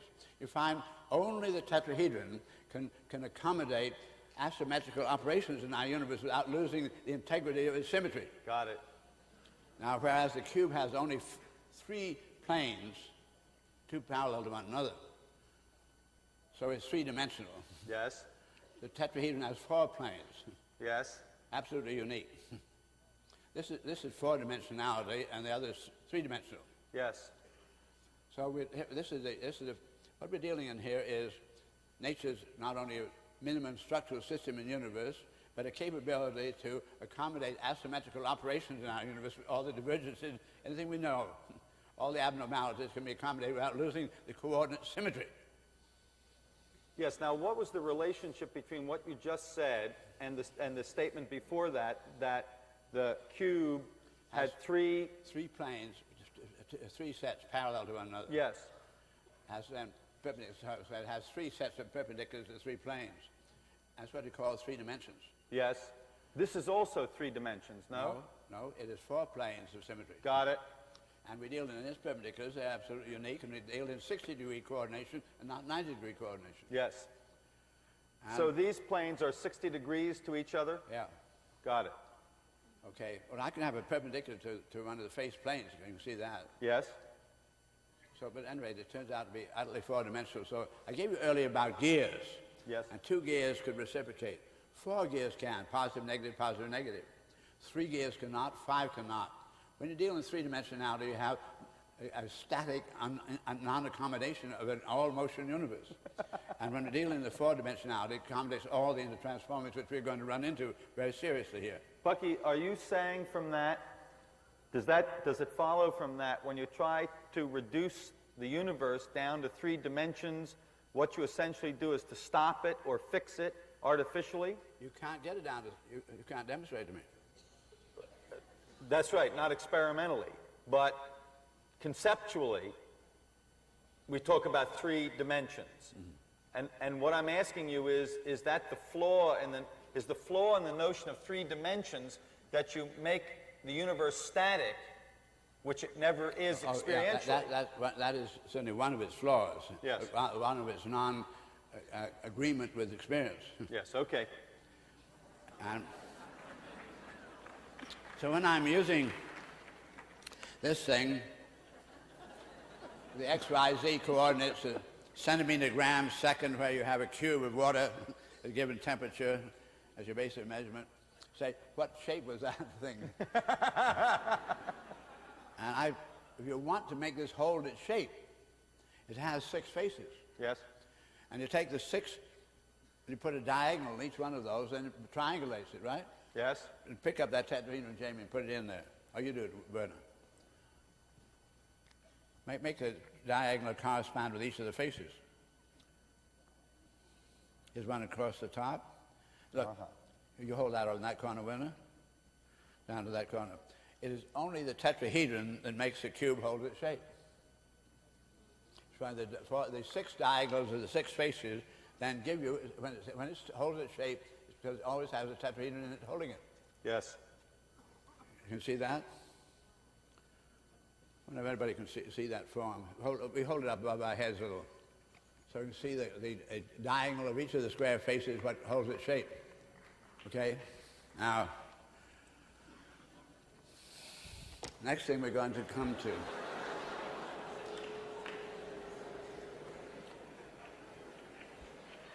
I'm going to... Bucky, yeah. I want to be clear that you're really saying that part of... I want to be clear that you're really saying that part of the stupidity that we have about the world is the notion of 3 dimensions. Right. It's not... And the stupidity,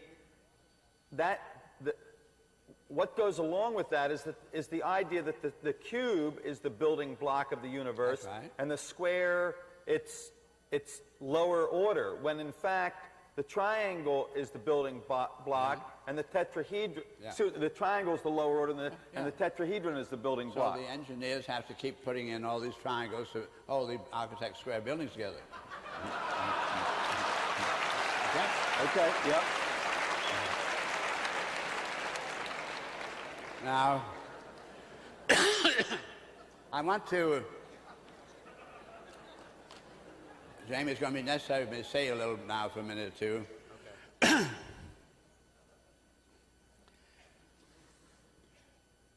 I gave you synergy, and therefore I want to really always work from the whole to the particular. Yes. And whereas the Greeks did have that game of the straight edge and scribe and dividers, but forgot about the surface they're scribing on, I want to be not guilty of such a thing. I want to then... I've gotten to, with you, down to a minimum something in the universe. Yes. And a minimum something has to be tetrahedron. Yes. So what we used to talk about as a point Yes. was very, very innocent. I don't like that word stupid we were using a few minutes ago. That human beings were very earnest and really did try very hard to get some logic and proof. There was no question about that. Yes. But they didn't know the Earth was so big. They didn't know we were on a planet.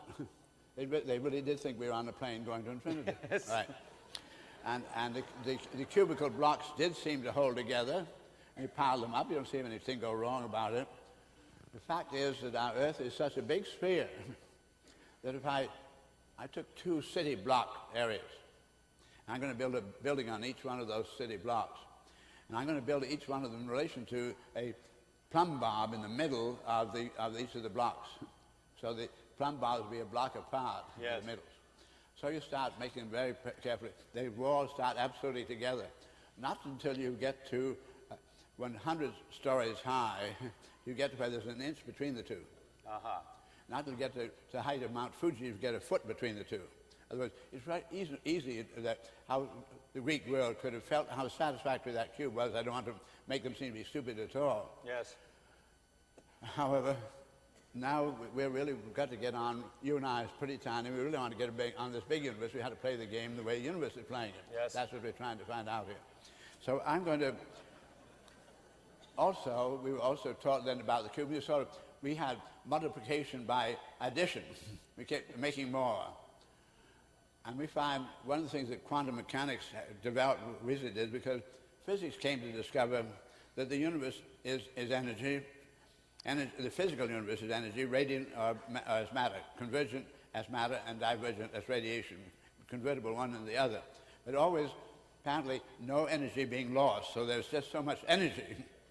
And we find then that nature then, with a given amount of energy, could do a few great big things infrequently, or a whole lot of little things very frequently. Right.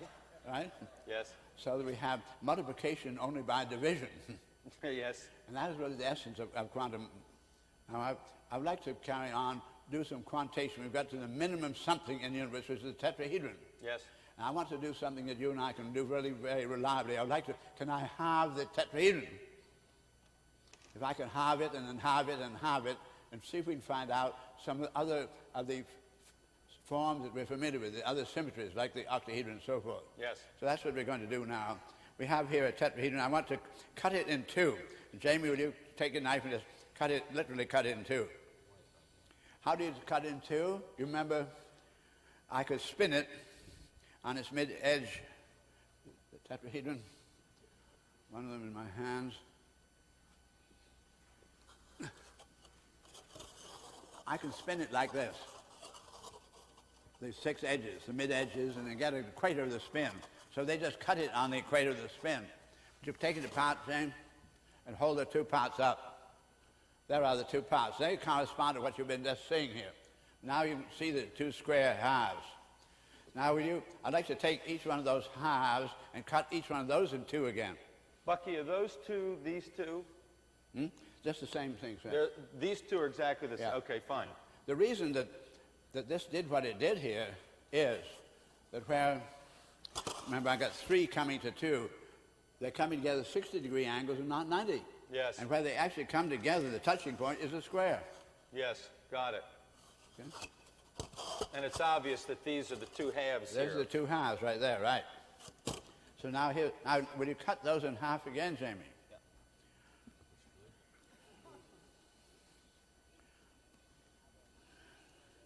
We had a green equator, a white equator, and a blue equator. And they cut it on the white equator first. Now, let me see then, you got 4 parts now. You can call these icicles. I want everybody to see them. I might put them out really where they're good and clear out in the brown carpet.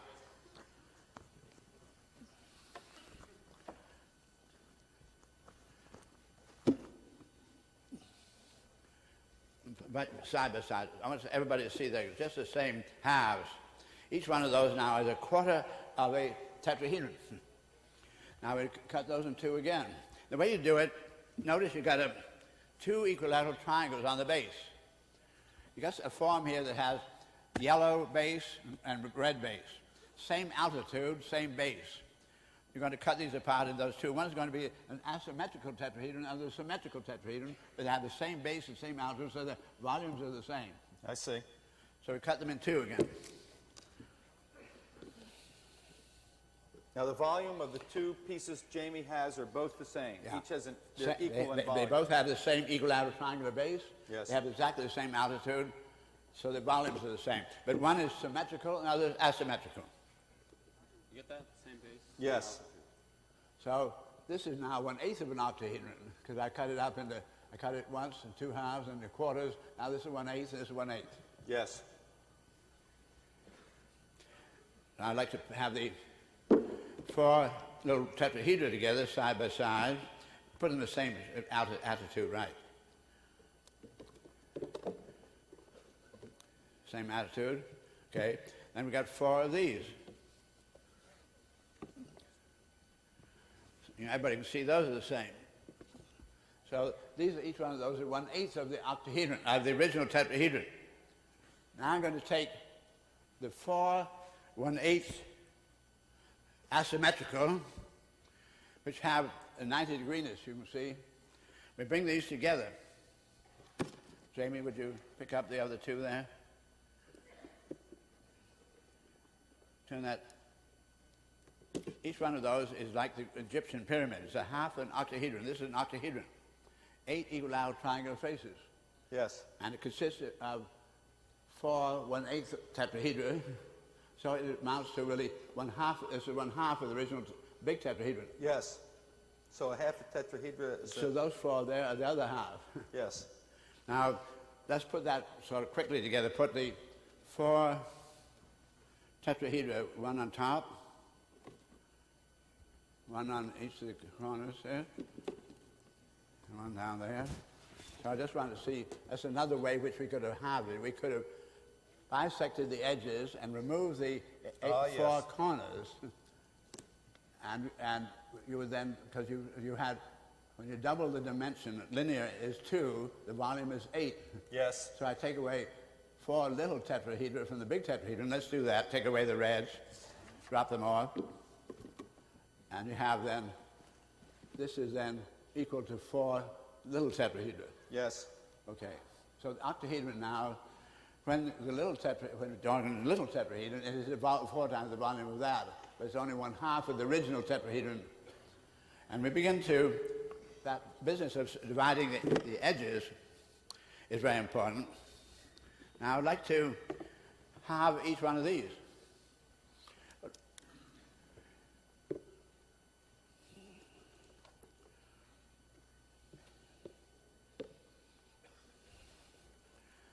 This is now then 1/8 of an octahedron. Yes. You see that has 90-degree corners at the center because the octahedron has 4-fold symmetry of 4 corners, 4 triangles around each corner, okay? Yes. X, Y, Z coordinates go between its corners. Yes. Right. I'm going to take now, I need your help, boys. Bending over is bad. May I have 4 of these? 4 1/8 octahedra. And Jamie, you stand up, hold up 1 tetrahedron. You want to tape it? I want to take, you see this equilateral triangular face, which Yes. used to be on the octahedron, which we know matched the tetrahedron on the corners, remember? Yes. So I'm going to know this will fit onto here. Note it. Yes, I remember.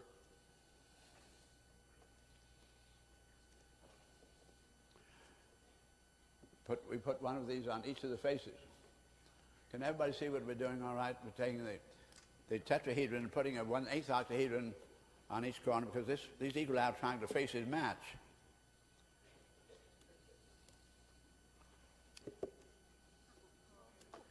What does that give us?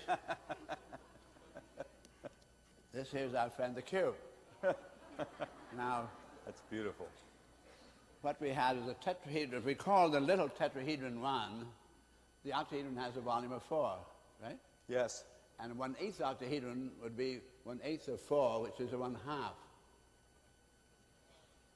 Each one of those is a half. Yes. So I took 4 times a half, which is 2, and I added to 1 tetrahedron, which is 1. So the tetrahedron, the octahedron, the cube's volume is 3. Yes. When tetrahedron is 1, cube is 3, octahedron is 4. All these platonic solids, when you started with a cube, came out irrational numbers except the cube, and now when you're using tetrahedron as unity, all coming out rational. Yes. So go over the...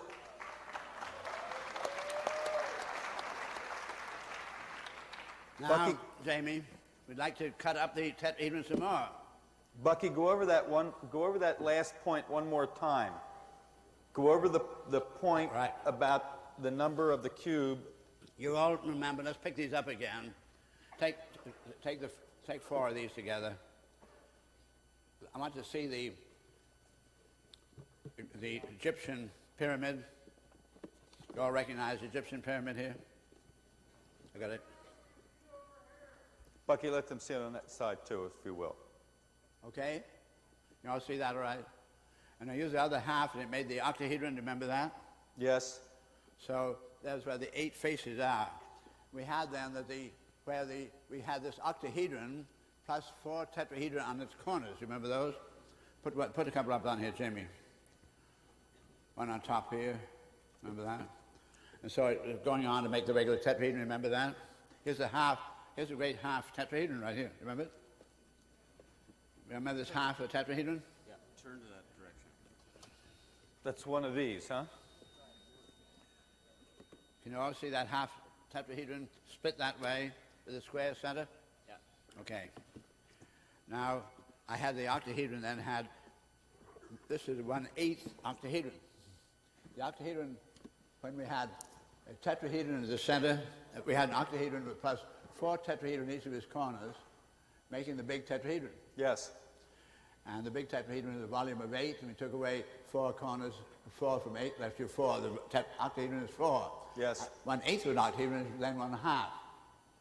So each one of these units here is a half of a regular tetrahedron. Yes. So then I took 4 of those. Let's take another tetrahedron here. And I'm going to, because you see the faces match. The equal out triangular faces match. And we know this is 90 degrees here because it was cut to the center x, y, z coordinates. Yes. So I put 4 1/8 octahedron on the 4 faces of the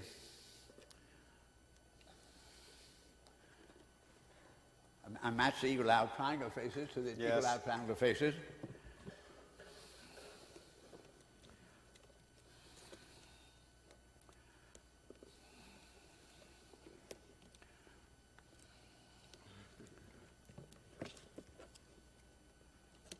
Down here.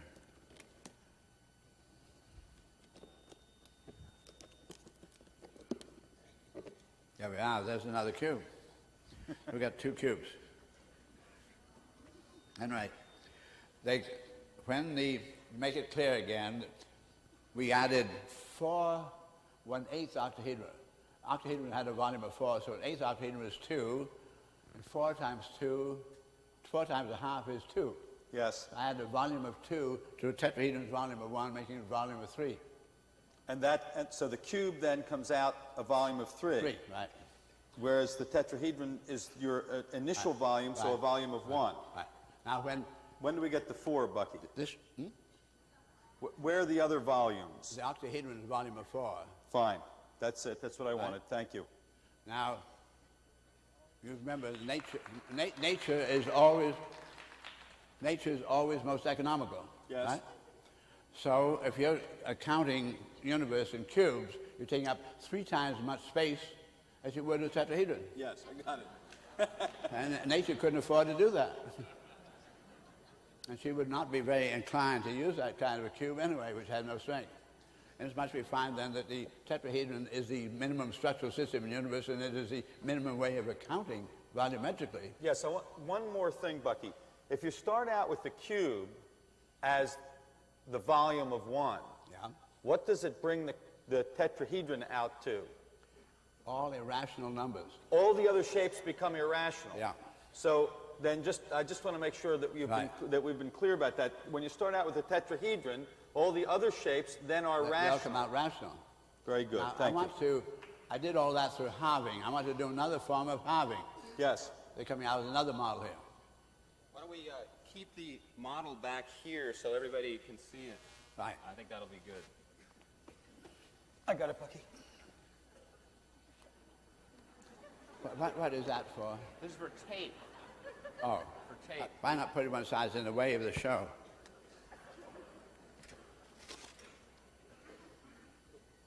Good. No, thank you.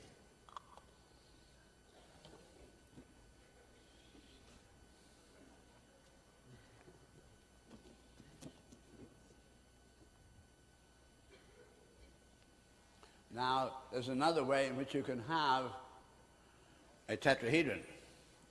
You have all the perpendicular bisectors of each of the triangular faces, and if I were to cut down this face with a knife and right along this edge here, can you see that? Yes. I can cleave it down like that, or I could cleave it this way, cut it into 2 halves, right? Yes. So that's what we're going to do now. Great. But notice that every one of the faces has, because it's a triangle, has 3 perpendicular bisectors. Now, wait a minute. Every one of the faces. Yes, I got it, Bucky. Because it has 3, it's dividing each of those triangular faces into 6. Yes. This introduces the prime number 3. So it's 1, so it's 1, 2, 3, 4, 5, 6. Right. So inadvertently, while I'm deliberately halving, I'm also introducing thirding. Because of 4. Because I'm dealing in a triangular symmetry. Yes, got it. The triangle itself introduces the 3ness. So, Yes, got it. Jamie, you're cutting it all apart now? Yeah. It's going to... We got it 2 halves there, fine. Now, I would like you, James, those are 2 halves. There's another way you can halve this again by cutting here, James. Raj had a system here. Right. How do you want it? So what is the rule Raj, for just down halving to- this, Yeah, Bucky? that's right, Raj.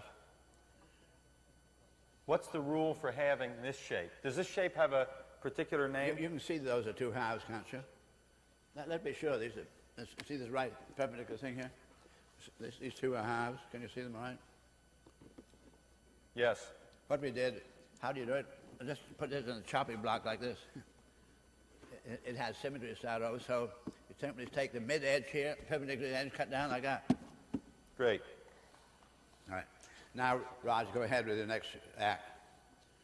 Next axe. I want to leave that blue base there. That's it, James.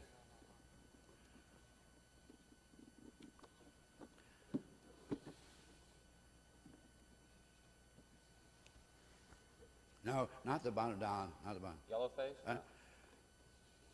This short yellow line, Jamie. You almost got it here. This should be It is cutting this loose here. Yeah. There you are, right on. Cut that low, that base, you're quite right. Okay. Look, no.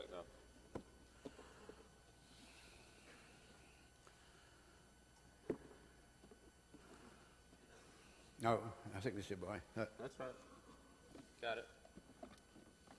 Wait.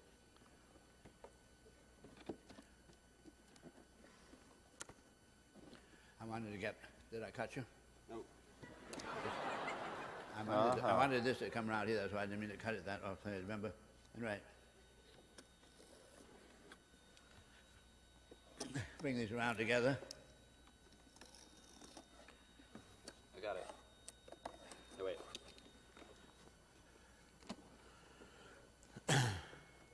You need that over there. Right. Jamie, cut that piece loose. Does Bucky want that over there? That's it. Now cut that other one loose. Aha. I've now cut this one. Wait, keep yours away, Raj. Keep yours away. Leave this down, dear boy. These are two halves now. Now you can open up yours. These are what we call quarter tetrahedra. Yes. And each of the quarter tetrahedra is divided into 6 parts. And the 4 quarters times 6, 24 of these, what we call the A modules. 1, 2, 3, 4, 5, 6, 9, 10, 11, 12, and there's 12 there. Yes. You call these what, Bucky? Did you say A modules? A module. I see. Of the A module.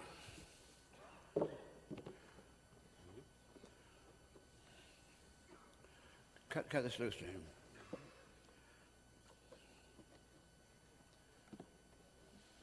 So was there 2 ways to have a half, Raj? Were there 2 ways to have the half? Make them all nice and symmetrical here now.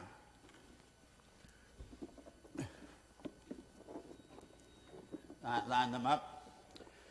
That's it. Line that one up. Right. I want you to see, everybody, that you've now cut the tetrahedron into 4 parts. And each one is what we call a quarter of a tetrahedron. And this is the center of gravity of the big tetrahedron we started with. And now I'm going to you have a big octahedron for me.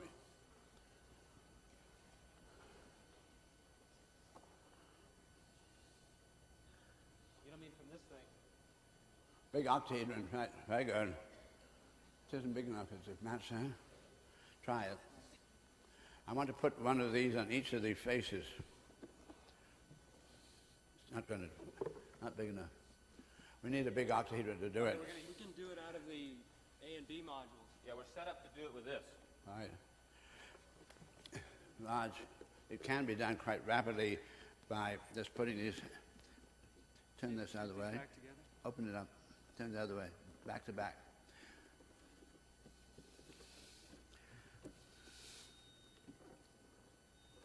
If you can put these together around the octahedron, it comes out. Uh-huh. When you get the 4 of them together, it makes what we call the rhombic dodecahedron. We need 8 of them. You're going to need 8. You got the other 2 there, right? But we need 8. We only have 4. That's right, we need 8. Here, do it with we're the set up to use, A&B we're module. set up to use this. We to can, do that. we can do it there, right. This is going to make what we call the rhombic dodecahedron. You add 8 of these quarter tetrahedra to the 8 faces of the octahedron. Say it again, Bucky, one more Take time. 8 Of these, quarter tetrahedra. quarter That, tetrahedra. is a volume of 2, 8 times a quarter. Got it. And add that 2 to the 8 faces of the octahedron, Yes. and you'll find it come together with the 12 diamond faces, what we call the rhombic dodecahedron, Yes. whose volume is 6. So that you have some sense of what my sense is, that Bucky's showing us, is the relationships between the relationships between the relationships. And what you can get out of this, even if you can't follow each particular step, is that you can get that there's a relationship from a relationship from a relationship. And remember, it all started out with Bucky's tetrahedron. That's all he's done here is tetrahedron. But the point is, this is multiplication by division. Yes. I'm cutting up unity, and I'm cutting it in symmetrical manner. I was only allowed to halve, and in doing my halving, I've inadvertently come into 24ths of a tetrahedron and 8ths of a tetrahedron and so forth. So now we're Eighths and going to 16. 4/8, Right. which is 2, plus the isohedron. Two sets of those now, Jamie, yeah. See, we've taken 2 tetrahedrons here and cut them again into 4ths, which is the same as this. And now we're going to Don't get too much around. People can move that tetrahedron down, move everything away that's irrelevant. Here is then, cut those apart. Those are each 1/4 tetrahedron. I want them cut apart.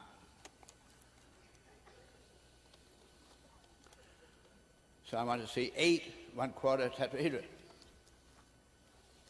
Okay? Sure that we can count them up. There are 8 there. 1, 2, 3, 4, 6, 7, 8. Now they have an equilateral triangular base. The octahedron has an equilateral triangular face.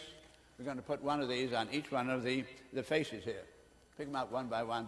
Don't get in the way of people seeing. Be sure, James, lower it, wait, pick it up and let everybody see it come down, that it matches neatly. All right. Now we tape it in place.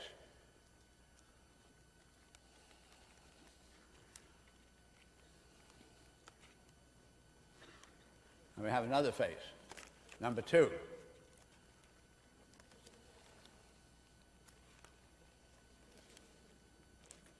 Between these two, here's it's slipping off.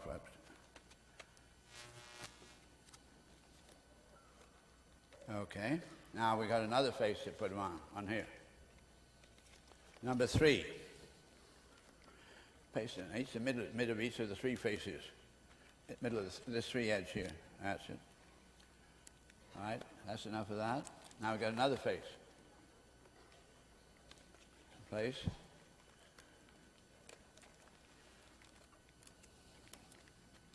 Now we've got one more face here, another face.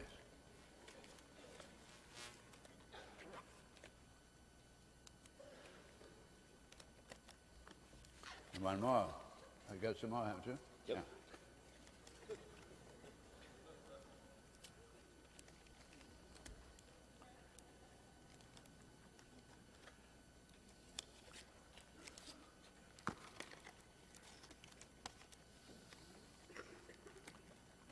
Yeah.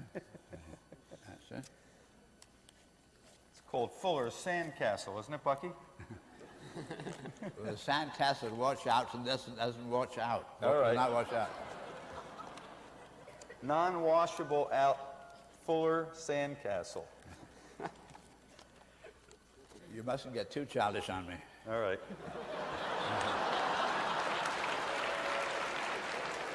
Here is what we call the rhombic dodecahedron. Notice the beautiful thing that these on this they come together and make a beautiful plane inadvertently. Yes. You got 12 diamond faces. That's why the dodeca is a rhombic dodeca, because those diamonds are called a rhombus. So, the rhombic dodecahedron, and we've added 8 1/4 tetrahedra, which is a volume of 2, right, to an octahedron with a volume of 4. So its volume is 6. Here we have another beautiful symmetrical forms of nature, and it is in the same rational value with the tetrahedron. Yes. Now this happens to be a very particularly important kind of a form. May I have these close-packed spheres of the... Here they are, James. When spheres close-packed around one another, you can get six around one, like that, a hexagon. You get 3 in the top, 3 in the bottom. You can get 12 around one. A nucleus of spheres is 12 around one. Is that 12 around 1, Bucky? No, there's actually is no nuclear ball in here. The nearest is in the middle of a face. Got it, If I okay. put another layer on it, it would be a nucleus, and you'd find it have 12 close-packed around it. And this nucleus sphere with 12 close-packed around it, then, there's spaces between the spheres in closely packing. And those spaces are also symmetrical. Yes. They're constant to each sphere. Each sphere has its own domain of space. So you're talking about the space in Yeah, here that's between right. the spheres. That's right. There's all the space in between them. So when they come together, where there are 12 points of tangency around each sphere, 12 points. Yes. And those 12 points of tangency are the mid-faces of these diamonds. The 12 points of tangency are the mid Right in the middle there. Right. Put your finger. That's where the sphere comes. I see. A Or sphere here. inside of here. Now, if you take rhombi-dodecahedra I got it. and put them together, they fill all space the way cubes do. Yes. Each one is the domain of a sphere. Yes. We have a most beautiful condition here now. What we're discovering is that when the tetrahedron's volume is 1, and the cube is 3, and the octahedron is 4, the rhombi-dodecahedron is 6, which is the domain of a sphere, the sphere itself volume is exactly 5. Uh-huh. One, all the prime numbers, 3, 5. 1, 2, 3, 4, 5. Yes.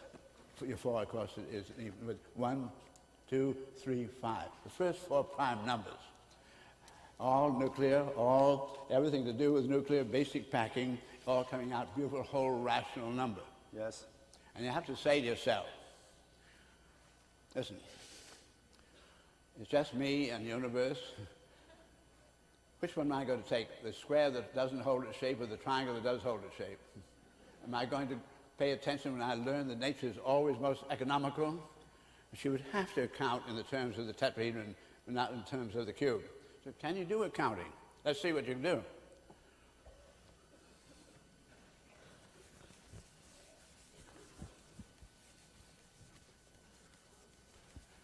Remember how, again, you were taught with squares that 2 times 2 is 1, 2, 3, 4, you said. And you said 3 times 3 is 9. 1, 2, 3, 4, 5, 6, 7, 8, 9. And that seemed to be very sad. So when you have n second power, you've always said squaring. I noticed you were saying squaring. Okay? All the scientists say squaring. X squared, you say. Now, however, let's get to this. So 2 times 2 is 1, 2, 3, 4. And so 3 times 3 is 1, 2, 3, 4, 5, 6, 7, 8, 9.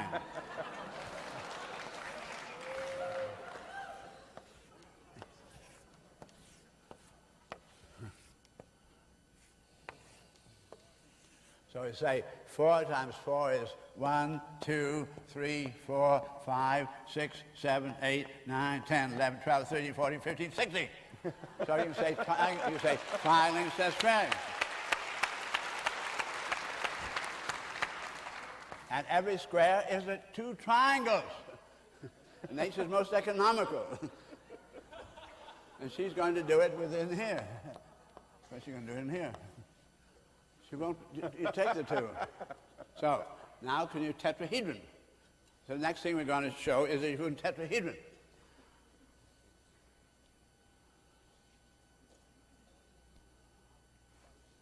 Do this out in the brightest place we can get right here. Move this other stuff out. Let me have the top one first, Jamie, Raj. Here's one tetrahedron. And I'm going to call the edge module then, this edge module. You're going to call it what? What? This is edge module. Yes. And if I get to many of them, I could call frequency of subdivision into how many edge modules. Yes. With frequency. But for instance, if I put this on top of here, it now is 2 frequency. Got it. But it isn't a frequency when it's 1. There's no frequency about 1. This is what we call primitive. So I have, here is quite clearly tetrahedron volume of 1. And I'm going to put it out on the carpet there. Then I've got here 1, 2, 3 tetrahedra and 1 octahedron. Yes. And the tetrahedron is 1, isn't it? So 1, 2, 3 in tetrahedra, and 1 octahedron is 4. Now the octahedron is the 2 pyramids, one on top of the other. Yes, Bucky? The volume is 7. Volume is 7. 4, Let me 5, 6, put it 7, on the yes. wall. So this is the octahedron. And this has a volume of 4, Bucky, yes? That's right.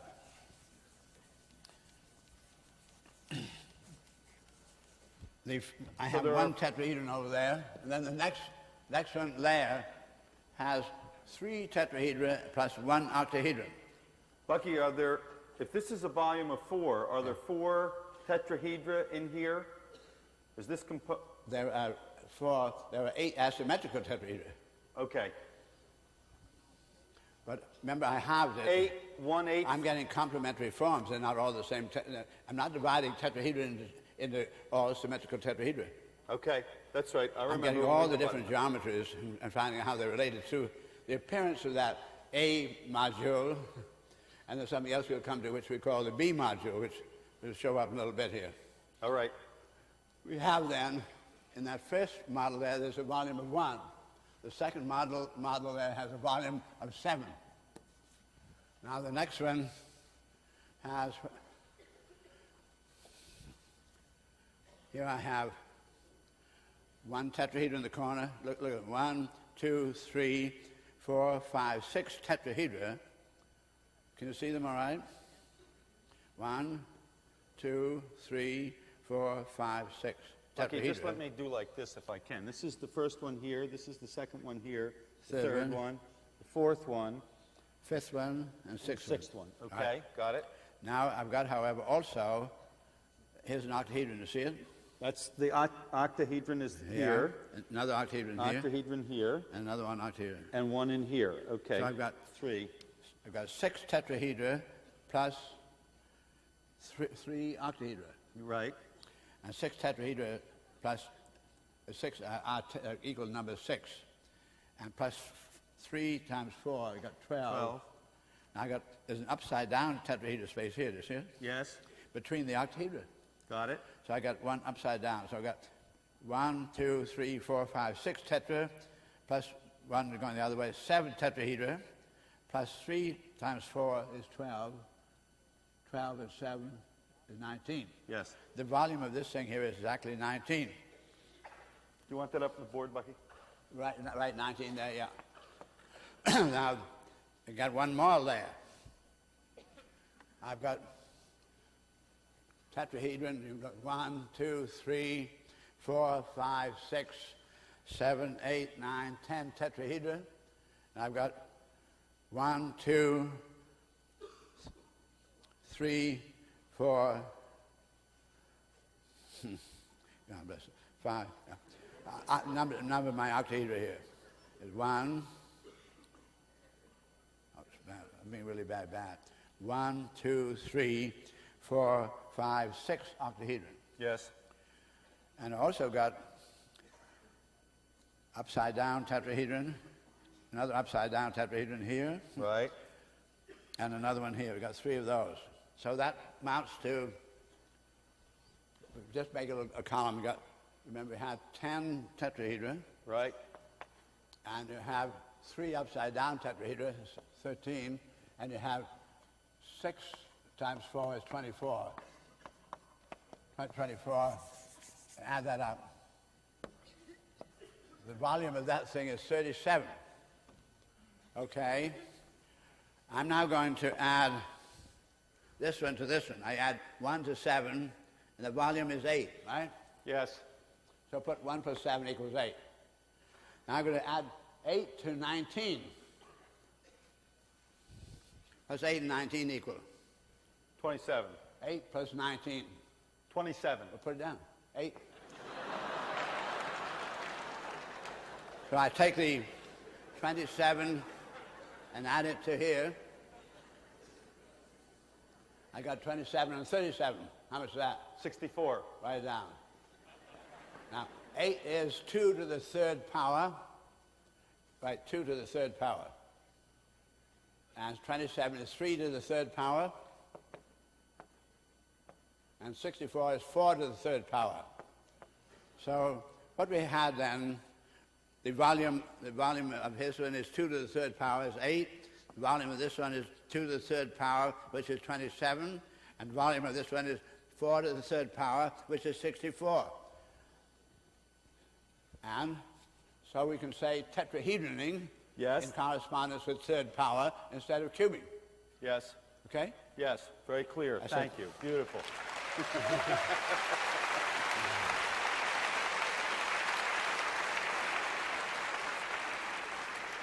And since it's incredibly structural, and this is exactly the way the spheres are closely packing, this is a model of spheres in closely packing.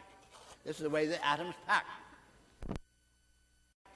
This is the way the atoms pack. There they are. The most economical way to pack spheres would be that way. Well, as we get into the actual penetration into the atoms where they're packed, this is where they're packed. Got it. They are closely packed, and so this way nature is doing her agglomerating, and if you do the tetrahedroning, structuring, and do things the way nature is doing in a structural manner, structural system, you're coming out of this beautiful rational whole number and doing it 3 times as more economical than the XYZ coordinate system, centimeter gram second system. Yes. Got it. So which is, you're at school now, you're a scientist. Yes. Which one is nature using? That one. You bet.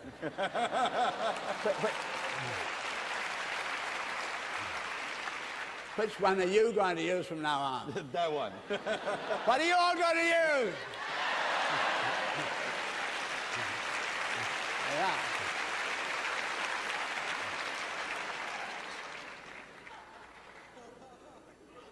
Bucky, the thing that let me tell you what is beautiful about that for me is that it boggles what I've been stuck in. It's boggling. And because it boggles what I'm stuck in, it lets me get unstuck from it. So I can't get that from society. I can't get that from the rule book. I got to get that from my own experience. So what you've done really is to return me to my own experience in relation to my understanding of how the world is put together. I want to thank you for that.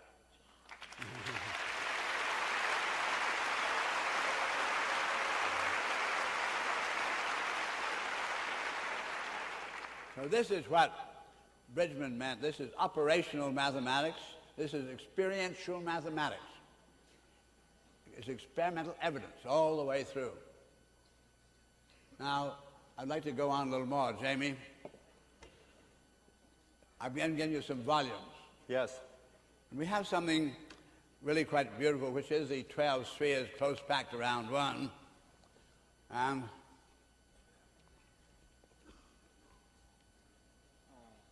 We don't have that. Do not have that. 12 round 1? yeah, I don't have my, we're going to be able to have my vector equilibrium to play with. Yeah. Yeah.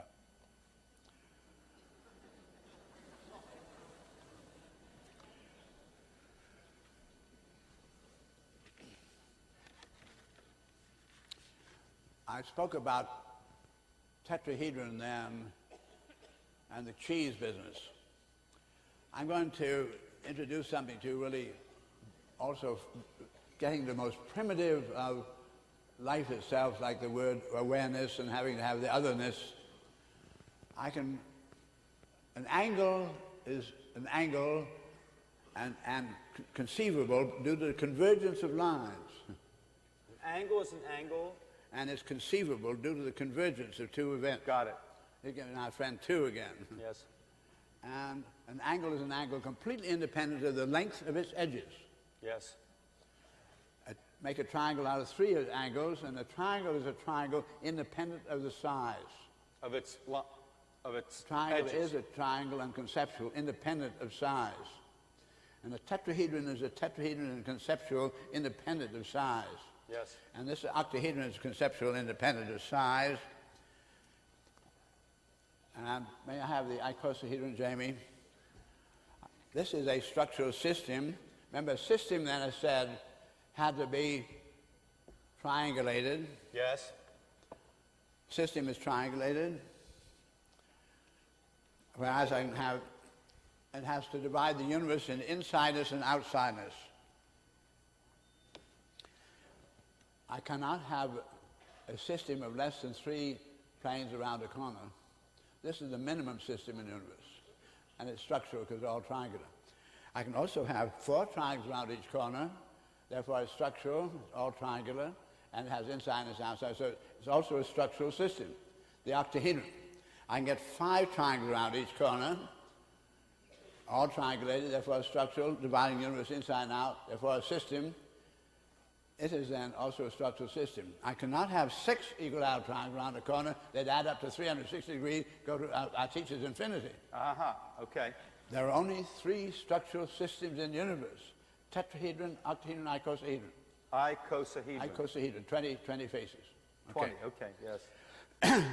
And now I would like to go into thinking about, because these are what I call primitive. They're conceptual, independent of size. Now, size is measured, takes time to measure size. So size in really physics is time. Yes. Right. And time we have comes from cycles. Yes. And a cycle is a minimum, an all-wave phenomenon in terms of a cycle. Now, wait a minute. A cycle is an all-wave phenomena. The unity is a circle. Okay. Back to itself. An angle is a fraction of a circle. Yes. So an angle is sub-size or sub-time. Yes. So primitives of sub-time and independent is time. Yes. This is nearest. Now we can really underword. The word abstraction means dealing with the primitive, but conceptual. Abstractions are you can't. Mathematics try to have an abstraction as non-conceptual. Yes. Our experiential mathematics, our primitives are conceptual. Yes. Independent before a priori to time. Now I'd like to. So you're saying then that the abstraction can be represented conceptually, yes? Is that accurate, Bucky, what I just said? Yeah, I said I don't have to use the word abstraction. Fine, okay. Because I have something really that they tried to get to with the word abstraction, but they meant independent of time and size. Yes. Okay, got it. So the primitive... An integrity, a conceptual integrity, yes, independent of size. Got it. Now, coming then to our friend tetrahedron, and I spoke about the cheese thing, the same way you'll understand that I could push in on one face of a tetrahedron, if it were cheese, compressing it, and it simply gets smaller but symmetrical. Yes. If I pushed in one face at a given rate and pulled out on another face at the same rate, right, it would stay not only symmetrical but the same size. Yes. So I have a couple. One is importing, the other is exporting at a given rate, and it doesn't change its shape, it doesn't change its size, but it will mean the center of gravity moved to the game in this way. So it's moved like the center of gravity. Yes, but yes. It had to change in a plane. But if I push in on the third face at yes, a new rate and pull out on the fourth face at the same rate I'm pushing on the third face, but this is another pair, not the same rate I'm pushing in and pulling out on the first pair, but it remains then the same regular tetrahedron. I find it can entertain 2 completely disparate rates of change in the universe without losing any of its integrity of symmetry, but what it means that its center of gravity will now move in a helix. Aha. So Now let me understand that. So the center of gravity moves in a helix. Yeah. When you push on one plane, pull on another, that's one pair. I moved in an arc, but when I do it this way, it moves in a helix. Got it. Okay. So I find that the consequence of entertaining disparate rates of change and taking care of it all, without losing its symmetry is it brings about motion. Very interesting thing in its own Yes. right. Now I'm going to introduce size. Time. I'm going to push in on a face of a tetrahedron. I'm going to push one face of a tetrahedron towards its opposite vertex. Yes. As I do so, the lines get smaller at an arithmetical rate. Yes. The areas get smaller at a second power rate. Right. And the volume at a third power rate. Three completely disparate rates. Yes. So it's getting smaller. Now finally, I've moved this face. But when I was doing that, it never lost its four corners, its four faces, its symmetry, its six edges. Got it. These were independent of size. Okay? Yep. So the rates of change of the size, but the rest of the characters not bothered at all. Now I deliberately bring this face congruent with the opposite vertex. Now it comes to common, no volume at all, Yes. no length at all, and no area at all. Yes. But there's still the four faces. Those are not varying. There were four planes, and there are four vertexes. So those are all there. I have now a tetrahedron of no volume at all, with all the planes going through the same common center. Yes. So can I make a model of a zero volume tetrahedron? I'm sure you... Yeah. Yes, I know you can. So we take four great circles for four planes. Yes. I got it. Raj, you going to help us here? I think, let's see, Werner and I could probably do it. Now I want you, Werner, to, here's that great circle plane, to bring those opposite corners here together like that. And take another one and do that. Right now, Werner, we take these two and put them together like this. Got a pin right there. Jamie, let's show people this, what we just did. And put this other one together. Now let's turn this one upside down, Werner, like that. Uh-oh. This should come undone right here in this corner. I have to do it quite carefully. I put it down like that. This one sits on top of it. Move one position, Jamie. Move one position, then you get the pins right. No? All right. You got too many pins, that's all.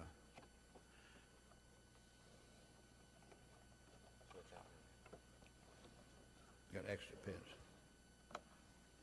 Get it right round very neatly, will you?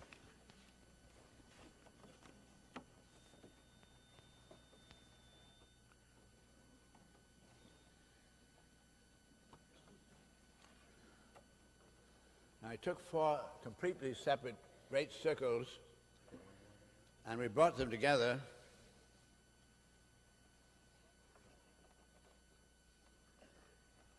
Okay. Try to get all the corners properly lined up.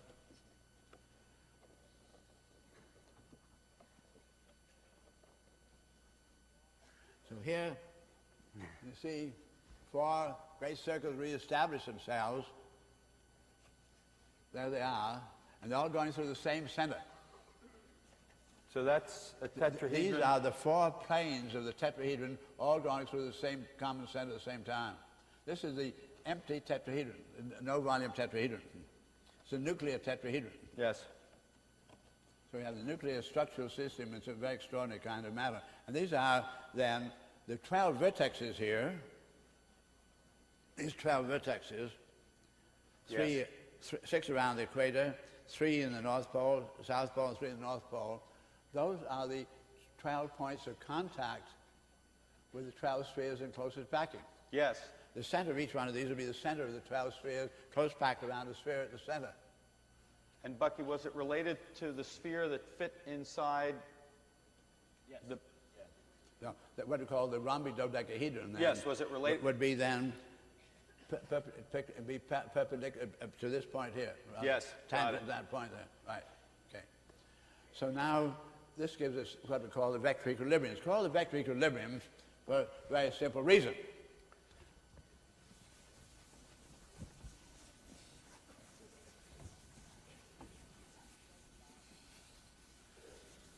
Remember, I spoke about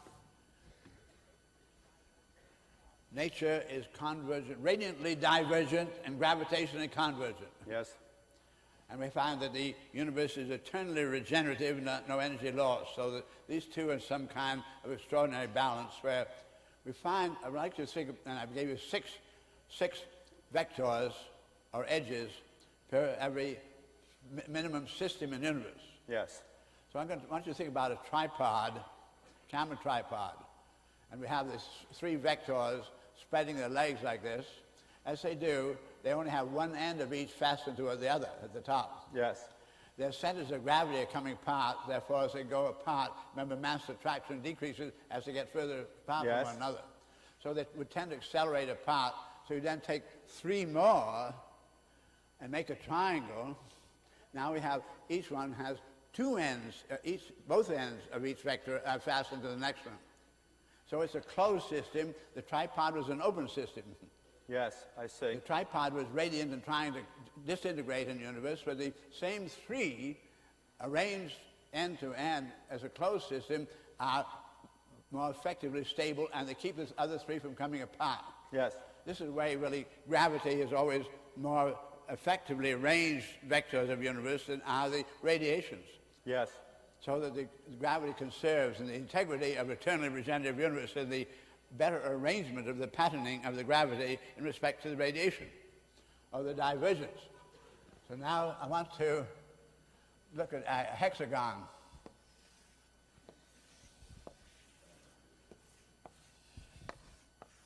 I have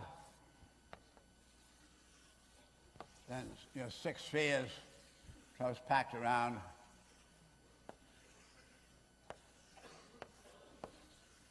We get that hexagon, but these six radii are exactly the same length as the six chords. But the six radii are explosive. They're trying to come apart. They only fasten one end of the center together. But the outer ones are fastened both ends. Therefore, this is what we call equilibrium, and with the gravity more effective and guaranteeing the integrity of the universe. But what we have here are then four planes and four hexagons. Look at each one of those planes, cuts the other in such a way as to break it into hexagons. Yes. You see that all right? Yes. And everybody really feel that there. So that this is then not just in a plane explosive, but this is omnidirectional, four-dimensional explosion. Yes. With the chords more effectively arranged in the radii, therefore containing them.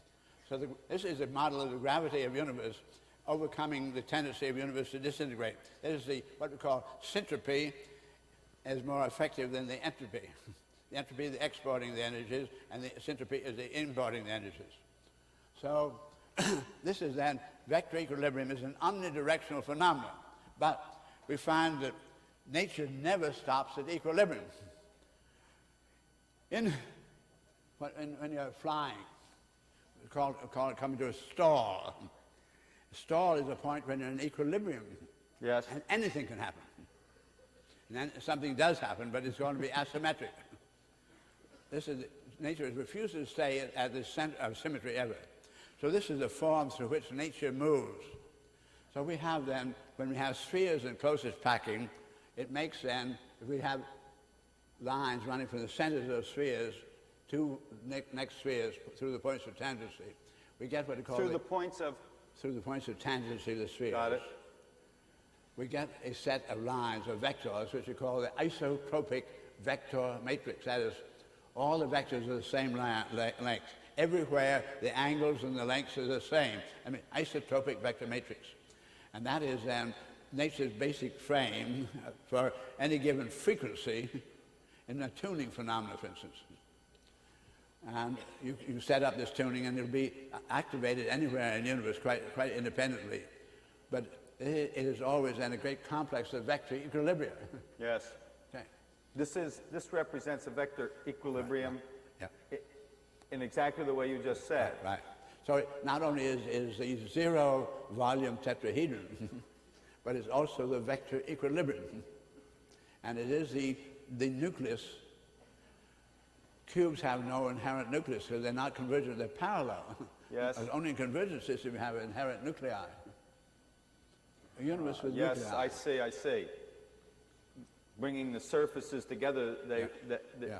This is the nucleus, and you have an inbound and outbound, and the nuclear sphere is always a volume of 2, but because it's both inbound and outbound. Yes. It's very fascinating. I'll just give you quickly that. Bucky, we have 5 minutes before we should do. Right. We have 5 minutes before we should do the Right. film. Yeah. We can, if you'd like, the demonstration of the vector equilibrium is in the film, as you know. That is right. We're going to see a film, and the vector equilibrium will be operative in the film. I'm going to show you one more thing then. Great. If I have then closest packing of spheres, I get, because the vector equilibrium has 12 vertexes, there are 12 spheres close packed around one. We have, then the next layer, there's always 42. We have another layer of spheres, the way I keep piling them up there, and we have 92. Next layer is 162. And next layer, 252. They always end in the number 2. Yes. Because they do, I can take off the suffix 2, so say plus 2. I can do this and have a plus 2 out here. Right. And then I'll have 10, 40, 90, 160, 250. Each one of those is divisible by 10, so I get 1, 4, 9, 16, 25. That's the progression of 1 is the second power of 1. Your 4 is the second power of 2. 9 is the second power of 3. And 16 is the second power of 4, and so forth it goes. So this means then the number of balls in the outer layer is always what they call frequency to the second power. Frequency to the second power times 10 plus the number 2. Yes. This is very interesting. When the human beings got into their genetics and then finally got down to the tobacco mosaic virus, got into virology, where they found the DNA, RNA inside the protein shells of the viruses. We found that the X-ray diffraction showed that the protein shells were always geodesic domes. And the men who were doing that first study in London University wrote me and told me they found that the nodes in the showing X-ray diffraction seemed to be corresponding with my geodesic domes. So I sent them I said the numbers of the nodes would always be frequency to the second power times 10 plus 2. And when they came to first great international virology meeting in Cold Spring Harbor a few years ago, about 10 years ago, they published in the front page of the New York papers this was the formula which we'd found. Now, when nature wants to get into the protein, the virus is the most difficult of all things for us to deal in, and their shell is this protein shell of dealing in this baby here. Because I had 6 vectors in the tetrahedron. Yes. So 1 unit of quantum, this is 1 unit of quantum, it has 6 vectors. This has 12, so there are 2 units of quantum, and this has 30 edges, which is divided by 6 is 5. There's 5 units of quantum. There are 2 units of quantum here and 1 of this. This one gives me, I get 1 volume for 1 unit of quantum. I get 2 volumes for 1 unit of quantum, and here I get 4 units of volume for 1 quantum. I get the most volume with the least structural investment. That's why I use this as the base for all the geodesic structures. I found this is what nature is using for the protein shells of all the viruses.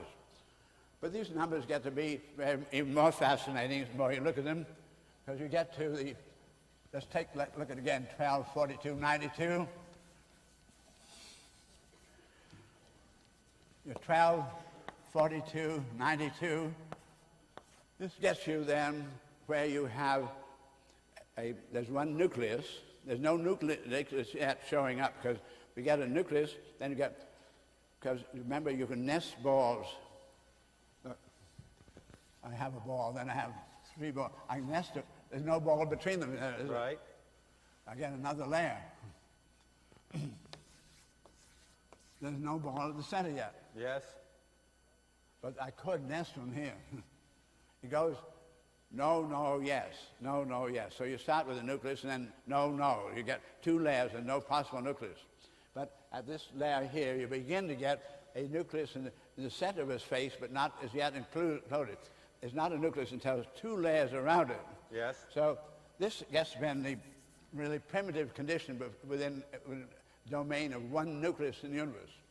Get here, but the number 92 is 2, 4, 6, 146.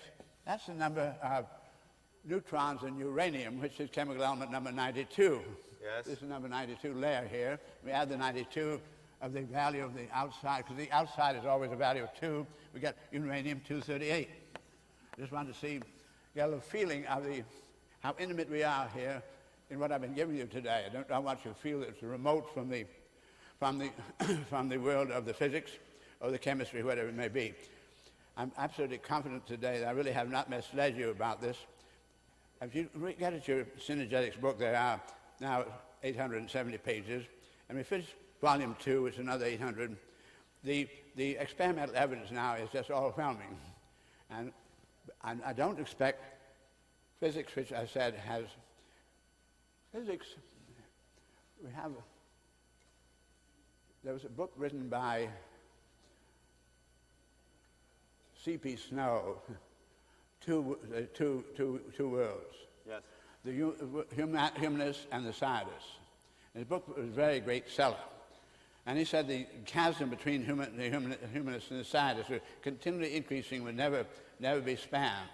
And he said the occasion because at the outset, the humanists, as the writers and the poets and artists, took just an aversion to the smell of chemical laboratories, and they just didn't like the feel of it at all.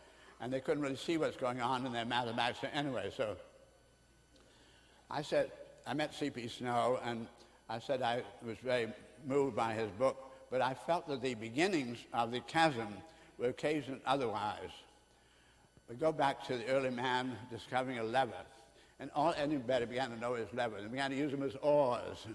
And they used them many, many ways, and they found they could put a capstan on the front deck of the ship, put many of the levers in it, and many people could get on them. You accumulate your power to pull up a great rock anchor in the early Greek ships, whatever it may be. And then we learned if you could take that wheel with all those levers and turn it up like it's under a waterfall, and you could understand the water landing and how it could build up its power. Man felt and understood his technology very well. Then he could understand that we got that to a steam turbine, all right. But came in the middle of the 19th century, and we came to electromagnetics. And there suddenly was an electric generator, and they were generating power and went over to move a motor a great distance. And the humanists said to the scientists, we want you to tell us how those levers work. We want to know what's pushing what here, and in order to get this power through this solid wire over there. This is going to affect all humanity in a very big way, and we as the writers must then explain to our fellow humanists what it's all about. And the scientists said, we're awfully sorry, but there's nothing to see. They said, what does go on here that is that we have a coil, make an electric magnet, and we can then move a needle. And the needle can give us some quantitative results if we have one more winding around the coil, or whatever it may be. We change the cross-section, all the Ohm's laws and so forth pertaining. They found rates of change which were very reliable, so they could really make predictions about changing apparatus and be quite reliable. So they said, we're able to handle this mathematically, but there's no model to look at. We're terribly sorry about it. Anyway, this was a parting of company. Then, keeping at their measurements of energy, the physicists came to black body radiation. And with black body radiation, they found something very extraordinary. They found that the black body radiation was manifesting a fourth power rate of change. That is, n to the fourth power. And they said this is four-dimensional. Superscript 2 is two-dimensional, superscript 3 is three-dimensional, superscript 4 is four-dimensional. Right. And you can only you cannot find another perpendicular to the XYZ coordinate system that isn't parallel to one of the planes already established. Therefore, inasmuch as nature is using four dimensions, you can't make a model of it. Therefore, we are completely justified in saying there's no model. And so they felt that now this is where they came to the idea they really were an abstraction. and that they must then carry on with their numbers in a way, and they could learn by probability and calculus of curves and so forth, matrix calculus. They make all kinds of predictions and gradually get some agreement with what experimental evidence is showing. But they were, since the middle of the 19th century, science has been what it called flying on instruments and not looking out the windows anymore. There's nothing to see. And because they've gone on so well, by learning all the tricks of games and mathematics and getting some agreement, they obviously are going to hold on because there's nothing they can see. They don't dare to know what you let go of. Now, I just want to realize what a real perplexity they are in. I don't see this as any conspiracy in the power of science to be obscure or anything like that. They get caught. They got caught for what seemed to be obvious long ago. It is no longer obvious. That's where the word axiomatic came from.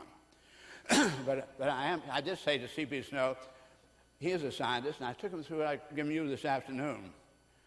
And he said, I can see, there was that New Year's after I'd seen him, which is, say, 6 or 7 years ago, somebody asked him some questions they often do, big people, for a weekend, and year ends, he'd have some statement. He said that he was quite now convinced that the chasm could be spanned, that he used to say an American architect had shown him something, convinced it could be done, but he forgot my name by then, but that was not the point.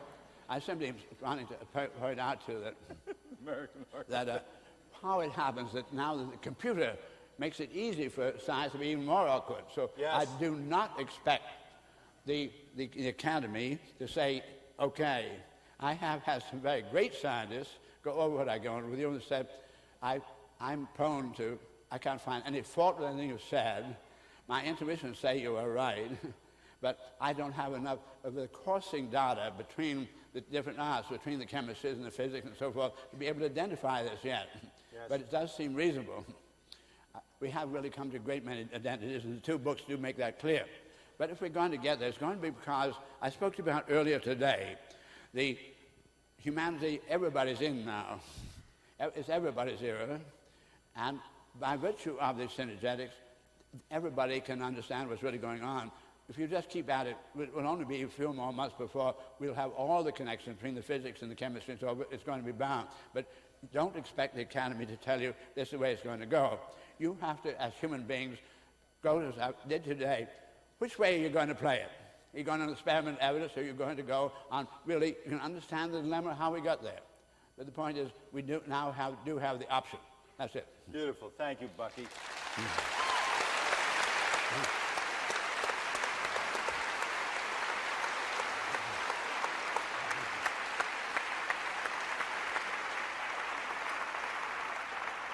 I want to just quickly say something about the film you're about to see. First off, I want to tell you that Bucky mentioned the book Synergetics, and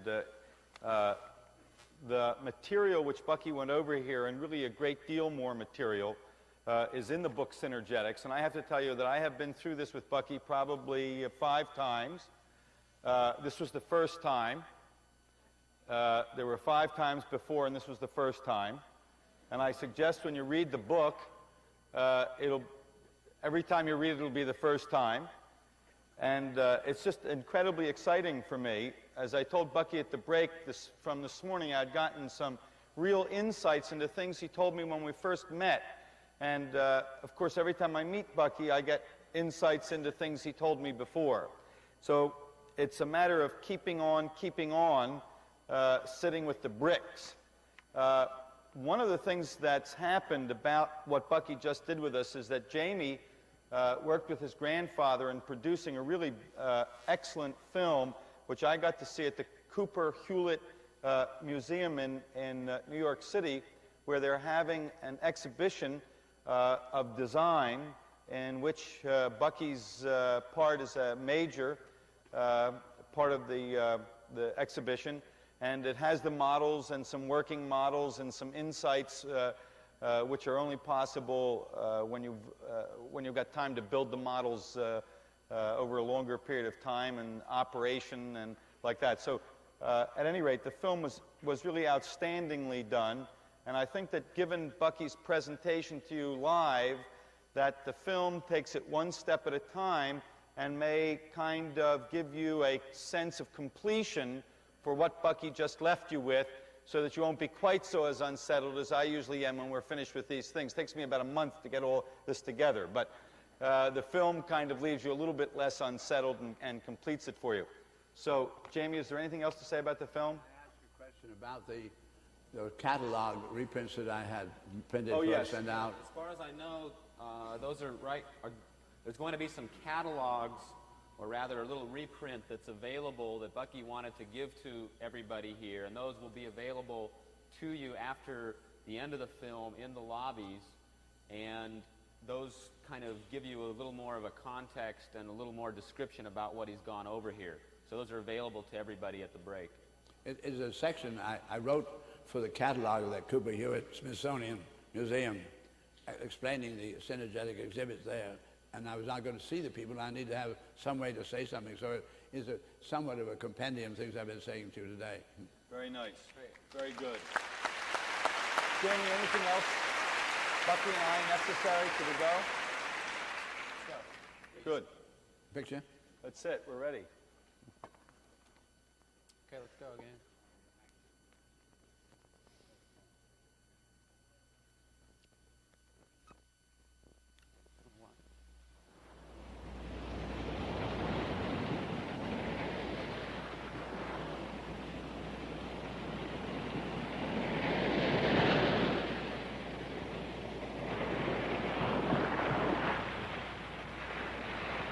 I remember the first time ever looking back in the wake of my ship and seeing all the whiteness and the foam, and I said, that's white because it all consists of bubbles.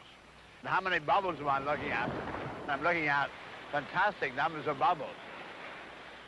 Here comes in this way. Look at all this whiteness, all those bubbles. Beautiful, beautiful bubbles, every one of them. Now, I've been taught in school, in order to be able to design, because a bubble is a sphere, you have to use pi. And the number pi, 31416, on and on goes the number. So I said, every time nature's making one of those bubbles, how many places she carry out pi before she discovers you can't resolve it? And at what point does nature decide to make a fake bubble? I said, I don't think nature's turning out any fake bubbles. I think that nature's not using pi. I'm quite confident I really have found her coordinate system where she doesn't have any irrationals whatsoever, because in the chemistry you find we're associating H2O, not H pi O. Always whole rational low order numbers.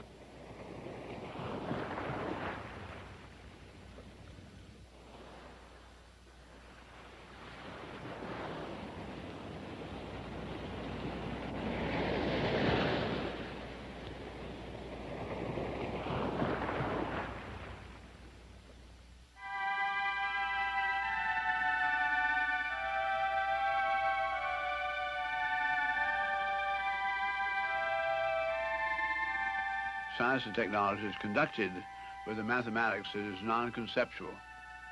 And the 99% of humanity do not understand science or technology because they don't understand the mathematics which it uses. I find then that society thinks of technology as something new and threatening and only connected with weapons and big business. The universe itself is nothing but most beautiful technology.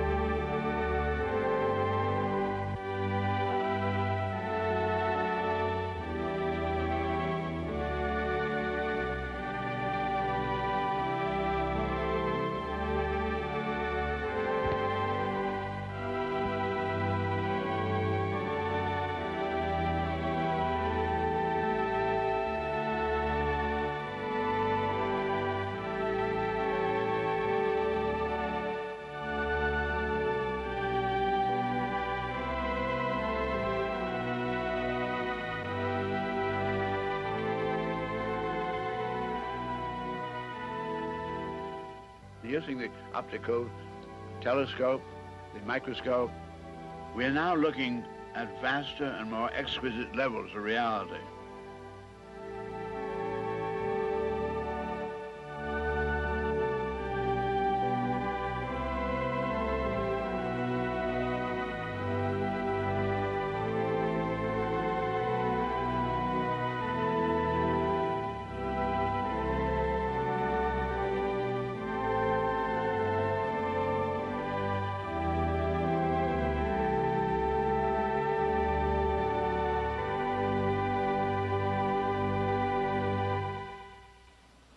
The speed of light had not been measured till we came into this century. And with the measurement, and nobody even supposed that light had a speed. Light does have speed. It takes 8 minutes for light to get to us from the sun. It takes us light 2.5 years to get to us from the next nearest star.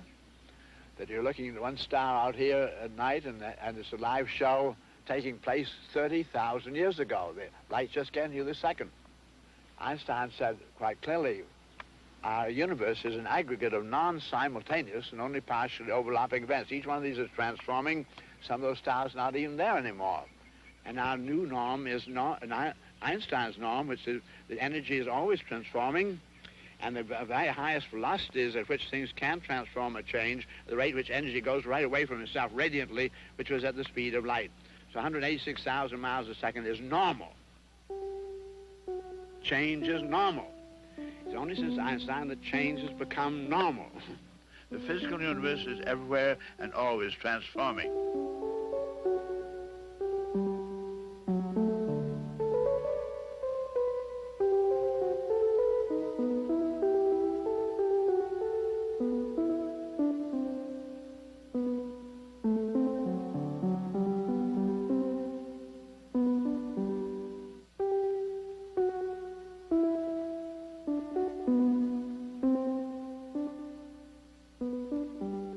So I find that this is the new reality, and to get on with this new reality, you have to really understand nature's most economical mathematical system. I'm going to be just like a little child for a minute and really only go on my experimental evidence. I want to know what holds its shape. This obviously doesn't hold its shape, so I take out some of these. Still it's not holding its shape, so I take out some more. And I find this doesn't hold its shape at all. So I'm going to take out one more. And suddenly, I find it really holds its shape. It's the only polygon that holds its shape. Triangle is structure. Structure is triangle. By structure, I mean complex interaction of events that produces a stable pattern. I am not trying to imitate nature. I'm trying to discover and employ the principles she's using.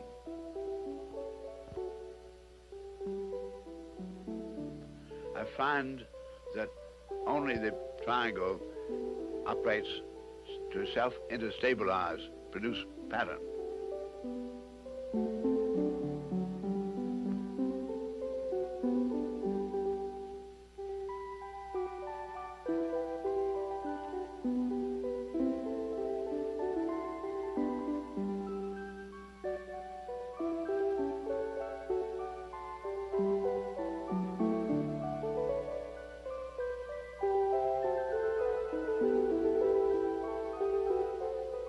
When man developed his geometry, he did things in terms of the cube, and what nature is using is the tetrahedron. This is then minimum polyhedron, and it has inside, outside, all triangles, holds its shape. It is the structural system, basic unit used by synergetics. There are three, and three only, structural systems in the universe. The tetrahedron, with three triangles around each corner, is the minimum structural system in the universe. The octahedron with four equilateral triangles around each corner. And the icosahedron with 5 equal out triangles around each corner. This, to me, is the most impressive hierarchy where within it I'm able then to show intertransformability between all the basic states of our universe. So here we now have what they call the vector equilibrium with 8 triangles and 6 squares. I'm going to articulate it. I'm going to take this top triangle, and it must be lowered towards the triangle on the table.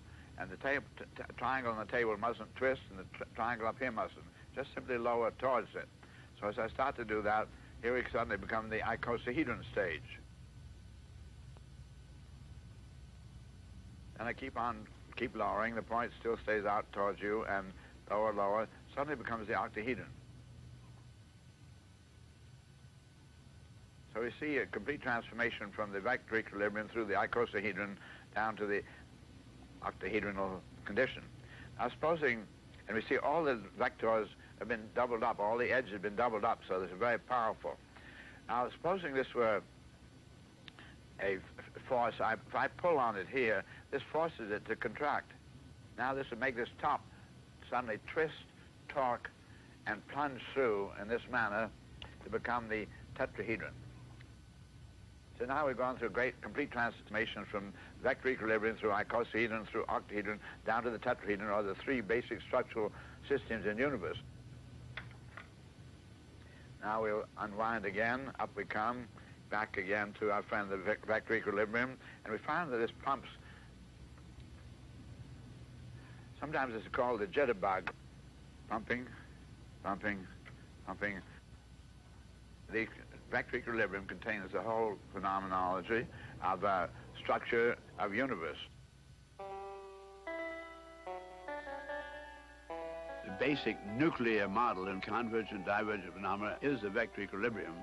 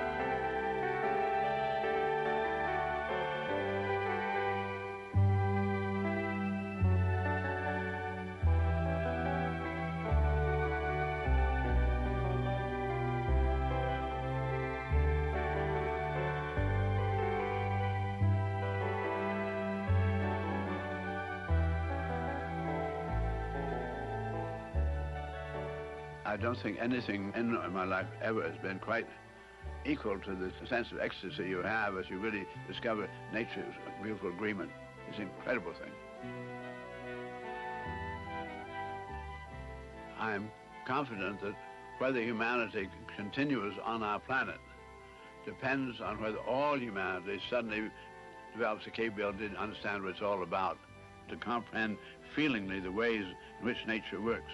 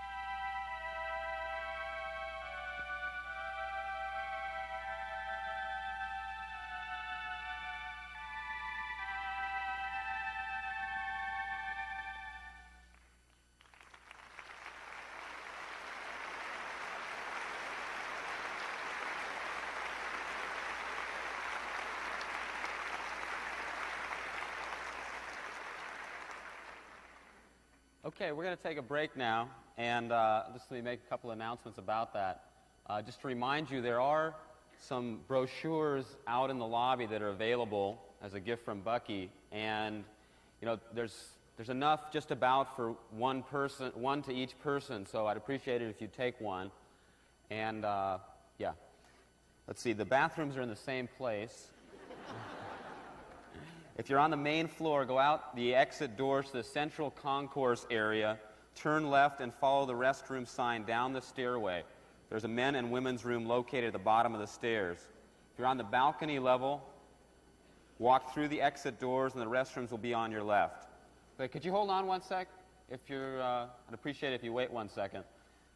Okay, please take the same seat when you return from the break. And I'd like to remind you again that there's no smoking or eating inside the auditorium. And yeah, check to make sure that you have your return pass, as you'll need it to re-enter the building if you leave. And if you need one, just check with one of the assistants before you go. Now, at the beginning of the next period, we're going to have an opportunity for some questions, and Werner will go over how that's going to be done. But Werner wanted me to communicate to you during the break, you know, to kind of think about any questions you have, and, you know, really don't have any hesitance if you think it's a simple question. You know, really, all your questions are really valid. In fact, Bucky said he thinks the simplest questions are the most powerful.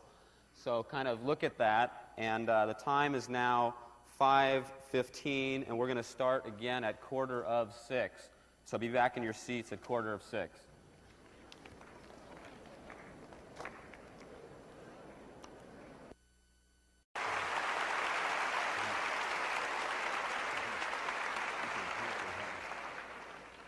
Bucky, first off, I want to thank you for your, your bravery in going through the synergetics for the umpteenth time with me, and I'm sure for the umpteenth time for yourself. And that's, again, one of those qualities of humanity that really is very touching to me, is your willingness to really share your knowledge. In other words, you haven't gotten beyond the human race. You haven't gotten beyond the rest of us. You're really expanded to include all of us. And I want you to know that I really deeply appreciate that, and the energy you put into that, and the excitement you put into that, and the enthusiasm you put into that. Thank you for that. I appreciate it.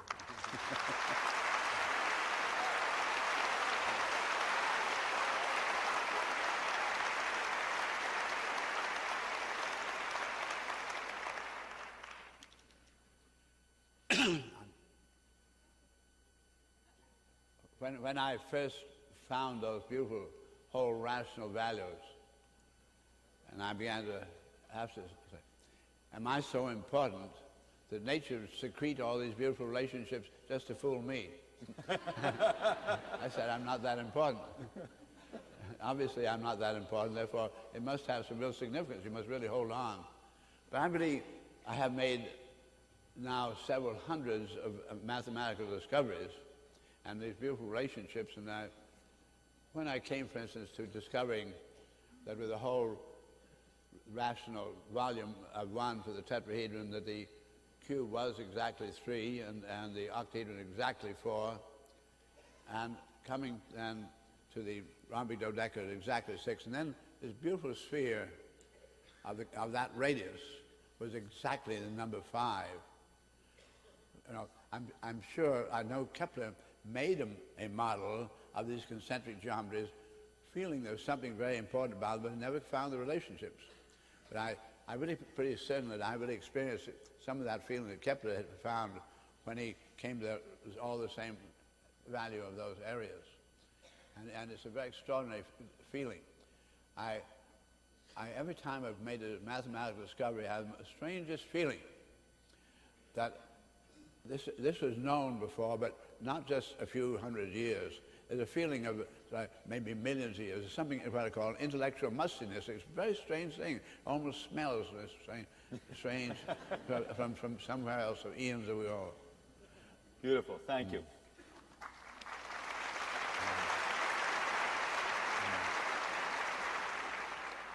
Bucky would like to give you an opportunity to expand your participation by asking a question if you've got it, and or if you want Bucky to speak on a particular issue, to say something on a particular issue, he'd like to know what the issue is or what the question is. So if you've got a question, if you stand up, if you put your hand up, someone with the microphone will come tap you on the shoulder, I guess is the way it will work, or point at you. And there are some microphones upstairs and some microphones downstairs. Have we? Right over here. Yeah, have we got everyone yet? Has that been handled yet? Have we got someone in the center now? And have all the microphones been handled? Vince, hold on for just a second until I make sure that all the rest of them are handled. Yes? And who's? Yes? And yes? Fine. Is there anyone in the balcony who's got a question that, if you do, just put your hand up and an assistant will direct you to the microphone station. Okay, Vince, please. Thank you, Warner, for Bucky.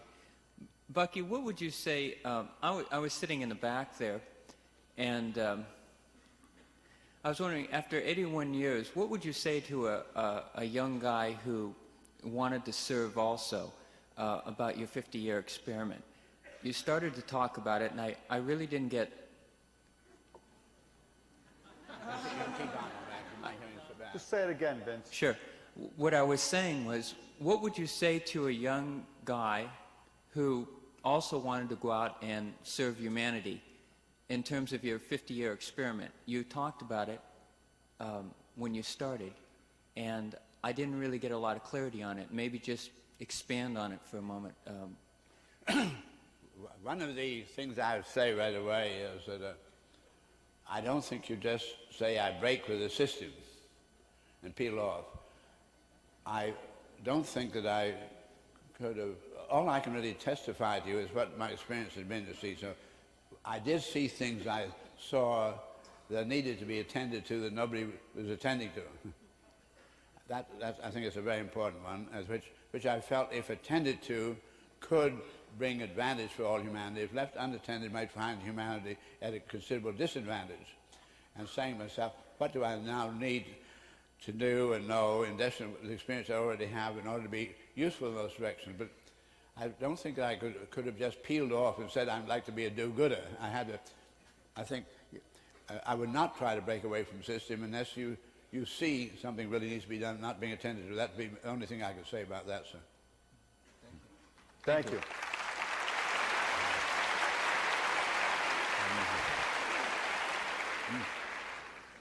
Yes. This is a three-part question. The first one is... Jerry, hold on for just a second. And can you speak up towards Bucky when you say it? 3 parts to this question.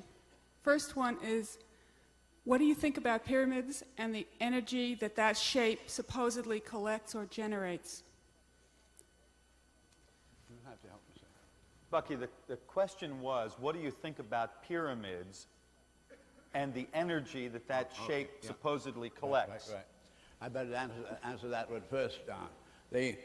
In the octahedron, the pyramid is a half an octahedron. And you may remember it does have the 90-degree coordination in it. When at sea today, there are a great many racing, ocean cruising sloops and so forth, going out, crossing sea lanes. And these great tankers and others run pretty much on automation, run at enormous speeds, night fogs, and the little sailing craft is an enormous predicament because the radar equipment on those big ships doesn't tend to see a rather small boat. So what we've learned to do in boats up to, say, 100 feet, we have taking three great circles, we make the spherical octahedron out of, it can be done with aluminum, or it can be done with aluminum foil pasted on cardboard, but you'll see the 3 great circles hanging up this way, and aluminum is shining.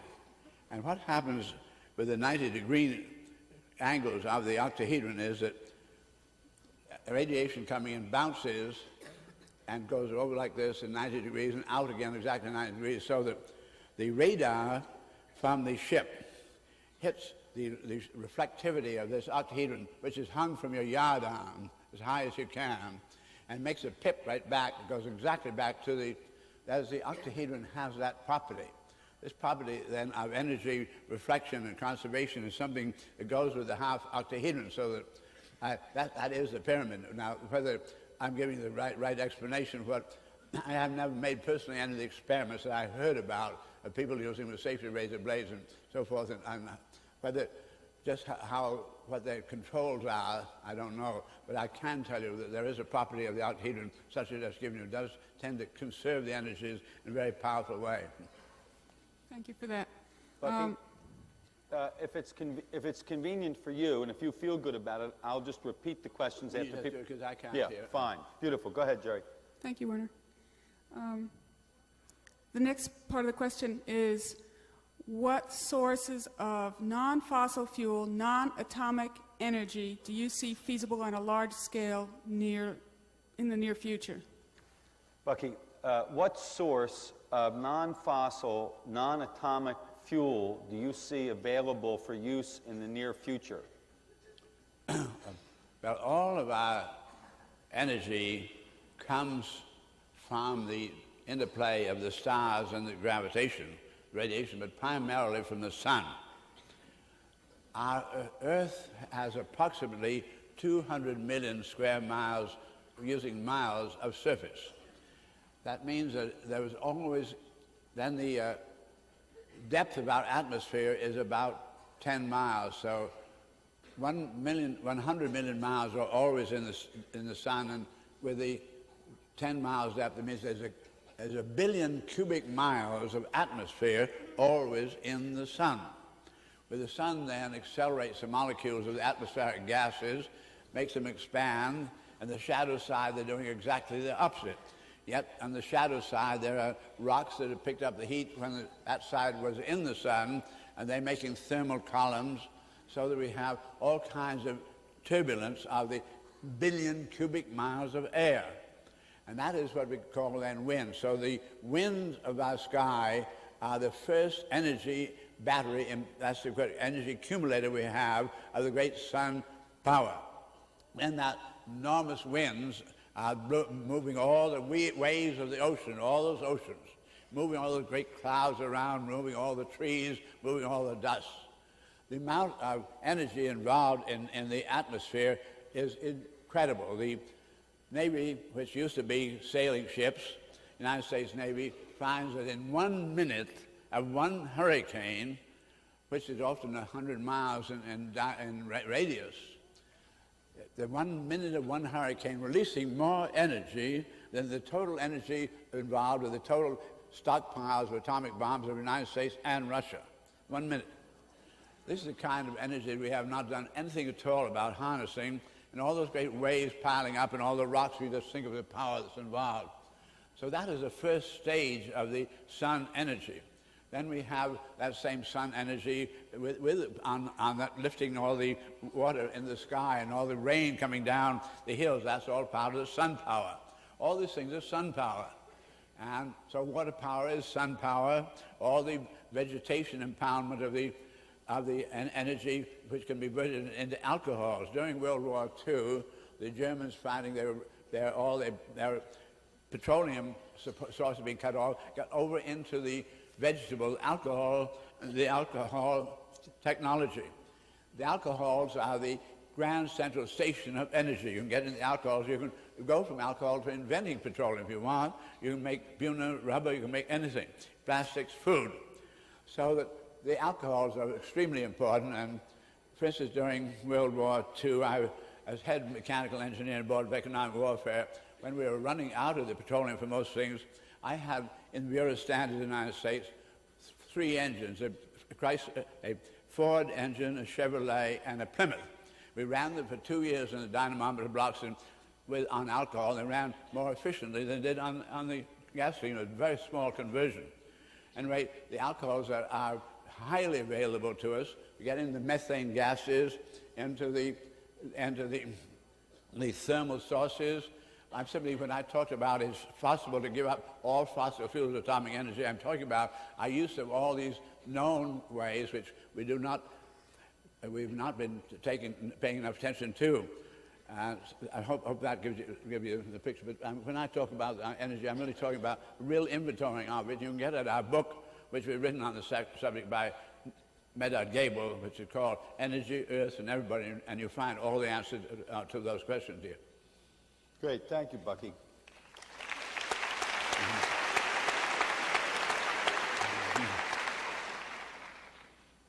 The last part of the question is there any basis within your knowledge of the way the universe and the mathematical laws of the universe work for the validity of astrology?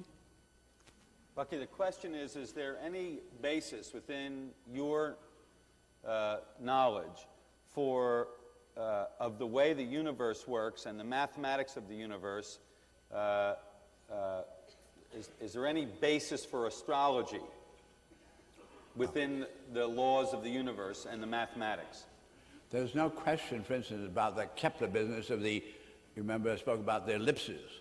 And the ellipses because there were two restraints on the planet, not only that of the sun, which is the major one, but the secondary one of the different positions of the planets. There's no question about then interspace tensioning.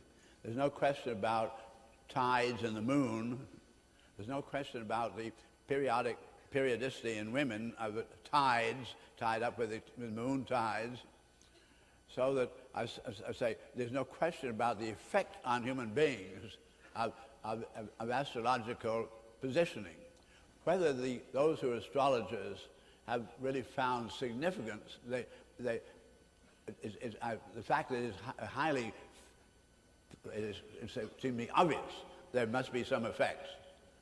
But whether the effects that they are interpreting are those effects, I don't find anything as yet in the data that suggests that that's exactly what it is. I can certainly say when we're going to have all the planets in a pile-up, as they often do seem to be in their total massing, they must have some very important effect on human beings. But personally, I don't know whether the interpretations are the valid ones, but I would think there's a very fundamental base of it, yes.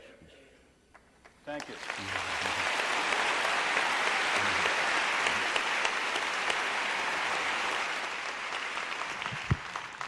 Bucky, I was wondering, is there a single event or some place in history of the human race that man recognized incorrectly which were the building blocks of the universe? Yeah, beautiful. It's a question I'm interested in, too. Bucky, the question is, was there a single event or a single place in history where something that happened, where man recognized incorrectly the basic building blocks of the universe? Was there a single event that took us down the square road? I do not think so. I think that the predominant, seemingly obvious planar fact of the universe, which all the little man can know, he came to mountains and valleys, but he seemed to be a plane, as best he could see. And to him, then, it was perfectly clear that perpendiculars to the same plane were parallel to one another. And that's why we all use the words up and down, so this is dominant in everybody's feeling today. But we now know that we are on a sphere, and the perpendiculars are not parallel to one another. But when I gave you this very small differential at the size that we're involved in, I do see that human beings like very much the idea of a key or the building block, the very word, the. And man has felt if you could only find the building block, and the newspaper reporters will always ask the scientists, is that the building block of the universe? But what happened in the terms of scientific discovery is that only in the about 1922 we come to the introduction of the word complementarity, discovering there were some kinds of disparate number values of fundamental phenomena that complemented one another and required that. But we then, not until then the end of the 20s, we come to discovering something been puzzling all the scientists. The atomic numbers and the atomic weights seem to be so close to one another, but just a little off. We didn't know that there were any neutrons. We didn't know there were going to be plurality. It would might be several of the nucleons that changed the weight, to give me the atomic weights. Now, we don't find that out about 1928. That's very, very recent. 1956, which is very, very recent, the Nobel Prize was given to three scientists who discovered then that the complementaries were not mirror images of one another. Up to this time, there's something called parity. There was a parity, assuming the complementaries were really just a mirror image. It was suddenly discovered they were not. Where we get then where the proton and the neutron, though they always and only coexist, they have different mass. We get then to where we do not have a single building block. In other words, human beings had a proclivity to want to find the one thing. And what we have found out is unity is plural, and at minimum two. But anyway, I don't know of any single event that precipitated that. I think there seemed to be that axiomatic overwhelmment of humanity, of a seeming flatness. Thank you. Thank you.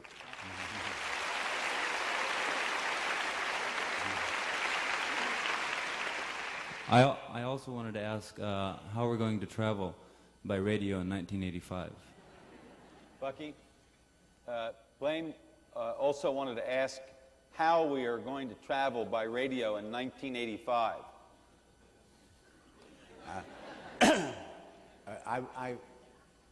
I only said that because on this chart I had to try to think. I pointed out to you that the next state was not conceived at the time the other one was developing, being proven. That I said it was implicit that by 1985, when the shortening of the surprise period, that we were, because each one of those was a circumnavigation, that we'd be extending around by some other manner, really very surprising. The previous one, the only one I can think of was to say by electromagnetics. Today, really, there are lots of research going in this direction that would indicate how I could send a pattern integrity, how this could be transmitted, and particularly relates to the fact that I'm personally convinced that you and I are not the physical organism that we employ. It is a very beautiful physical organism, but it is designed as an information gathering device in a planetary condition where we do have what we call the biosphere, where there is water, and we don't know any other places in the universe where we have the water in the liquid form. And you and I are 60% water. And water freezes between very small limits. And we're designed with that as a hydraulic compression member, and yet allowing us to take great. We've become a beautiful information gatherer by virtue of the distributing of the loads and not being able to get hurt, and the rebuilding characteristics of the circulating system, so that we have a beautiful piece of design. But I pointed out that I did weigh in at 7 pounds, and that I got to be 70 and 170 and up to 207, then got rid of 70, said, who is that? This, here am I. And that I'm quite convinced that having processed 1,000 pounds of air, food, and water, which became temporarily my equipment, that I am not that equipment.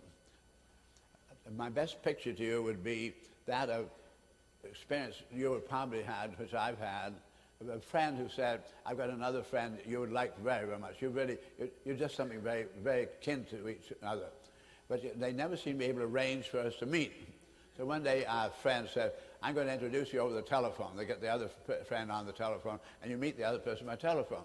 And you find you do like each other, and you both heard a lot about each other because through the mutual friends, so you have exchanged some nice words. But then comes a time, it turns out that this other friend happens to know a lot about the kind of business that you're concerned with, your research, whatever it may be.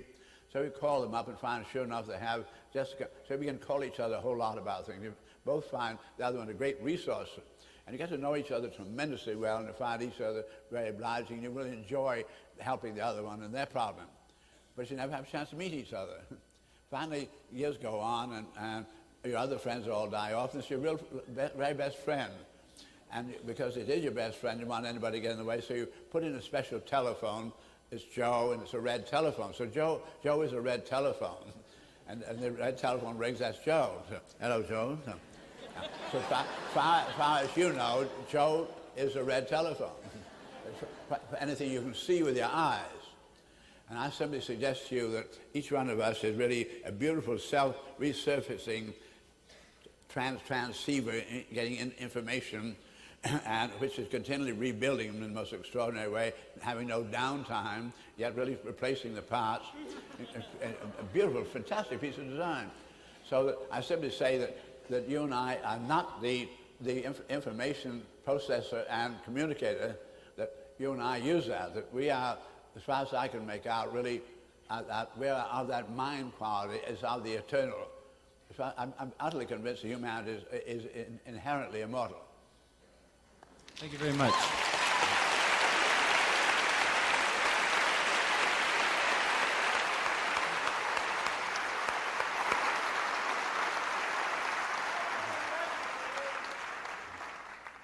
Yes.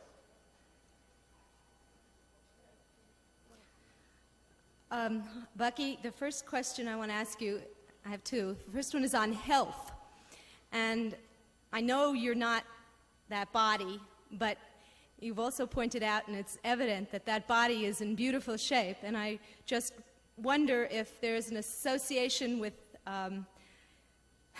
the flexibility in the joints that allows for the continued transformation. The question is on health, and the lady said that she knew that you weren't that body, and that the body seemed to be in very good shape, in good health. And she said she wondered where that came from, perhaps. And she wondered where the good health came from. And she said, yes, your good health. And she said, does it have to do with the flexibility of the joints?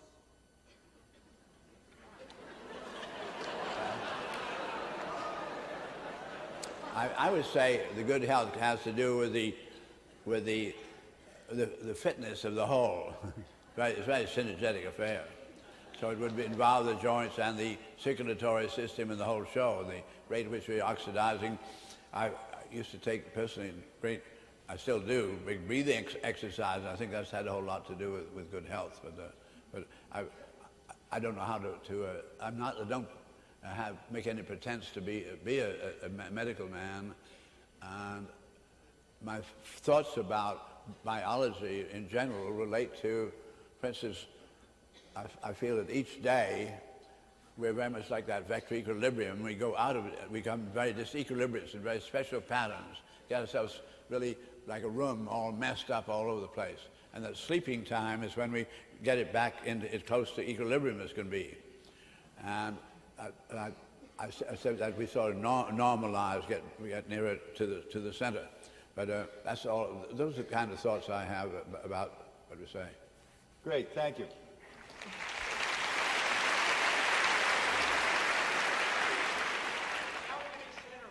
Yeah, you had a second question. Yes? Yes. Yes.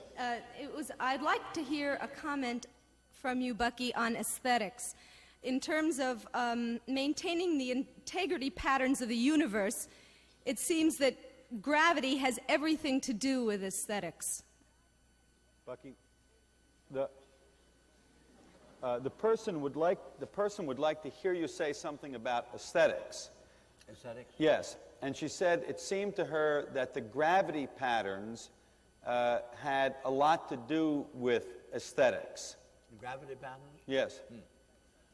Well, I use the word aesthetics and intuition fairly closely together. I call your attention, if you put your two fingers out in front of you and looking at them like that, and then you keep looking straight ahead of you at whatever is out there and keep doing this with your hands, I'm still seeing my fingers over here. So I tend to say I'm looking this way, but the point is I am aware of this out here too. So we have quite a large circle of awareness, more than the one we think we're looking at. And now, we all have also kind of experiences like saying, what is the friend's name? You remember that tall brown boy, and you don't remember it, but tomorrow morning you call me up and say the name. And the point is that you were very busy, and you're really almost annoyed when this name came in. What we do all know is that if we ask some questions about brains, they can go searching and getting the answers. Probably we didn't know they were at it, but they are. So I have then an awareness of subconscious behavior, of searching, and my conscious asking a question, my conscious getting the answer, but I'm utterly unconscious of the... So I consider then aesthetics and intuition to be sort of a twilight zone between the clearly conscious and the completely subconscious. And I feel as then there are times when you really are alert to the twilight zone, and the times when I am much more intuitive and my aesthetics are much sharper. But in the realm of aesthetics, then perception, I point out to you that in engineering we have something called a slenderness ratio for a column. There's a height of a column, and we have the diameter of the column. The ratio of the diameter to the length is called the slenderness ratio. And in the Greek stone column, 18 diameters high was all we had before, tended to collapse. In steel columns, we can get up to, say, 36 to 1. But beyond that, it's going to collapse. Now, I'd say then, males can look at this, they'll judge the slenderness ratio of a girl's leg at 50 yards to a 16th of an inch. and they don't really mean to, but we have that kind of a sensitivity. So, now this is within what I mean about the aesthetics and intuition. We have incredibly a competent operation going on subconsciously here, giving us such beautiful, accurate readings. So both to say aesthetics and intuition I have in that kind of field. To me, instead of using the word aesthetics, there's something very important about them today. That is, it was only then, when I was 3 years of age, that the electron was discovered. In 1930, the year after the great crash of 1929, the year after the 92nd isolation of a chemical element had occurred, the great electromagnetic spectrum was published for the first time. This is where the great long radio waves of World War I were. Here's where the X-rays are, and so forth. Here's infrared, and then we get red, orange, yellow, green, blue, violet, where you and I can see. This is reality. And then went on to ultraviolet, and you and I couldn't see anymore. What, at the turn of the century, with reality, was everything you and I could see, smell, touch, and hear. But in 1930, we'd learned then that our instruments were giving us the electromagnetic frequencies of all the different chemical elements and so forth. Here's this great chart of the electromagnetic spectrum. And where you and I have the equipment to tune in directly is less than a millionth of reality. As a consequence, since that time, we've gotten to the point where today 99.99% of everything that's going to affect all of our futures is being conducted in realms of the electromagnetic spectrum where you and I cannot see, smell, touch, and hear. The new reality is invisible. This being then the case, and we're dealing with the information by instruments where you really, the numbers that come in, you wouldn't even know how to corrupt them. So there's sort of an inherent foolproofing going on. But at any rate, to me, the great aesthetic of today is no longer visible. It is integrity.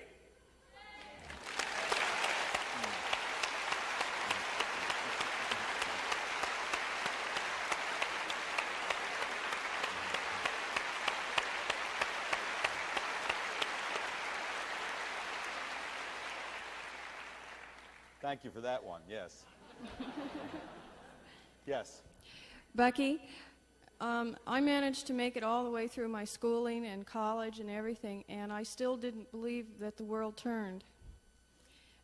Today I've been getting an experience of that, and I would like to share that experience with my son and the children around him. Can you give me some suggestions on ways to share this experience with children? The person said that she got managed to get all the way through her schooling without ever really realizing that the earth turned. And today she got a real experience of the earth turning. And she'd like a suggestion from you about how she might share that experience with her own children and some other youngsters. Well, I have tried a great deal with children myself because I find they're so tremendously eager. And I realize how really debilitating it is when the minute we just say the word sunrise to a child. So easy to say. It's so beautiful to suddenly overwhelmed with the beauty of that twilight. You say sunset. And the kid is full of love and excited by it, and so he says sunset. But you have put a set in the child's mind. So I started trying with children up in our island in Maine to see if I could start them off in the right way. And various things I have done. I found that when you can get a place where you have quite a large horizon, as you could on an island, that you can stand facing the north, and it's at twilight. And pretty soon the pole stars begin to show, but it's twilight. And I got the children with their legs apart, facing that way. And I explaining to, what I do before going out to do that, however, is I take a 12-inch globe, and I find children have a wonderful map sense. They like to look at the city map. They like the automobile map. They have beautiful map sense. So I can really pretty well show them where we are on the map and on the globe. And I make a little paper doll, and I glue its feet onto the globe where we are. And I say, that is you. And children make very great, terribly excited about shadow, and their shadow in the sun. So I now say, this is our world, and this is where you are. And I put a electric torch on its stool over here and turn off all the other lights. That's the sun. And I can have you then, it's now noontime, and you don't have hardly any shadow. And I rotate you, and your paper doll begins to make a longer and longer shadow. So I begin to get them feeling the earth revolving in the presence of the sun, changing that shadow. And I explain to them how big that sun is in compared to us, and how really very easy it is for the earth to really revolve. It's a much less ponderous affair to think about the sun revolving and going around us be a speed that was absolutely preposterous. So that then I get them so excited feeling this that I say, then we, in the twilight, in the evening, stand that way, and I'm explaining to them that the earth, you weight and feet good and wide apart, and here you're facing north, and as the evening goes on, that pole star is going to stay right there, but you're going to find that if you're standing here, you're going to feel this enormous earth of ours revolving, beginning to obscure the stars over here and let in some others to be seen here. But this is going to stay all the same here. And you're going to feel yourself revolving in that bowl of the sky. And they really do feel it. Then when you get that same child into the automobile with you, and you're driving west on some of the great highways we have today, and it is the evening, and you see the sun, and it's approximately tangent to the horizon there, that long road, and we're making 65 miles an hour on that highway, and the child would see that on the speedometer, and I explained to them that the revolving of our ball, if you were at the North Pole, the rate of revolution would be really pretty small.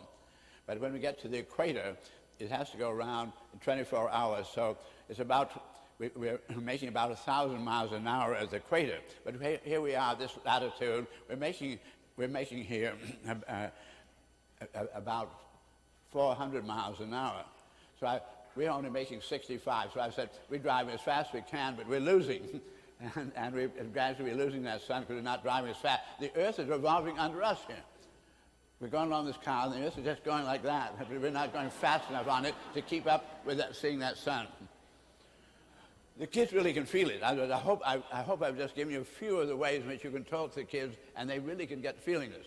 And once you get them feeling it, they don't lose it. Thank you.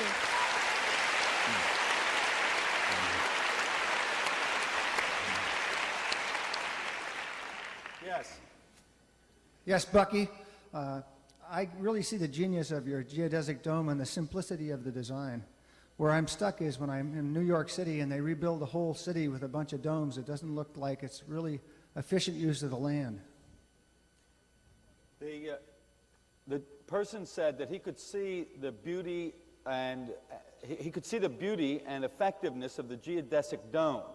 What he said was that he can't see its efficiency, or he can't see it as an efficient use of the ground if they rebuilt New York City with a geodesic dome. Would you say something about that? When I was then studying the physical properties and the energy advantages of the geodesic dome, I did discover, as I said to you already today, when you double the diameter, you have eight times as much atmosphere inside, but only 4 times as much surface, so you how the amount of surface to which the internal molecules of the atmosphere can gain or lose heat. And this really gives you very swift advantage. Something like the iceberg. Iceberg is very large, and its surface is so small that they melt very, very slowly. But as they melt, the surface melts at a velocity of the second power, and the volume of the velocity of the third power. So the volume to surface relationship can change it quite rapidly, and they melt faster and faster. You finally get down to the end of a little ice cube, and you see it go out like that. So when you get those big magnitudes, you have very high local advantage of meaning. So I was simply seeing, is there any point of economic disadvantage that suddenly shows up? I found the larger they got, the more advantageous they were. It continually turned out that way. So I finally calculated the actual structural members for a dome 2 miles in diameter. And I went into the logistics of assembling those in the ground and lifting assemblies up by helicopter and putting them in place. And then having done that and finding out that was purely highly feasible, I was interested to see what it would look like in relation to something you and I are familiar with. And I found that Manhattan Island happened to be 2 miles in diameter at that point. And at 42nd Street, between the Hudson River and the East River. So I then took an aerial photograph of Manhattan and superimposed the 2 mile diameter dome, a mile high at the center. I did not have any idea of proposing this for the city of New York. I simply wanted to be able to get some sense of comparison. But once I had done it, and went from 22nd Street up to 62nd, I then took the surfaces of all the buildings standing below. I said, I know that New York City is not going to ask us to do this. The people feel they own their property rights here, and they're not going to like their air rights be invaded. It'd be an impossible thing to have happen. I'm not interested in the idea they're going to ask it to happen, but I'm interested in what I can learn about economics, because then I found that the cost of producing that dome and installing it could be paid for by the cost of the snow removals in 10 years in that area. Now, this was very startling in itself.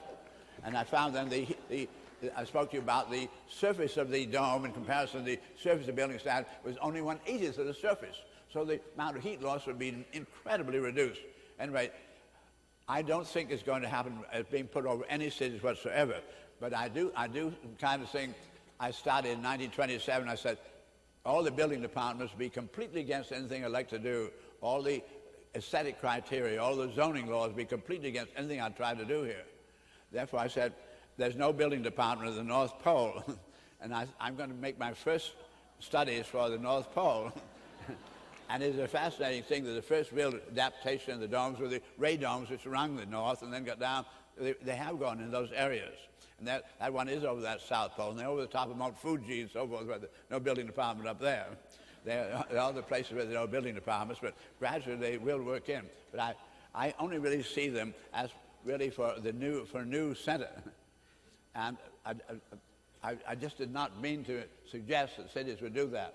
It is appropriate to mention here, when I spoke about air rights, human ideas about property. Because there were no rocks that said this is going to belong to Mr. So-and-so on our planet before human beings got here. And we have the earliest people, I spoke about those 3 million year people, there is a greater wisdom going on, and all they have is hunting and fishing rights to human beings locally. And that's where the American Indians were. Now, the idea of property came in the European Asian world, where suddenly a little man was able, who'd been, big people had been bothering him very much, they're always knocking him down, but he had tamed a horse, he got on the horse, and they got a club, and he came up to the big man and said, hey, guy, I'm going to hit you over the head, and so we have the big men were been running things, and they had all the sheep and the cows, and they were going along with their herds, and this little guy on a horse comes up and said, those are pretty valuable sheep you got there. You shouldn't have those out here in the wilderness, very dangerous, having such beautiful sheep out in the dangerous wilderness. And the shepherd said, we have no trouble around here, mister. We've been out here for 1,000 years, no trouble at all. So that night, a lot of the sheep disappear, and the little man comes around the horse again and says, oh boy, that's too bad you had all that trouble with those sheep. I told you, it's very dangerous out here in the wilderness. And he keeps making so much trouble. Finally the big man yields to the little man on the horse, he takes his protection. So then we get all the little men on the horse competing with one another. They begin to be great land barons. And they finally get around where, so this big man comes around and says, all this land here belongs to me. Anybody say no? All right, you start writing deeds now. Now, the fact is, when people say, I own now this property here, I paid for it, the real estate people did it, all the lawyers did it, all the laws here say it belongs to me. So I say I got all the ground rights, the oil rights, everything. Well, it goes right through the earth. It comes out in China, and the people in China don't agree with you at all. And then all the people in this other part of the world, their chunks keep running into each other, and you can't really demonstrate that. So then you say, well, I mean my air rights here. So you say, what air were you talking about when you said that? Because that air just blew away. You say, not, but I mean this geometry here. You said, well, what star were you looking at when you said that? Because we revolved away from that, you know. You discover that there's absolutely no way, there's nothing that can be demonstrated physically to in any way substantiate something called property. Complete fiction.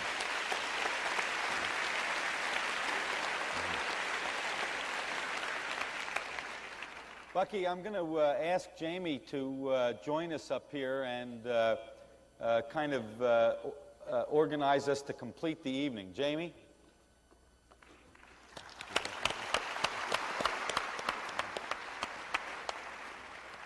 Well, while Jamie's getting settled, there's an acknowledgement due, and the acknowledgements, if we acknowledged everybody who supported this event, who worked to put it together and worked to let people know about it and worked to make it happen, we would have spent the day going through the people that we had to acknowledge.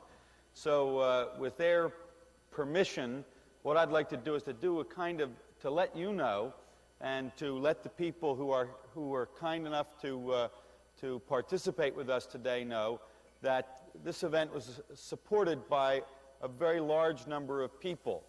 A lot of those people came from Sunsight, which is the organization that Jamie's a part of, one of whose specific responsibilities is to support Bucky in his work. And the three of the people from Sunsight I know very well. They've done a brilliant job. One of them was up here with the models. That was Roger, who, by the way, we should perhaps at least give a little nudge to, given that he built all those models. And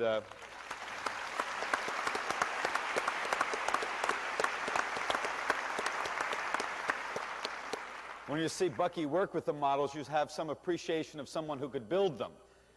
And so I want to thank the people at Sunsight and the people who volunteered and assisted the people at Sunsight. I want to thank the people in the Est Foundation and those who volunteered and assisted the people in the Est Foundation. And I wanted to thank Est Educational Corporation for its support and thank those people who volunteered and assisted Est Educational Corporation. So this will give us an opportunity to acknowledge everybody who provided the opportunity for us to be together and made it work. Thank them.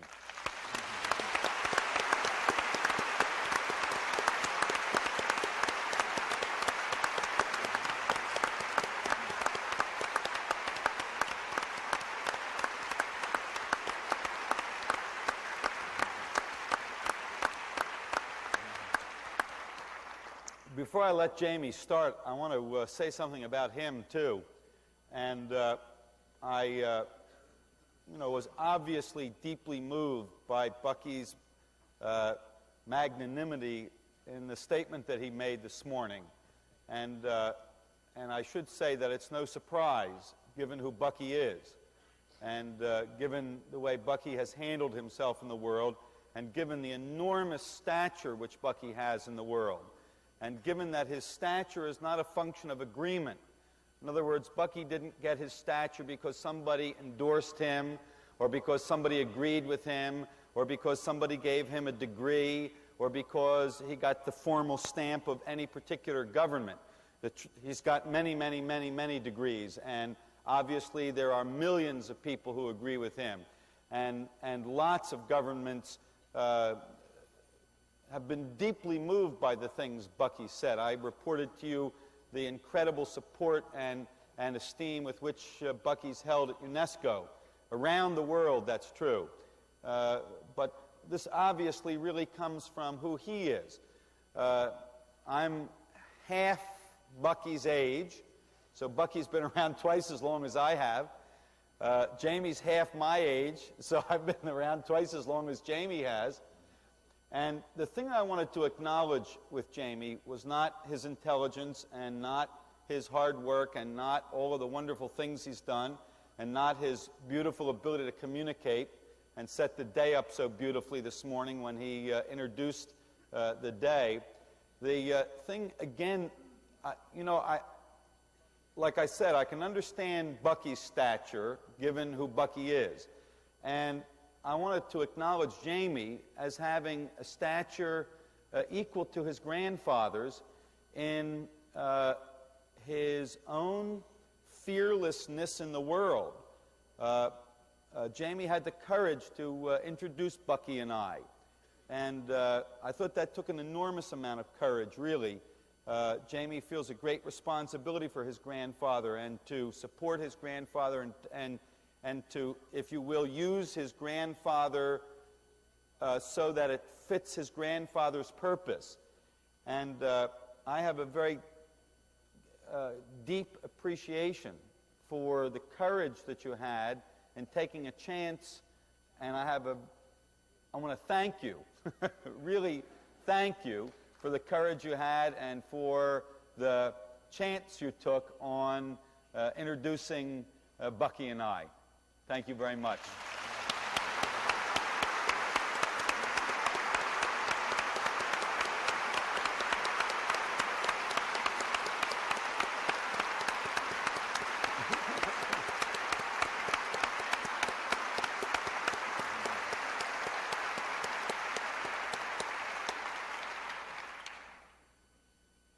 I think one of the most wonderful parts about Jamie is that he is symptomatic of the way in which the new life is coming through undamaged.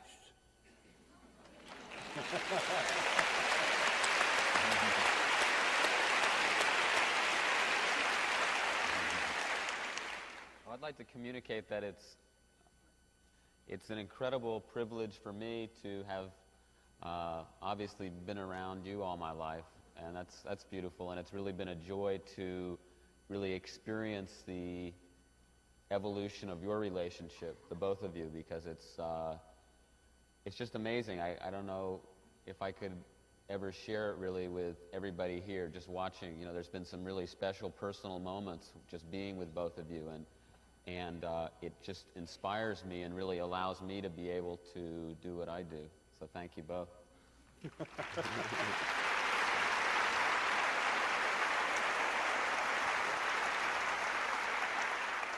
Jamie, I was going to say, your grandfather sang that you had, he mentioned to me earlier when we were talking about how beautifully the day was going and talking about you and the opportunity you created for this to happen. He talked about you really being undamaged. And I think that's, in large measure, an acknowledgement of your relationship with Bucky and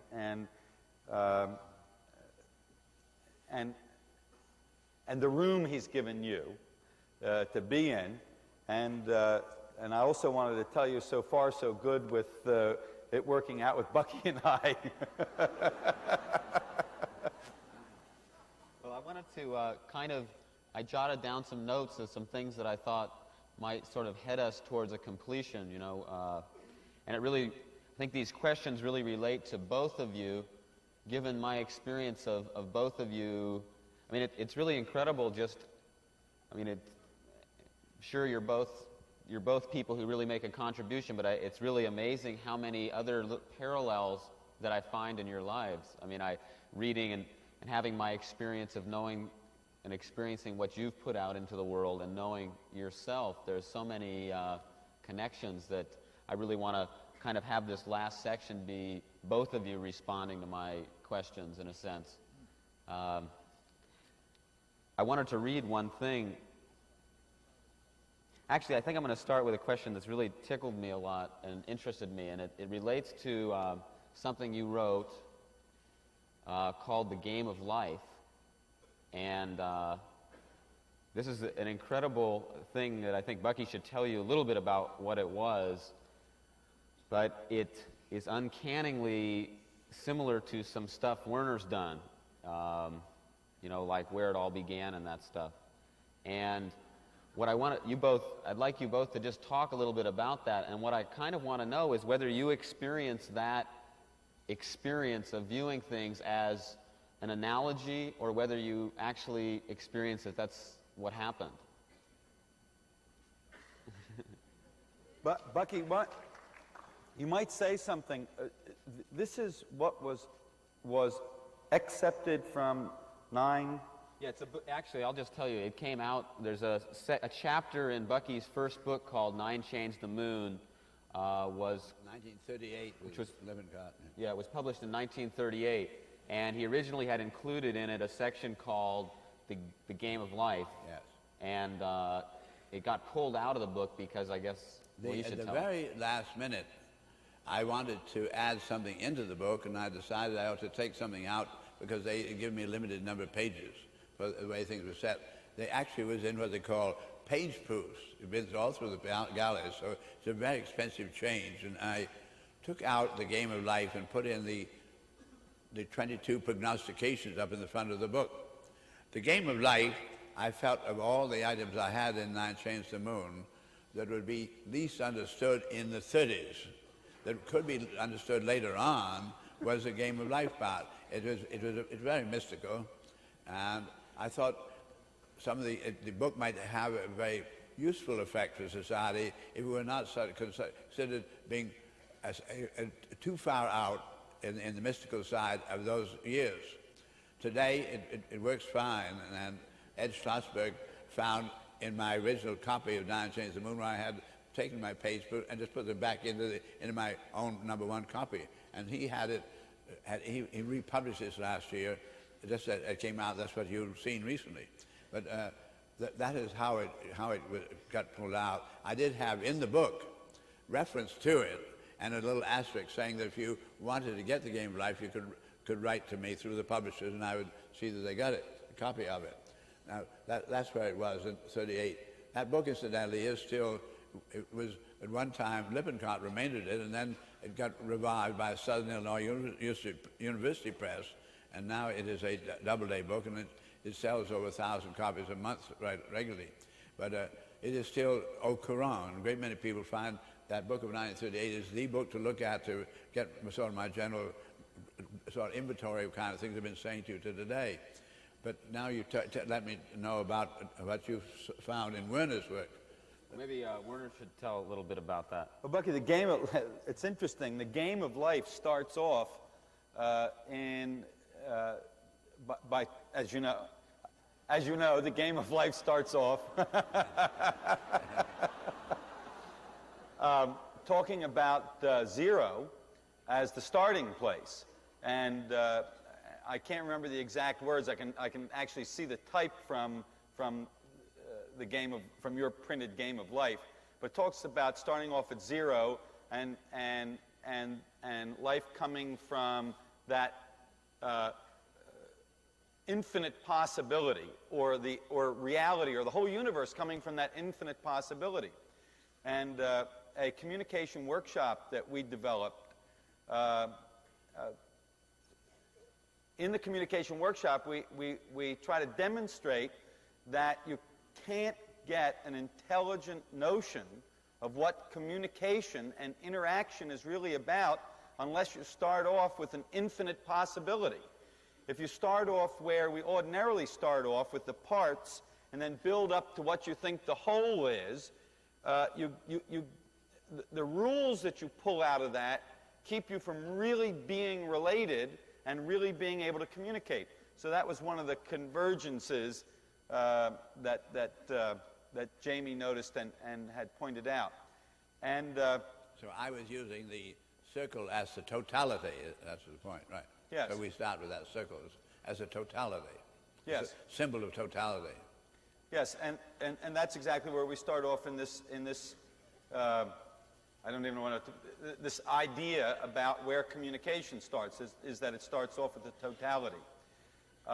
It's also interesting that exactly what you said before about one being two is the very next step in the communication workshop. You start off with the totality, and within the totality you have one which is composed of two, or the relationship, or, and interestingly enough, it says awareness of another. So these are the kind of convergences that he's talking about. I might give you a sort of quick little description to people about Game of Life. I had the great intellectual integrity of universe decides to check its own integrity by trying to really destroy itself. And the totality decides then to break itself up into plurality of individuals. So we have the great totality as a circle, and then the circle has a little tiny arc that breaks out of it as an individual. So you see the great big sphere and a little tiny bit of an arc, and so there's a big sphere and a little line below it. That's the little individual dropping out.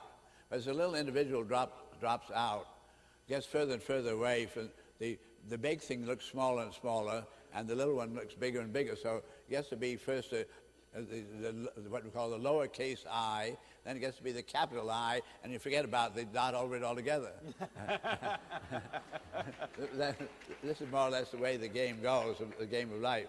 And so the great intellectual integrity, finding out how it could put itself together again. Is there enough integrity in the universe to permit it to really practically lose all the clues, and then each one of us is sort of one way, where each one of us is really part of the great integrity, but limited in having to find out how do we get it all together again. Bucky, and just to tie that into what we were doing today, and the real importance for me in what we were doing today, is that the safety in it, the integrity in it, as you call it, the reason that it's always all right is that the whole is always there and always available, and it becomes really readily available when you remove the block of being unable to deal with the things that you were dealing with today and teaching us today. So for me, these things are absolutely fundamental. They are the path to the apprehension of the whole. All the clues, and then each one of us is sort of one way, where each one of us is really part of the great integrity, but limited in having to find out how do we get it all together again. Bucky, and just to tie that into what we were doing today, and the real importance for me in what we were doing today, is that the safety in it, the integrity in it, as you call it,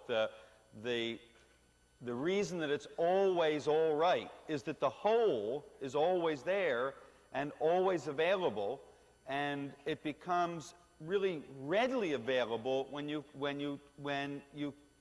remove the block of being unable to deal with the things that you were dealing with today and teaching us today.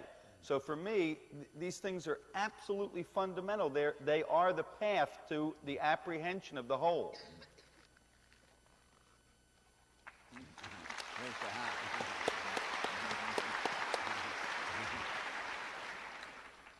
Well, that perfectly brings me to the other thing, another thing I wanted to ask, which I will ask after I read you something that Bucky wrote, and I think this is from a book that he wrote called No More Secondhand God, and 1940, James. That was written in 1940, and the quote was, "Men used to say that man, the scientist, brought order out of chaos. The scientists are about to discover that all that was chaotic was in man's illiterate and bewildered imagination and fearful ignorance."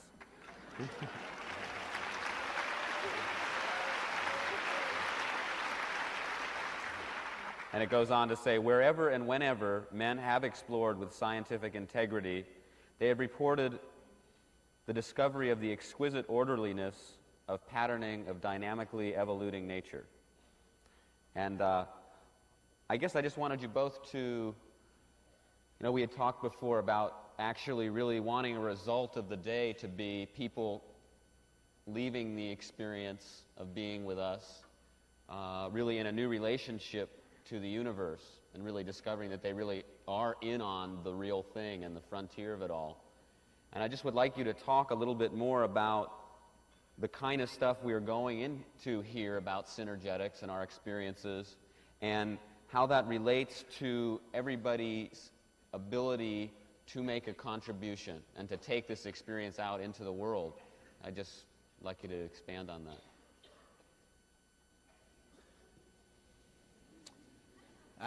Jamie, I'm feeling very intuitive about the people who are here.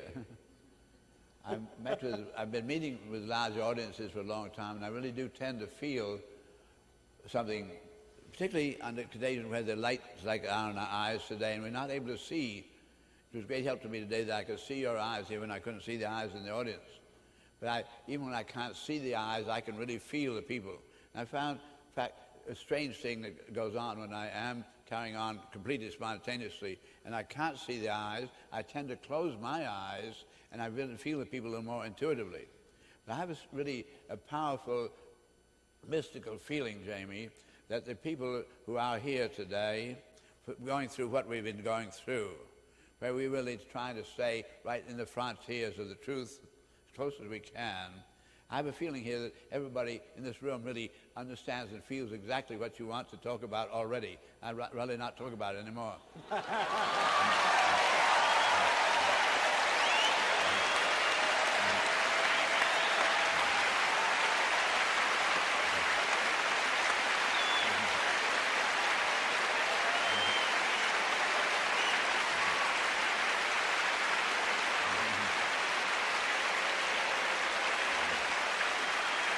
Really beautiful.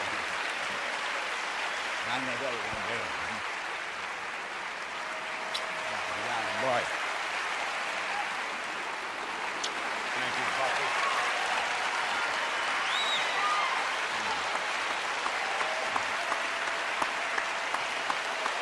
Rising people. Beautiful people. Really beautiful. Beautiful.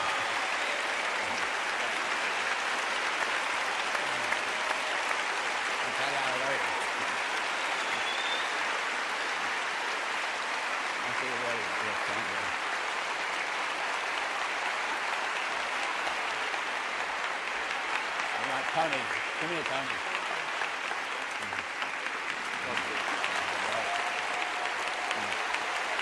People. It's so beautiful. He's ready to it. It's just.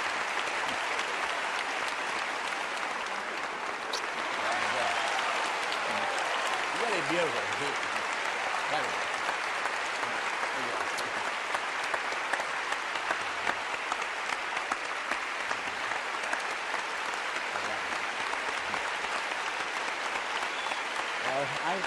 I think we should stop then. You ready? That's it.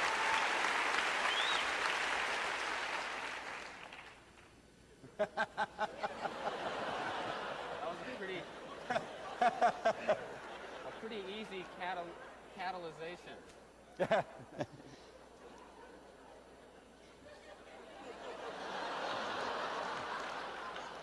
Should we just go off?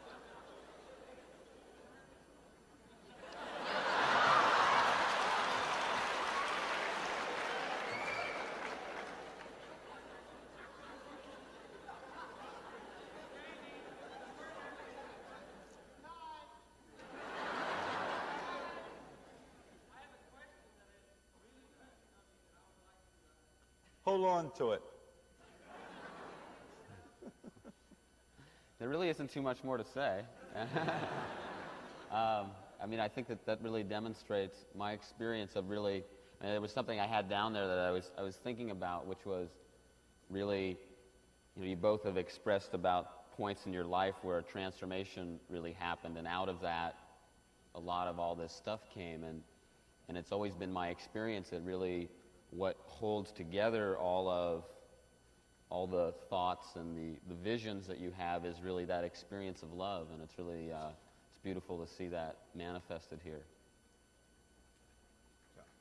You going to sing, or are you going to go? I would like to ask of one thing to finish the day, and that's sort of pulling a surprise on you, which is whether you'd be willing to lead us in a song. In fact, I knew the answer to that question before, so we have some slides that are going to let you know what the words to the song are. This is it. Yeah, right. Would you want to say anything about the song before we sing it? Well, in 1951, I was at Yale University with the architectural department. We were making a paperboard dome up on the top of the roof of the architectural building. And they take the whole top drafting room floor and convert it into a paperboard folding and cut-out factory doing all the mathematics. And so it was really a big mass production kind of a job. And they had big signs around, "Dome Workers of the World Unite," and things like that. And then there were several of them that were in the Yale Glee Club, very good singers. And they used to sing songs up there a lot, so I wrote the words of this song for them to sing. And would you like to start in with me? I'll start. It's called, it's on the famous, well-known music of Home on the Range. There once was a square with a romantic flair, pure Bozar, McKimmy, and White, in the moon and shoes. We went factory new, Venus, Gropius, Corbu, and Wright. Home to Rome, where Georgian and Gothic once stood. Now chemical bonds alone got our blondes, and even the plumbing looks good. Let architects sing of aesthetics that bring rich clients in hordes to their knees. Just give me a home in a great circle dome, where the stresses and strains are at ease.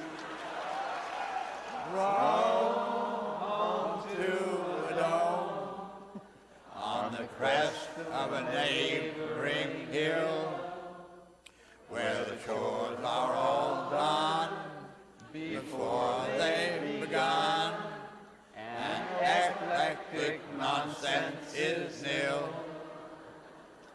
Let modern folks dream of glass boxes with steam out along suburbia way.